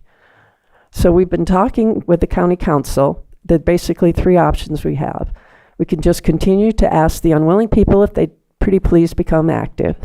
Or what happened a couple of years ago with Mike Montano's property is that he got the offer and he countered to the county, and the Board of Supervisors found another source for funds to come up with the funding to match his counter. So the amount that was appraised came from the grant that the county has, and then the additional funds came, I'm not sure from where, but from some other source, because you couldn't use the grant money for above appraised value. So I have some notes from unwilling sellers in the past couple of years had basically said they just wanted more money. So then the third option is eminent domain. Next. So so we talked with Monument, who's our right-of-way people that do the appraisals and handle all the interactions with the state, et cetera. They have the capacity to assist with eminent domain. We have to get a realistic appraisal price, because if this goes to a trial, a jury says it wasn't a fair price, then the county has to pay the legal funds for everybody, legal costs. So they said you should add an additional $100,000 per property owner for legal fees and monuments. And the process is the Middle Creek Restoration Committee sends a letter of support to the BOS, and I believe you have in your packet the draft letter that we worked with the county council on. Next. And then it's up to you. Okay, I said I was going to fold in the other costs. So 50 of the current grant, 59% of the current funding is for actual acquisition, and 41% is for other things. So next. So the willing sellers, if all the undecideds become willing, that's in green is how much we would need to fund through normal channels at the state. And down in red are the unwilling sellers that we'd need to come up with another resource. So the next. If then everybody becomes unwilling, then that's how much, lower right, close to $11 million we'd need to come up with another way of funding. So onto the Army Corps, we had a meeting, and basically he said that what they were working on, and then we found out in December meeting that they're all new rules at Army Corps. Basically, we need to be at a 35% design to do an evaluation study. So, and the process to proceed with this, the project must be doable within 3 years and cost less than $3 million. So our project getting to 35% exceeds both of those limits. So the plan then was to use the remaining earmarked funds to complete the programmatic alignment for basically NEPA, for the historic preservation next, and complete the report of the status of the project and update the draft record of decision. So that's what they said they're going to use the money that Mike Thompson got for this project for. And then at an April 6th meeting, we have a new project manager and new people working on it. So it was suggested that the county could do some of the tasks to get to 35%. She said, like the Highway 20 design, next PG&E design, and complete the land acquisition and do the bridge design. So on the right is the old Army Corps of Engineer plans. So next. So then we met with Tyler Miller, said the reason we're not at 35% is because we need substantial engineering to get there. He mentioned they needed a LiDAR survey, and Supervisor Sabatier volunteered that that was just done. He said they also need to do the hydrologic basis of the design, the geotechnical design, including doing some sample boring, but then they mentioned something called the RAPID program that they were very vague about, and I looked online to try to figure out what it was. And it was announced as a major initiative for building infrastructure, not paperwork. And the Army Corps initiative included a rapid planning framework that will efficiently yield high-quality, authorizable projects. And RISK stands for RAPID stands for risk-informed, allied, proportional, iterative, and decisive. So at that point, you know everything I can find online. At the last meeting, they mentioned, the Corps representative there mentioned that we could provide information like what is buried along Highway 20 that would help move towards the 25%. And Michael's Bidar in Water Resources is working on that. Next. We move to Caltrans. Caltrans representative has been at our last two meetings. He said he continues to attend. Basically, if you look at the map, in blue is the new 100-year flood line, and it's about 3,000 linear feet are within that. But using the county's new LiDAR data, they were able to reduce it to less than half of that has to be addressed with some sort of alterations to Highway 20. And in an email, Daniel said that he would provide Highway 20 mitigation cost information and projecting out 3, 5, and 10 years as far as future costs with inflation. And he said he anticipated getting that to us by the end of June. And he said that what they're looking at now is mitigation will require some guardrails along some as well as raising 20. So in April when we met, they also talked about Robinson Casino parking lot getting wet. We asked about some sort of a ring levee or levee to protect it, and Daniel said he was unaware that the Caltrans had ever agreed to have a levee next to a road that was higher than the road. Next. So he said basically Highway 20 will need to be raised, and for other projects that has been with some sort of a sloping that you need more right away around the adjacent to the road on either side, or next. Or guardrails which require taking less land. So then we come to the casino question. So Supervisor Crandall is going to be working with Daniel and Robinson Rancheria to how to coordinate preventing a flood there. On to PG&E. So basically, they said we have two options. You can build berms around the power poles, or you can raise the bases. So there's two kinds of lines within there. There's a transmission line poles, which cost $5 to $7 million a piece, and there's 6 of them. And then there's distribution line poles, and about $2 million a piece to mitigate. Since most of the homes are being removed, a lot of the poles are going to be removed, but some of those poles carry the electricity to Upper Lake, so obviously those need to be maintained and mitigated for. And the county currently has set aside $200,000 for design, and they're working on that. Next. So now we come down to as Bruno calls it, the chicken and egg problem. So the Army Corps said, well, you could do a lot of the design and help us get to that 35% design. Next. So designing these things is going to require that the validation study be done so that they can be designed to fit the plan. Next. Next. Next. So for instance, we don't know where the bridge is going to be. We don't know how long the bridge is going to be. You can't design a bridge if you don't know where it is going to be and how long it needs to be. So any questions? Yeah, what was the total? I didn't catch that. Total cost of PG&E line moving. It's $2 million per line, per pole. It's 5 to 7 for the Transmissions. The and $2 million transmission. for the So 7 distribution. times 6. So it's not per, I don't believe it's per. I think it's total. It's total. I think it's about $1 million a pole, like a one transition, and I think they have 6 in total. So it's 5 to 7 in total. for the transmissions and then 2 million per pole on the other ones, I No, think? total for the distribution. 2 million for the total of the distribution poles. Yeah, I misunderstood that too. I thought it was per pole. So about 9 million total That's correct. that we have to have the funding for. So if I can help you maybe lose the stomach ache that just occurred, there is a waiver opportunity at Army Corps. We are going to absolutely aim for making the Army Corps pay for everything. This is a massive project that is unattainable for a county such as Lake County with scant resources.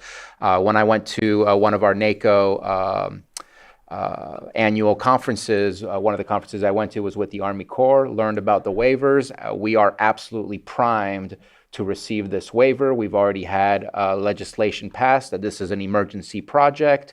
When John Garamendi was the representative for the area where the project is. And we continue to get really good support as well from our current Congressman, Mike Thompson, who has also provided us some funds to be able to continue and pursue this project. So I think we're in a pretty good position to getting support. That doesn't mean it's a done deal. But I just think for a county such as Lake, with the resources we have, that is an opportunity that we will absolutely be doing everything we can to obtain.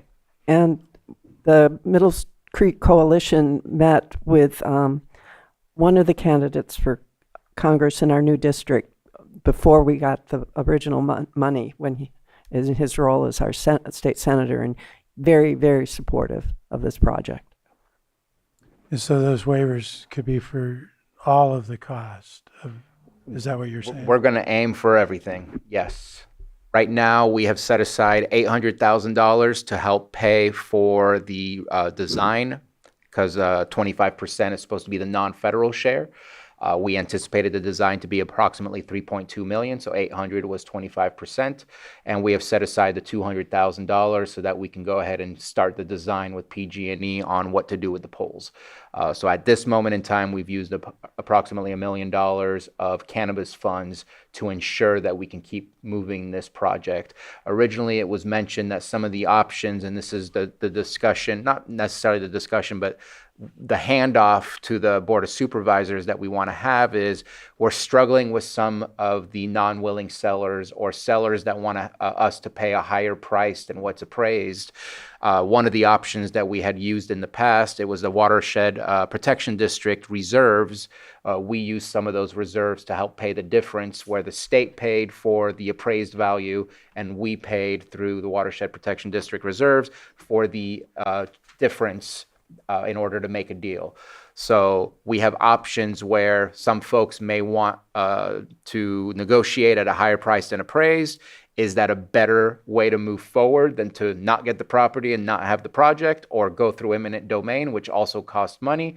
Because eventually we cannot do the project without acquiring all the properties, because we have to hand over all of the properties to the federal government so that the Army Corps can have ownership of the properties when they do their project. Then they pass it back onto us with a easement restriction of sorts, conservation easement restriction, so that all of this work is meant to be sustainable and long-term. Any other questions from board or comments right now? I don't have any. Then we'll go ahead and open it to the public. Do we have anybody in the room who wishes to speak? Not seeing any. Do we have any online? Guest, if you could state your name, you'll have 3 minutes. Thank you, Mr. Chair. Angela Amaral. I wanted to ask how long before the parcels that have been acquired to date will be changed into either a resource conservation or a conservation easement? Because I know there's several that have been acquired already, but they haven't been changed yet. Thank you. Thank you.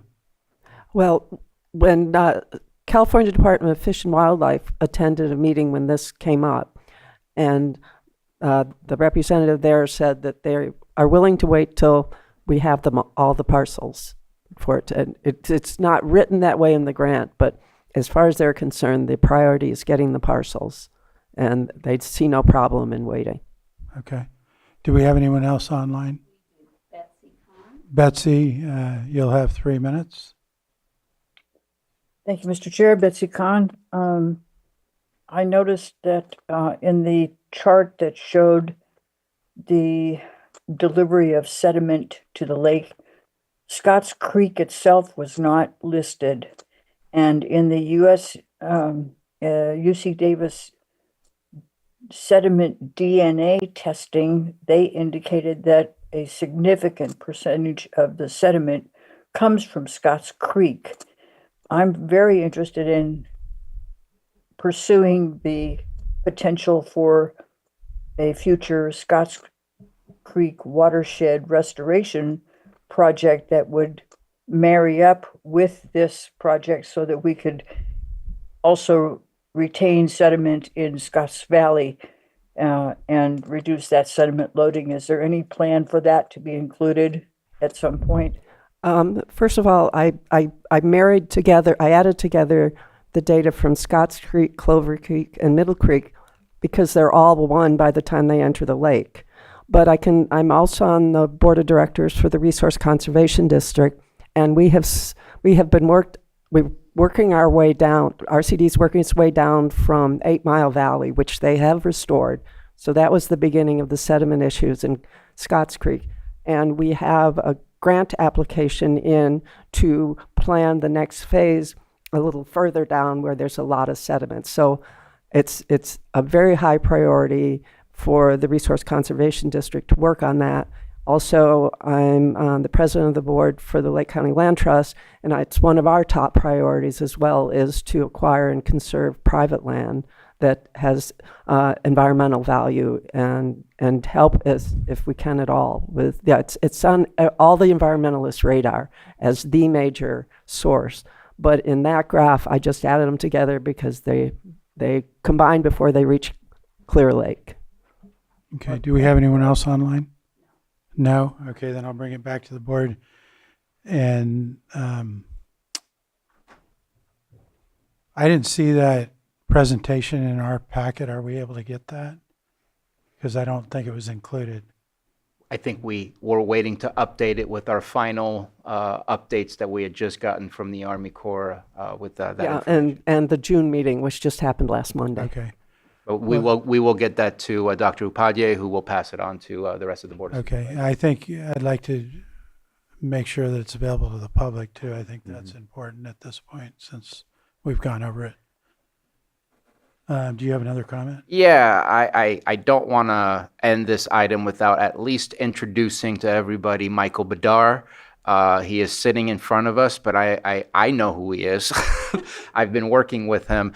We have been, when we first started this committee, it was a request that we get ourselves a program manager from the very, very beginning. And we finally have an individual who is solely focused on Middle Creek to getting it accomplished, working through the motions to getting every box checked off so we can move this on. And so just want to say thank you to Michael for helping grease the wheels so we can get these things moving. He's having more meetings than any of us could have put together before to really have the conversations that are needed to move this project forward. And I'm excited about having you on board for all the work that you've done so far in the short time that you've already been here. Yeah. I also don't want to leave today without at least some sort of direction to the Water Resources Department. My personal opinion is I think we should allow our water resources team to at least come back to the board with here are some options for purchasing this property rather than saying no, they don't want to just pay the appraised value. Obviously, we have our limitations, but I think without entertaining what those negotiated terms would be, we're losing out on moving this project forward. And then at one point in time, if there's obviously no movement, no conversation, no negotiations, that this board really needs to sincerely think about eminent domain, even though it is a hardship to swallow to do that. This project does not function and does not happen without acquiring all the properties. Right now we have, correct me if I'm wrong, please, 21 properties with 10 different owners that we are working with to finalize the full acquisition of properties. There's still some dealings with other public agencies that own some of the properties, but that's not the same situation at all. And so I think that's the direction, and I want to check in with my colleague, Supervisor Crandall. That's the direction I would like to give so that it gives options and allows us to be able to continue and move forward with this project. This project, as stated earlier with LG Sonic, this is a permanent potential fix for some of the loss of habitat that we've lost on our marshlands around. I think we've lost about 4,800 acres, and this is 1,600 acres. I might be a little low on the 4,800, but this is 1,600 acres of restoration that is absolutely needed to make our health our lake finally breathe and feel healthy. Not to mention provide a safe habitat for Hitch. Absolutely. Well, I'm okay with everything on the letter. I don't know that we have any. I think we look and identify funding. I don't know of any that's available As we right go. now, but I don't have a problem with eminent domain if that's where we have to go, because this, I think, is the most important project that we have to get done more than anything as far as the health of the lake. And it's been decades already, so we need to try to get this thing done. And so I'm okay with that stuff. Okay. I think there's sufficient direction there. Perfect. Everybody's in agreement, so I think with that, that's the end of this discussion at this point, and hopefully we'll go ahead. Take a quick break. What was that? Quick break. Oh, yeah. Yeah, we'll talk more about this later, and we're going to be on a break. Thank you. And we're going to move on to our 6.14215 item, still sitting as the Lake County Watershed Protection District Board of Directors. Consideration or presentation on the Maintenance Area 17, MA 17 status update and strategies for expenses and relation to MCRP. And I'll turn it over to Water Resources Department. Good afternoon, board. It's Pawan Upadhyay, Lake County Water Resources Director, and I have with me here Michael Bidar, Middle Creek Program Coordinator. Yeah. So today we are here to provide an update on the maintenance area 17, which is a maintenance area which has been which is like a levee maintenance area which has been maintained by the state till now. But right now, I think we are having some issues with that, and then we will dive into the presentation and as it comes, and then we can address the question at the end. So I will transfer it to Michael to take the presentation from here. Good afternoon. Okay, I'm Michael Bidar. And this presentation is about the Maintenance Area 17, transfer of the maintenance and operation to Lake County. And we'll go through a little, very brief history of MA 17, why we'd want to transfer it. So what are the current issues that are at hand, and what are some proposed solutions to it? And I'll just say it's a bit under my purview because the land around it and within it has already been acquired for the Middle Creek Restoration Project. So that's how, although it's a bit tangential to the other work we do on the Middle Creek, it's in the land area. So,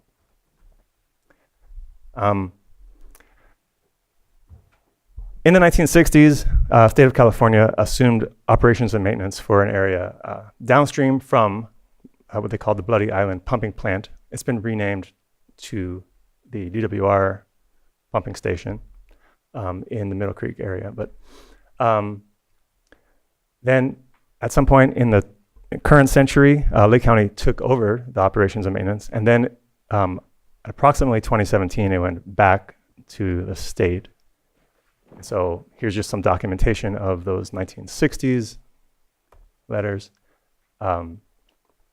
Here is some of the further statements that describe the responsibilities of operations and maintenance on it, just historically. And as it says, and point number 1 here, the primary role of the State Department of Water Resources in MA 17 has been to maintain flood control facilities. And that's where our issues come in because of the escalating cost of those facilities being maintained by the state under their, what they consider their responsibilities that cannot really waiver. In regard to those escalating costs, you see the bottom line of the total budget of maintaining the area has gone in 2024-2025 from $210,358 to what the proposed 2026-2027 budget would be $576,870.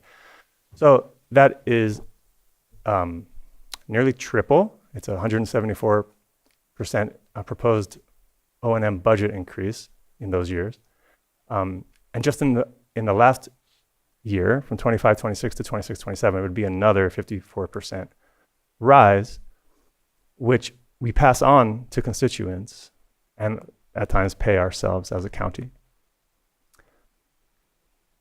What are those funds paying for? Is primarily in the dark green, their plant maintenance. It's hard to read, apologies, but it's 37% for plant maintenance and repairs.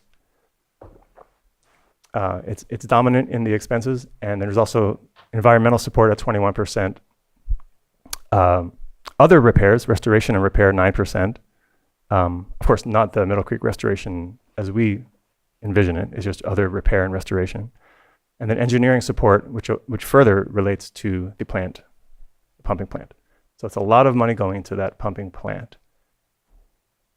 The previous chart here had been provided by DWR.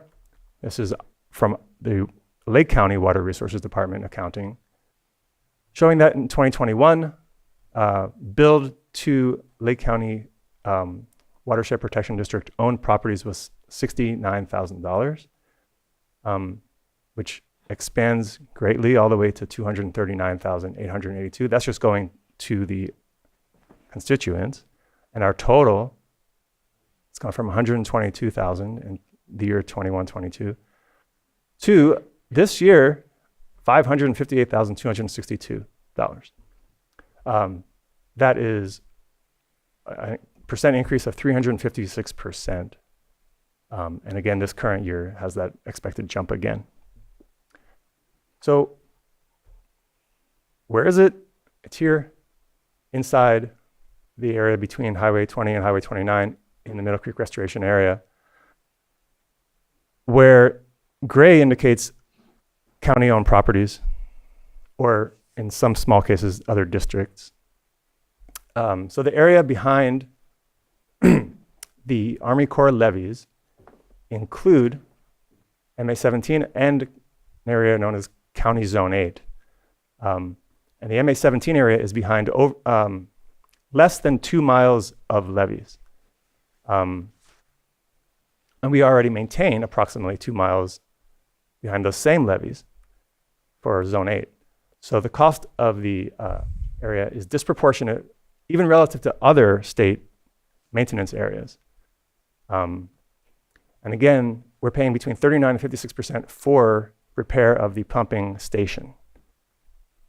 So ask the question as we look at that expense, does Lake County need the DWR pumping station to be operated and maintained by DWR currently and in the future? Does it need to actually be maintained at all, presently and in the future? And that would bear on our costs. So note that according to the levy database, there have been no breaches of those levees that would have constituted an emergency in the use of that pumping station. And we'll get to more of the question, but I do want to also just mention how it legally fits in. This is Water Code Section 12878.22.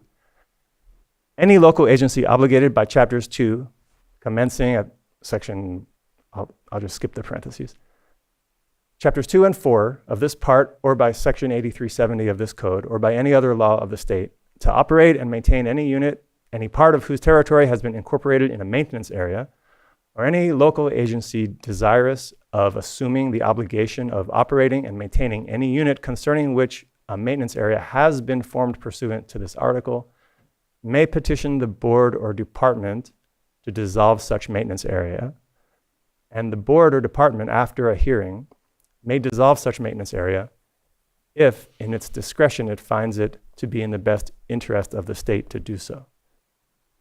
So, I believe that's referring to the board of the flood prevention district for the Central Valley. And we're by far the furthest west of those Central Valley maintenance areas. So at a meeting of the Central Valley Flood Protection Board, Supervisor Upadhyay attended remotely, and he spoke to the board. Can I quote you here? Okay, he said, "In the last 5 years, the budget has gone from roughly 100,000 to roughly 500,000 annually. This five-fold increase is something very difficult for us to pass on to our constituents. Additional to that, this facility services mainly agricultural areas that are no longer in production and have been identified as part of the Middle Creek ecosystem." And the response was, Lake County is welcome to move to dissolve MA-17, but at this time we need a budget, which meant that the budget and that expense for this year was passed, but we have the opportunity to prevent further over expenditures and maintain that area ourselves. Considerations further are that DWR pumping plant has not been working at a high efficiency for the last 19 years, with at least one pump not working at all. Planning has been ongoing with PG&E to eventually disconnect the power of the facility in relation to the restoration project of Middle Creek. County now owns the currently non-producing agricultural lands that could be affected. Yet it is at this time that DWR seeks rapidly rising rate of payment, choosing to do those repairs now that we own a lot of it and it's non-producing. I further want to mention, I think it's another slide, that we have a pumping plant of the county's own, not far away, that covers some of the same areas. This is a relevant letter from the Department of Water Resources, who's the supervising engineering geologist, Mark List, to all, meaning us at the Department of Water Resources here in the county. During our previous meeting and at the CVFPB meeting last week, Lake County staff mentioned it may be time to take back the O&M responsibility for MA-17. This would require a legal process to be initiated by Lake County. We are available to discuss this further and hope we can find a likely path to this. Although the MA-17 budget was passed and included increased assessments for ongoing maintenance, including a large increase for the required rehabilitation of the Middle Creek pumping plant, if Lake County takes over and MA-17 is dissolved prior to those expenditures being completed, any unused MA-17 funding that has been paid to DWR would be returned to Lake County once all of MA-17 debits and credits are processed and the books are closed. Therefore, the sooner Lake County takes over, the more likely budgeted funds may go unused, reducing actual expenditures before MA-17 is dissolved, and flood work for this area reverts back to local control and responsibility. Please let us know if you would like to meet and get input on the process to take over MA-17. I've told them that we would like to meet and that we plan to go forward. That's why we come to you, board. This is just a brief look at a fraction of the taxpayers that have been special assessed for the payments to DWR for that pumping plant and its overall MA-17 budget. So the ball's in our court to move forward, and we are here mainly to ask for your support to explore the retaking of MA-17, dissolving it. Supervisor Crandall. Yes, so just a quick question about the remainder of folks paying the MA-17. So from what I understand, each property that's been purchased in that area, the burden of the MA-17 goes to the remaining taxpayers. The burden has been at least has been going with some. I do want to go back to this slide because there's. No, so I think the parcel the parcel which has been acquired by the district pays the portion for those. They do? Yeah.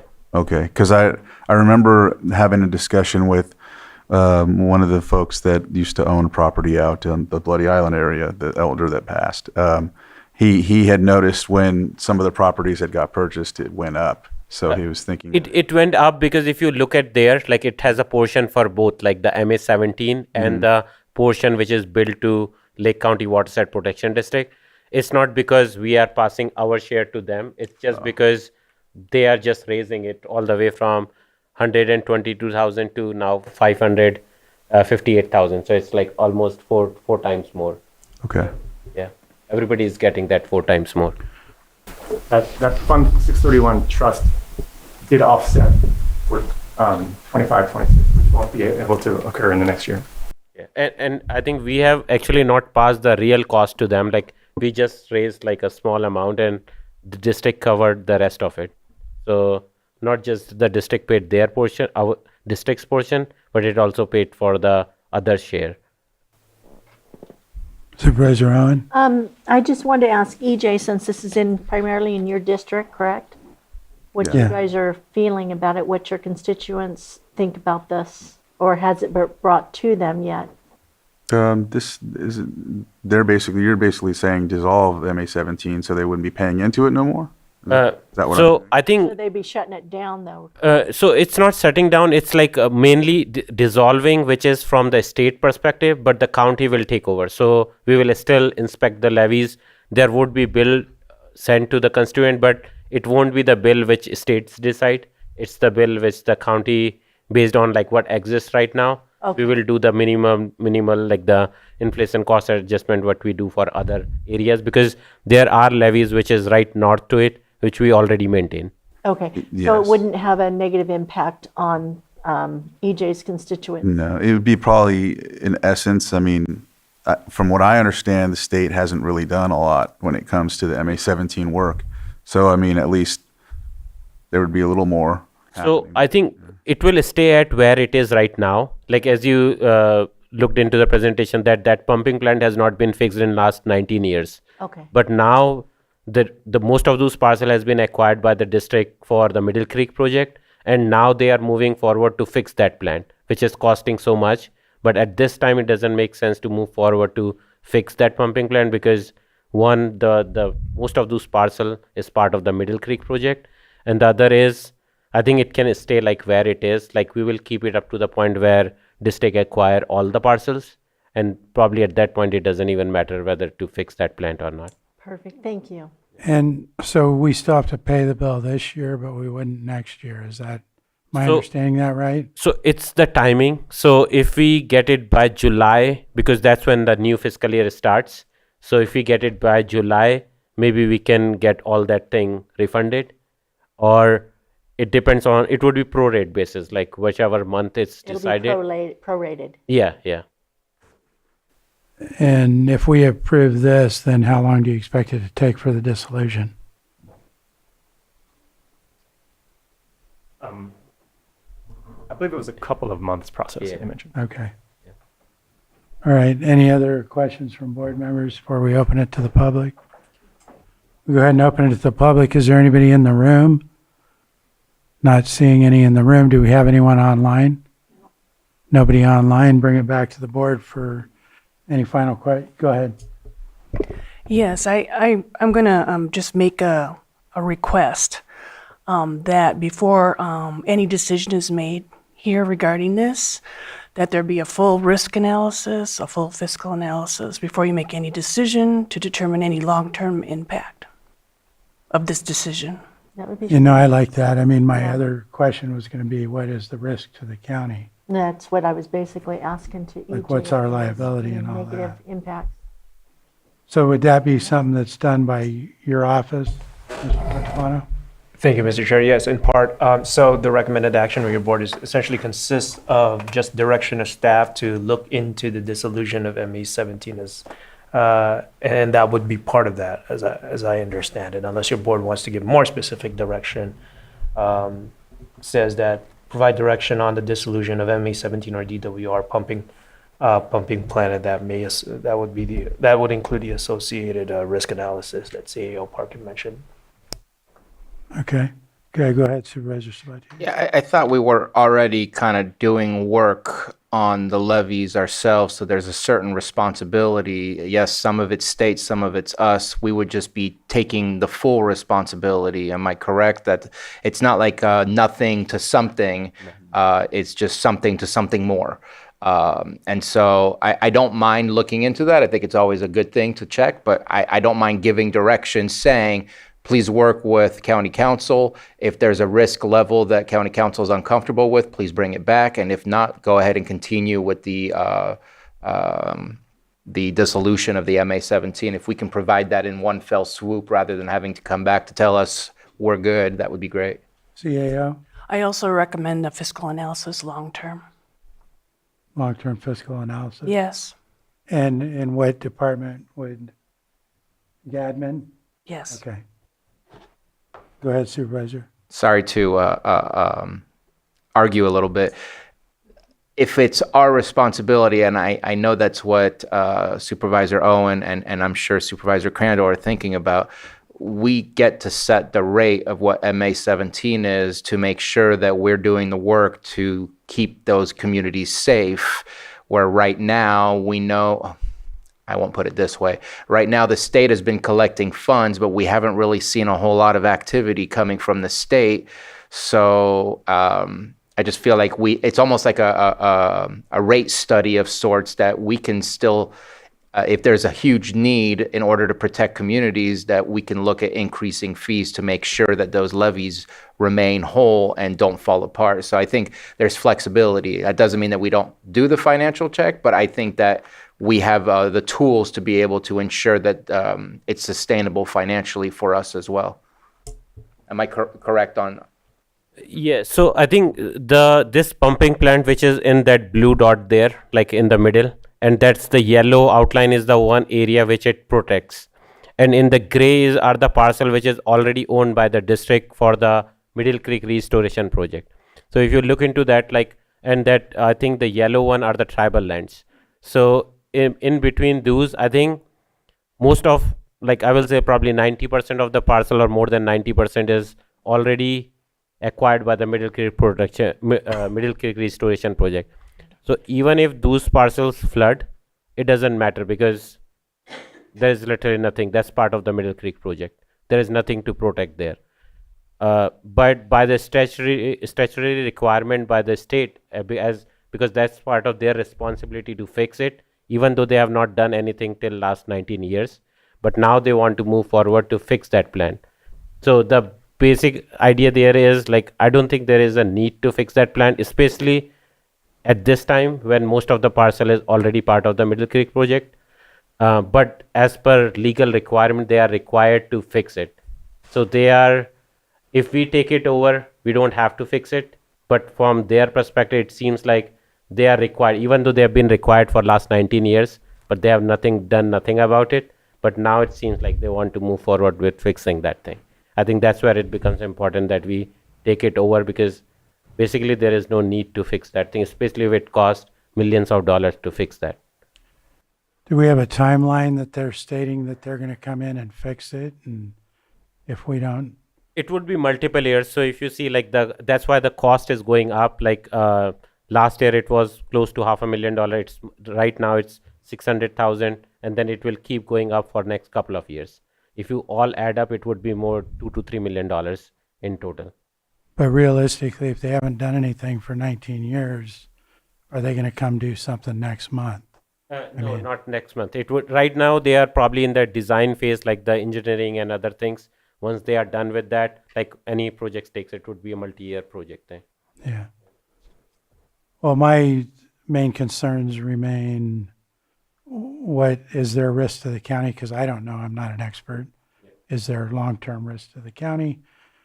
And is there financial risk to the county? I don't know. I mean, it seems like it's going to cost less and the people will have to pay less.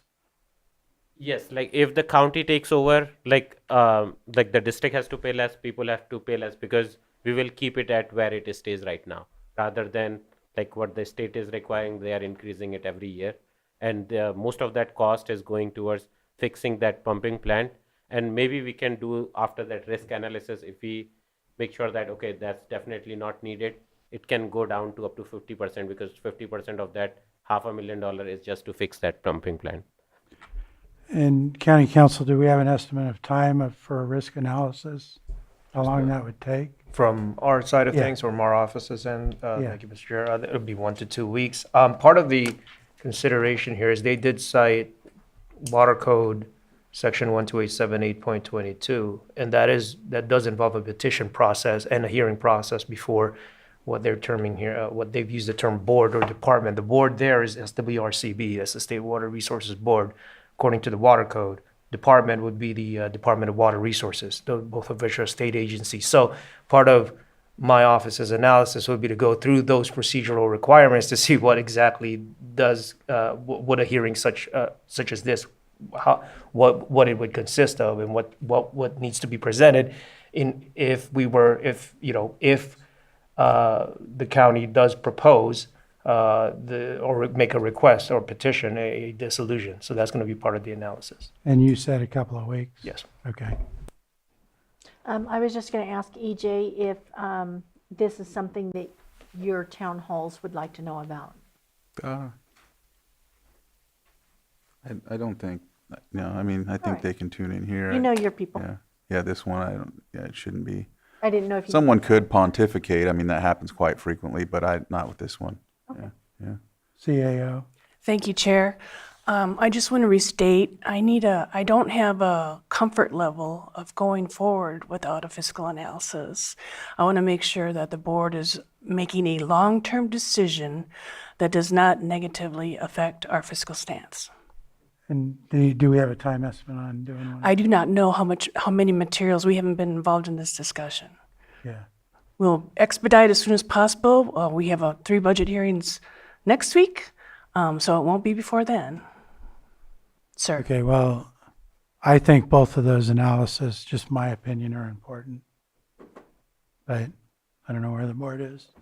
I think that's shrewd to go ahead and check into it. I'd like to see it expedited if possible. I know obviously next week, but I believe Mr. Guanavedo had mentioned that it was going to take a couple of weeks for him too. So.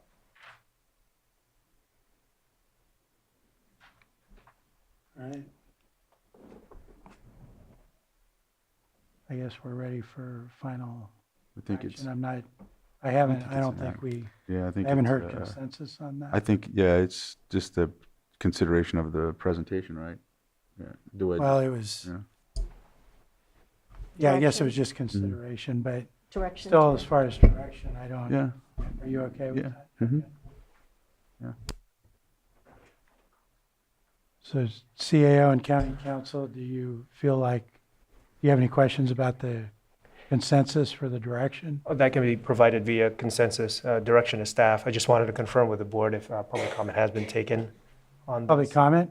Yes. Yeah, I opened it for public and there was, as far as I remember, I opened it and there was nothing online.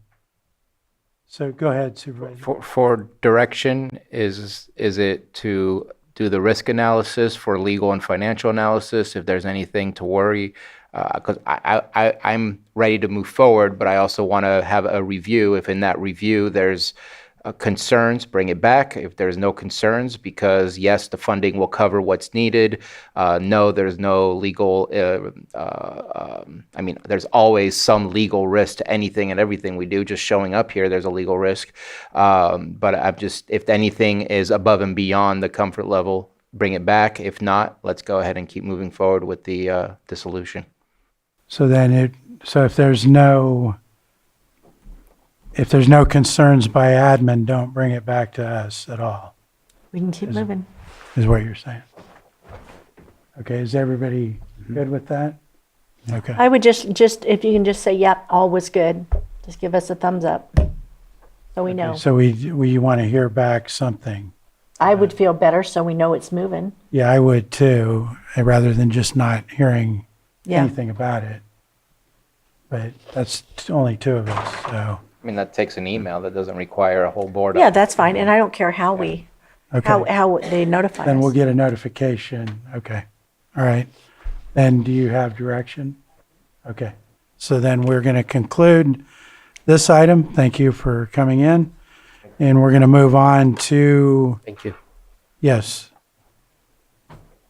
You have any suggestions? Because we finished timed.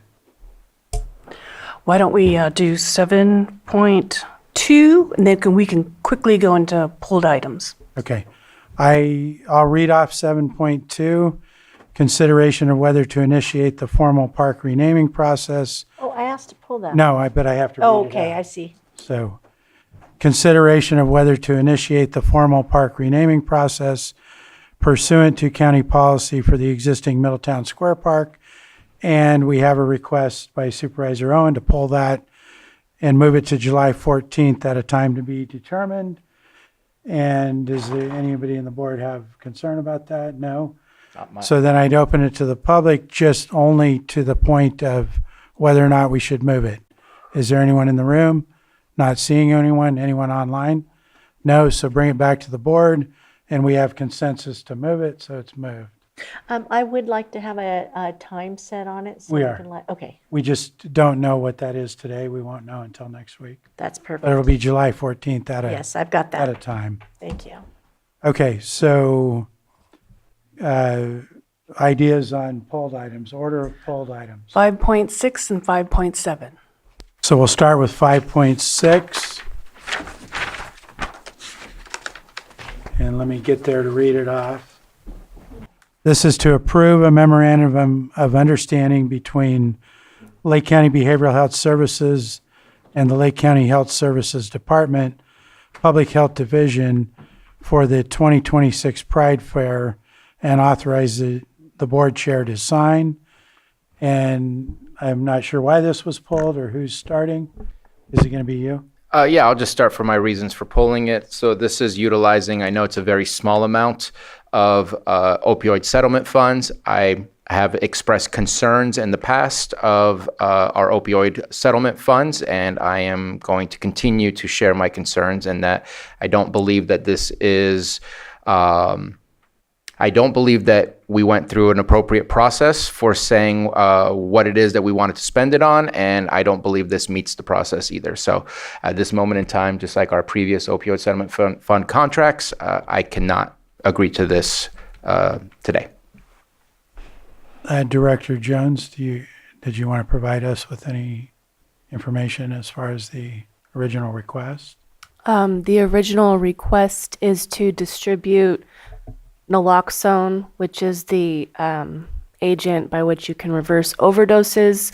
The Pride Fair itself is populated by younger folks, people who are more at risk for overdose deaths, also distributing information about outreach on how to access substance use disorder treatment services, information about drugs like fentanyl and how they can sneak into a variety of different mediums. And so we were looking at expanding and targeting outreach for those young people and people attending the Pride Fair who would be our target population as identified by our community and by the existing expenditure plan. It is not just to pay for general services or costs related to the Pride Fair. It is specific to naloxone distribution and substance use education.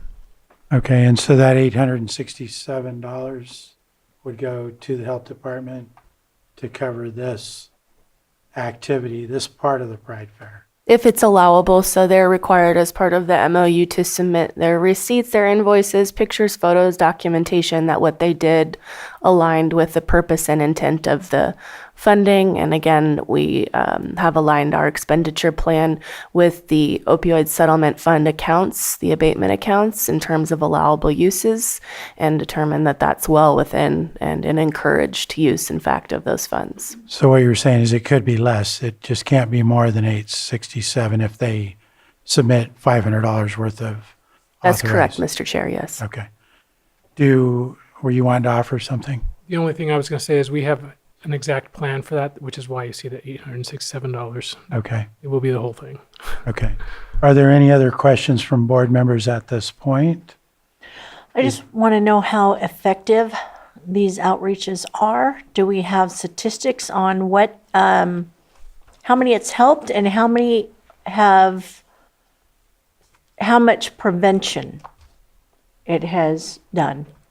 I appreciate that question. We're also very interested in outcomes. We are coming to the board with a full presentation of the opioid settlement fund projects to date, including the full spectrum of programming funding received. What I can tell you is that since the big push of naloxone across not just Lake County, but across the state, we have seen a decrease. Again, we're trying to save lives. So reduction in deaths by opioid death. And so we look forward to coming to the board next month to present more concrete outcome data regarding the programming.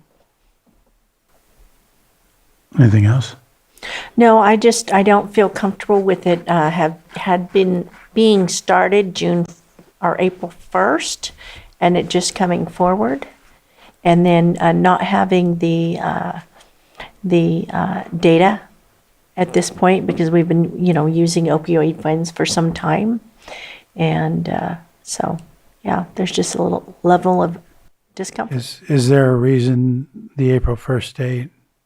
Like, I'm just wondering. It is because health, for some historical background context, the community has identified SafeRx, which is a coalition designed to reduce opioid deaths in Lake County that's been existing for many years, as a steering committee. It's not an authoritative body. It doesn't make determinations like your board does about funding. However, we began talking about how we could better integrate opioid remediation into their programming and events, and this was raised. It does not retroactively cover anything or reimburse anything. It is just simply in alignment with the recommendations of SafeRx, and thus is before your board today. Go ahead. Yes, the meeting where we finally determined the appropriate course of action and developed the MOU was within the past 30 days. Okay. If there's no other questions, I'll open it to the public. Do we have anybody in the room who wishes to speak on this item? Not seeing any. Is there any online? No. Okay. Before I make a final comment, is there any other comments before? Well, where I said is, I mean, based on what I know about opioid settlement use, I think providing naloxone is within the realm of those uses. And I personally know and have been involved with a lot of lives being saved by the use of that I've seen in our community, as well as whatever the type of fare is at these different parks throughout the county, Lakeport and Clear Lake. I see that they tend to get a lot of people going to them, whether it's whatever type of an event it is. So I'm okay with it. But go ahead. Go ahead.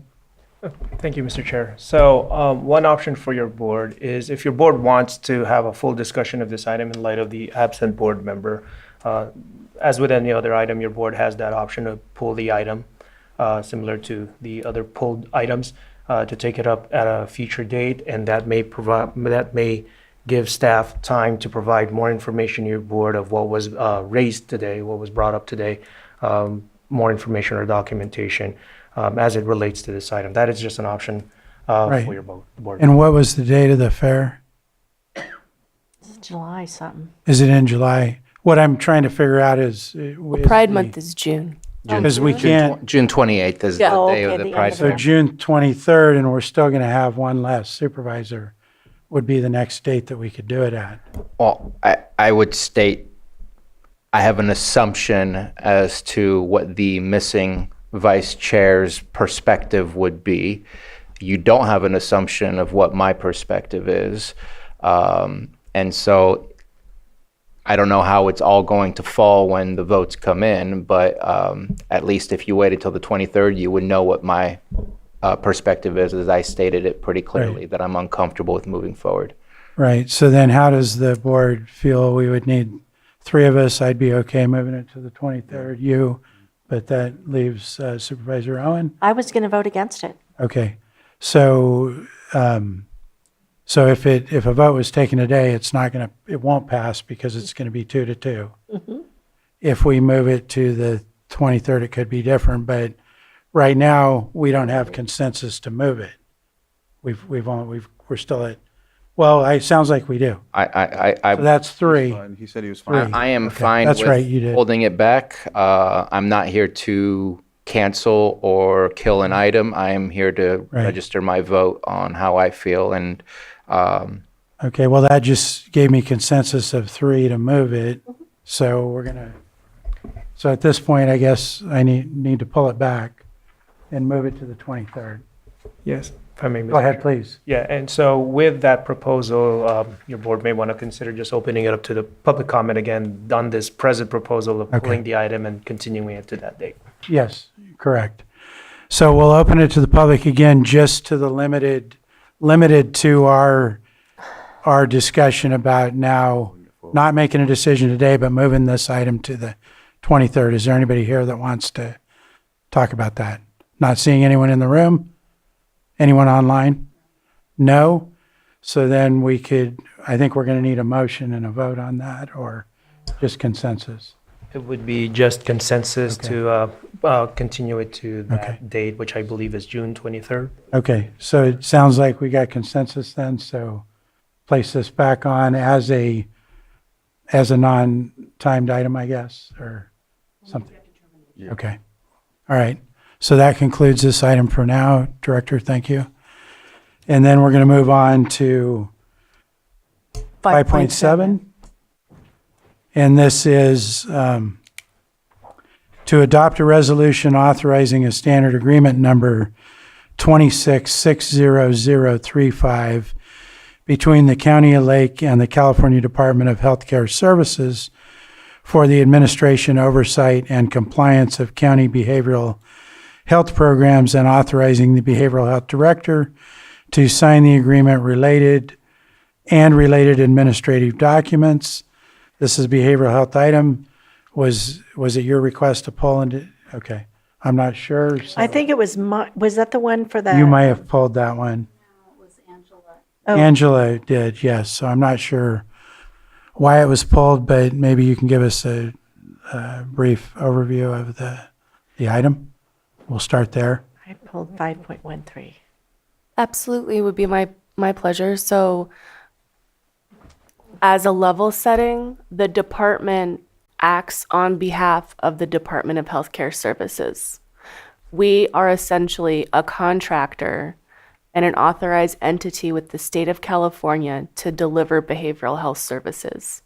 And so they require a variety of different standard agreements, and this is true across all 58 counties, for the county behavioral health plan to operate at their pleasure, essentially, determined by laws, et cetera, and so forth. For this standard agreement in particular, it is a transition representing Proposition 1, Behavioral Health Services Act, and Behavioral Health Transformation. So it includes a very robust variety of compliance reporting programmatic requirements that the behavioral health plan must provide and comply with. So that's a very brief summation. It is a $0 agreement. There is no monetary value.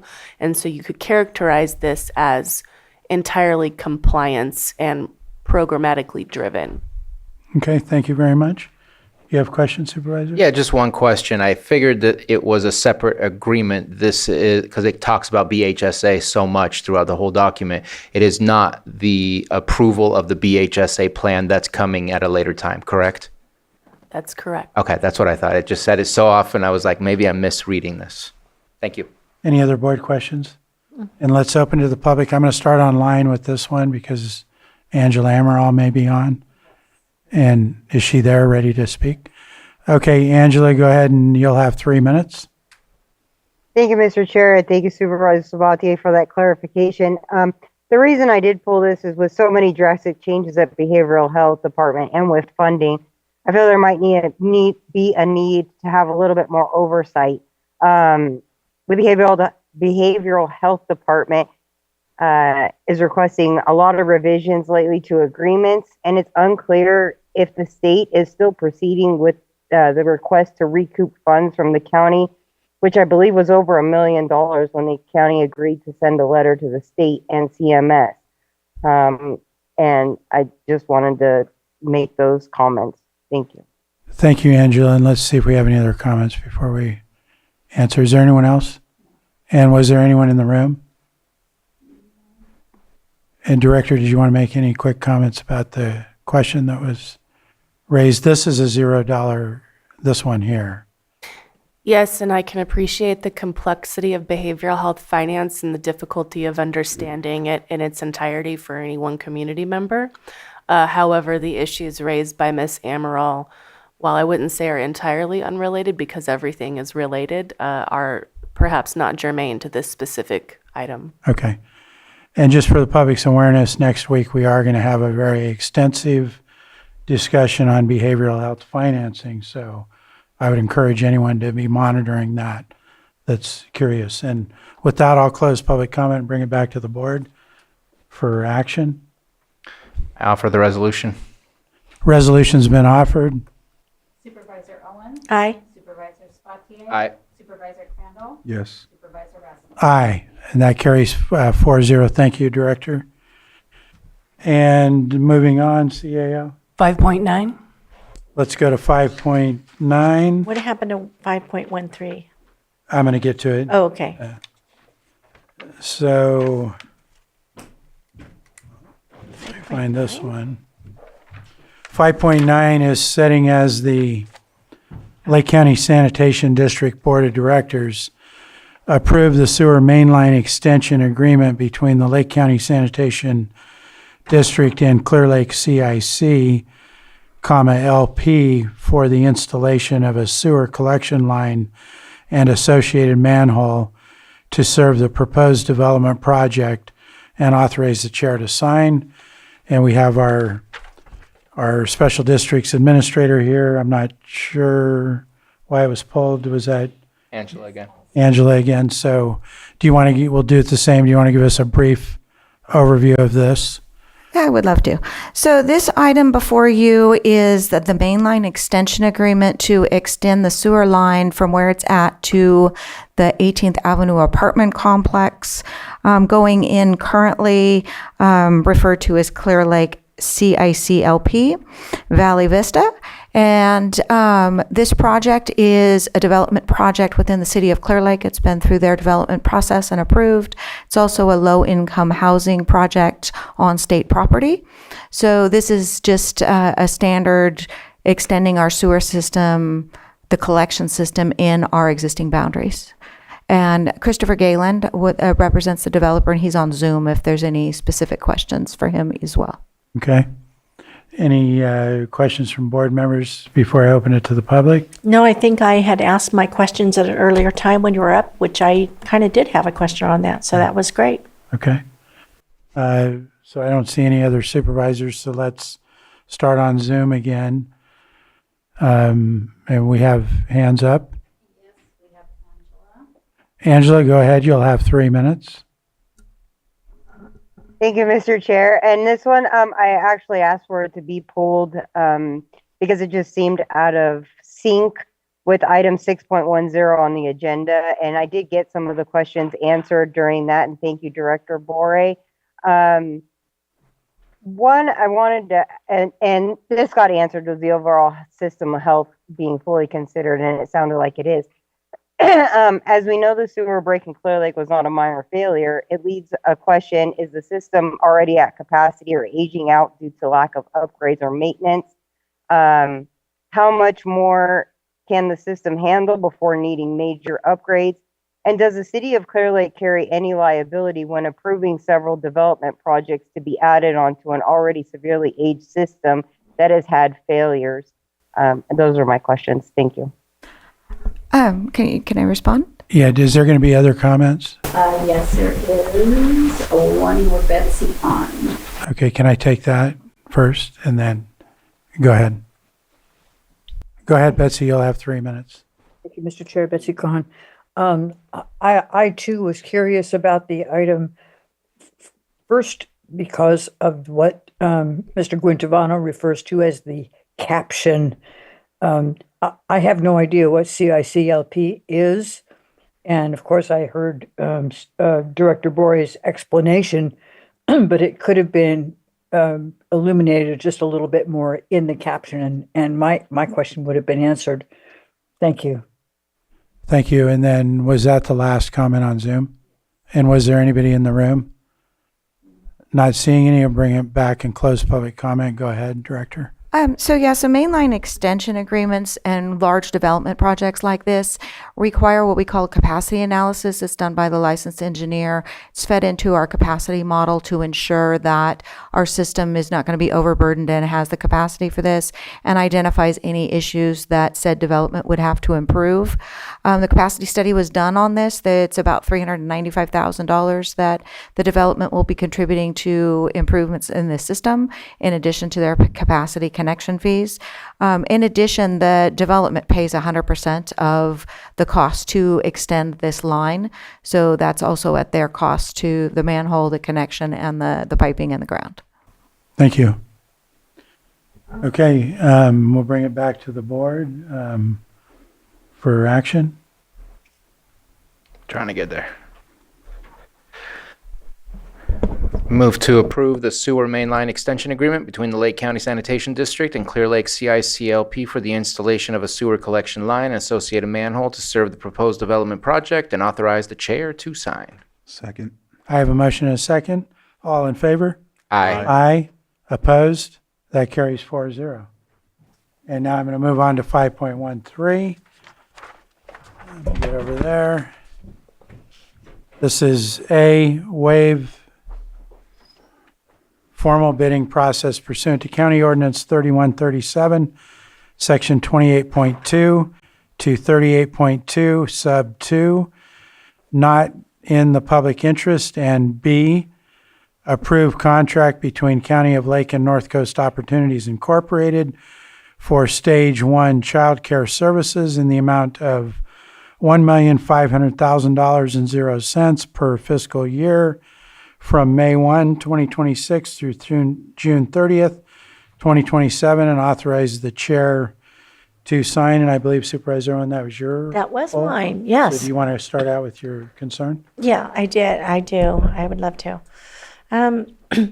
Just with it being such a large ticket amount, I was wondering about the last time it was put out to bid and why it's not important to put this out to bid. It looked like we've been going with the same people, and that there's limited perhaps people that are licensed for this. Is that the way I read it? No, they're the state selected AAP provider, so there really isn't anyone else who can provide the services they provide. Childcare is divided into little different pots. We handle Stage 1 childcare, which is fully state and federally funded, and then the state handles other types of subsidized childcare. NCO is that selected provider at the state level, so that is who we need to go with. And Okay, I did read that. It just seemed funny not to put it out to bid to see if we get better deals. So it sounds like it's really not an option to put it out to bid. It's really not an option. And there's no county or funds from my department going to pay for this. It's fully state and federally funded without a cap. And there is a cap on the amount that NCO can charge for administration and direct client services, and that is included in the contract, and it would be same for any other vendor. Okay. And then, so this really just does not go out to bid, because that was one of my other questions.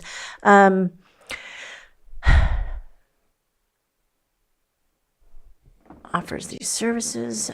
Sorry, I had several questions. You just answered a few of them. I would like to know a breakdown on the distribution and the fee funds amounts in each community for what the pockets, if that is for each of the communities, what is, and I'm not asking for this today, it's just something I would like to see, what is spent in each area. Sure, I can. How many kids are enrolled in the program in those areas, and what it works out to be per hour per child, what the actual end cost are. Okay. Yeah, I can follow up with that information. Thank you. I pulled the general, like countywide data for the month of April. We issued $102,000 just in stage one childcare to 64 childcare providers for 160 children to allow 81 families to go to work. But that's not broken down by area. So I will. Okay, yeah, I just wanted to see what it was working out per child. Also, I was wondering, one of the things I kind of missed was, is there follow-up to make sure that the kids, the parents are actually needing this program to be able to work, and are they working? Within the program requirements, yes. Everybody who is receiving these benefits has been certified as eligible within the program requirements. And then NCO also keeps another record of those certifications. So we both have that in our case files, and NCO has that in their case files as well. And what did you say, how many kids and for the month of April? For the month of April, there were 160 children and $102,000 worth. It's like $102,001.77 or something like that. So rounded 102,000. Not to be specific. Yes. Do the math on that. You have further, Supervisor? Nope, that's it. Thank Then you. we'll go to Supervisor Sabatier. Yeah, I'm glad that we pulled it because our recommended action is not, it matches probably last year's. Probably does. I did that last time. I put a item on the agenda as well. I forgot to change the recommended action. The title looked good, but because it talks about May 1st, 2025 to June 30th, 2026 for 1.1 million. So I'm glad we pulled it so we can do it the right way so you don't have to come back. Yes, I apologize for that. Thank you. But I'm ready to go. What I would do think is I've opened to the public. yeah, but I'm ready to go. What I would do is change in a motion that 38.22 is not that it's not in the public interest, that it is a unique goods and that sole source. Okay. And that worked out to be about $637.50 per child. Pretty good deal considering out of pocket if you're paying it's between 800 and 1,000. That's what I was kind of trying to get at. Okay, so before we take action, I'll open it up to the public. Is there anybody online? Yes, we have Angela Amaral online. Angela, go ahead. You'll have 3 minutes. Thank you, Mr. Chair. And I think my questions got answered with Supervisor Owen and Supervisor Sabatier's questions. And yes, that it sounds like it's more of a unique service that isn't offered anywhere else. Are there any performance reports or audits of previous contracts to see where the money was allocated to and how it was used, and if the program is performing as expected? Thank you. We have a monthly report that we audit before we issue payment every month, and we can do more in-depth audits on demand if we decide to do so. There's also a federal audit required yearly that NCO has to provide a copy of to us. Okay, is there anyone else online? No, and do we have anyone in the room that wishes to comment? Not seeing any. So I'll go ahead and close public comment and bring it back to the board. Did you want to make that? Mr. Chair, I move to waive the formal bidding process pursuant to County Code Ordinance 3137, Section 28.2, due to 38.2, Section 2, due to the unique nature of goods and services, and approve the contract between the County of Lake and North Coast Opportunities Incorporated for Stage 1 child care services in the amount of $1.5 million per fiscal year from May 1st, 2026 to June 30th, 2027, and authorize the chair to sign. I guess after a second, I do have a question because of how I just read that. Go ahead with the question. My question is, per fiscal year, but we have May 1st, 2026 to June 30th. I guess I'm It's confused. more than a fiscal year. It's Or it's Yes, that's once again, the memo doesn't match the contract. I'm so sorry. one of my contract analysts is out on leave. The term is July 1st of 26 through June 30th of 27. So doubly good that this got pulled. That is what I meant to say. Thank you for correcting. So the motion is corrected. Do we have a second? Second.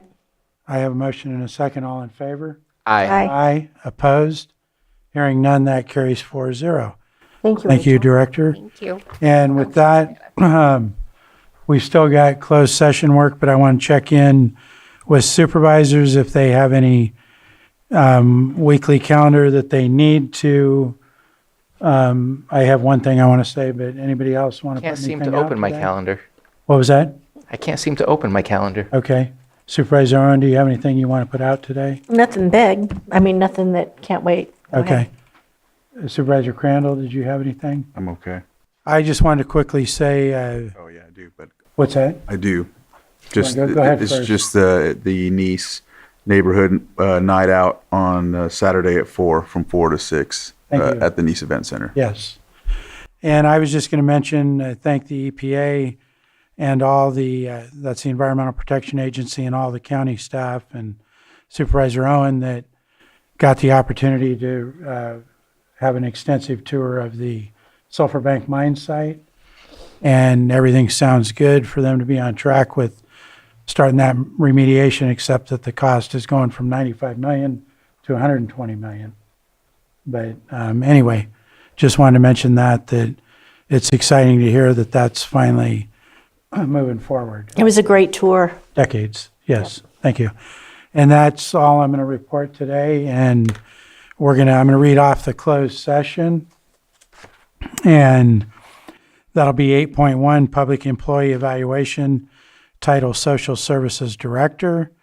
8.2, Conference with Legal Counsel, Significant Exposure to Litigation pursuant to Government Code Section 54956.9 D2 and E1 for potential cases.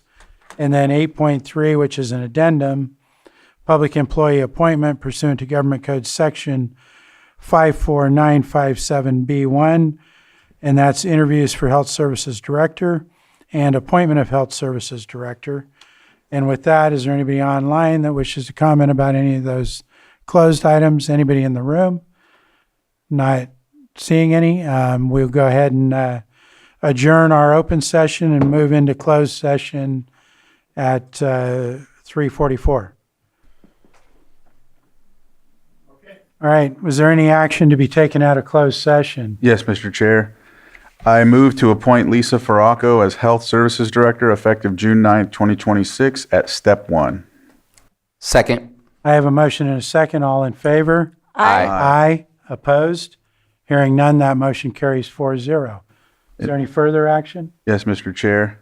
I move to approve the settlement and release agreement between the County of Lake and Robert Bernstein in the amount of $68,259 and authorize the chair to sign. Second. I have a motion and a second. All in favor? Aye. Aye. Opposed? That carries 4-0. Mr. Chair, I move to approve the non-disclosure agreement between the County of Lake and Robert Bernstein and authorize the chair to sign. Second. I have a motion and a second. All in favor? Aye. Aye. Opposed? Hearing none, that carries 4-0. Mr. Chair, I move to rescind the board's April 7, 2026 termination of Robert Bernstein. Second. I have a motion and a second. All in favor? Aye. Opposed? Hearing none, that motion carries 4-0. Lastly, Mr. Chair, I move to accept Robert Bernstein's resignation effective April 7, 2026. Second. I have a motion and a second. All in favor? Aye. Aye. Opposed? That motion carries 4-0. And that concludes our meeting today at 5:34, and we are adjourned.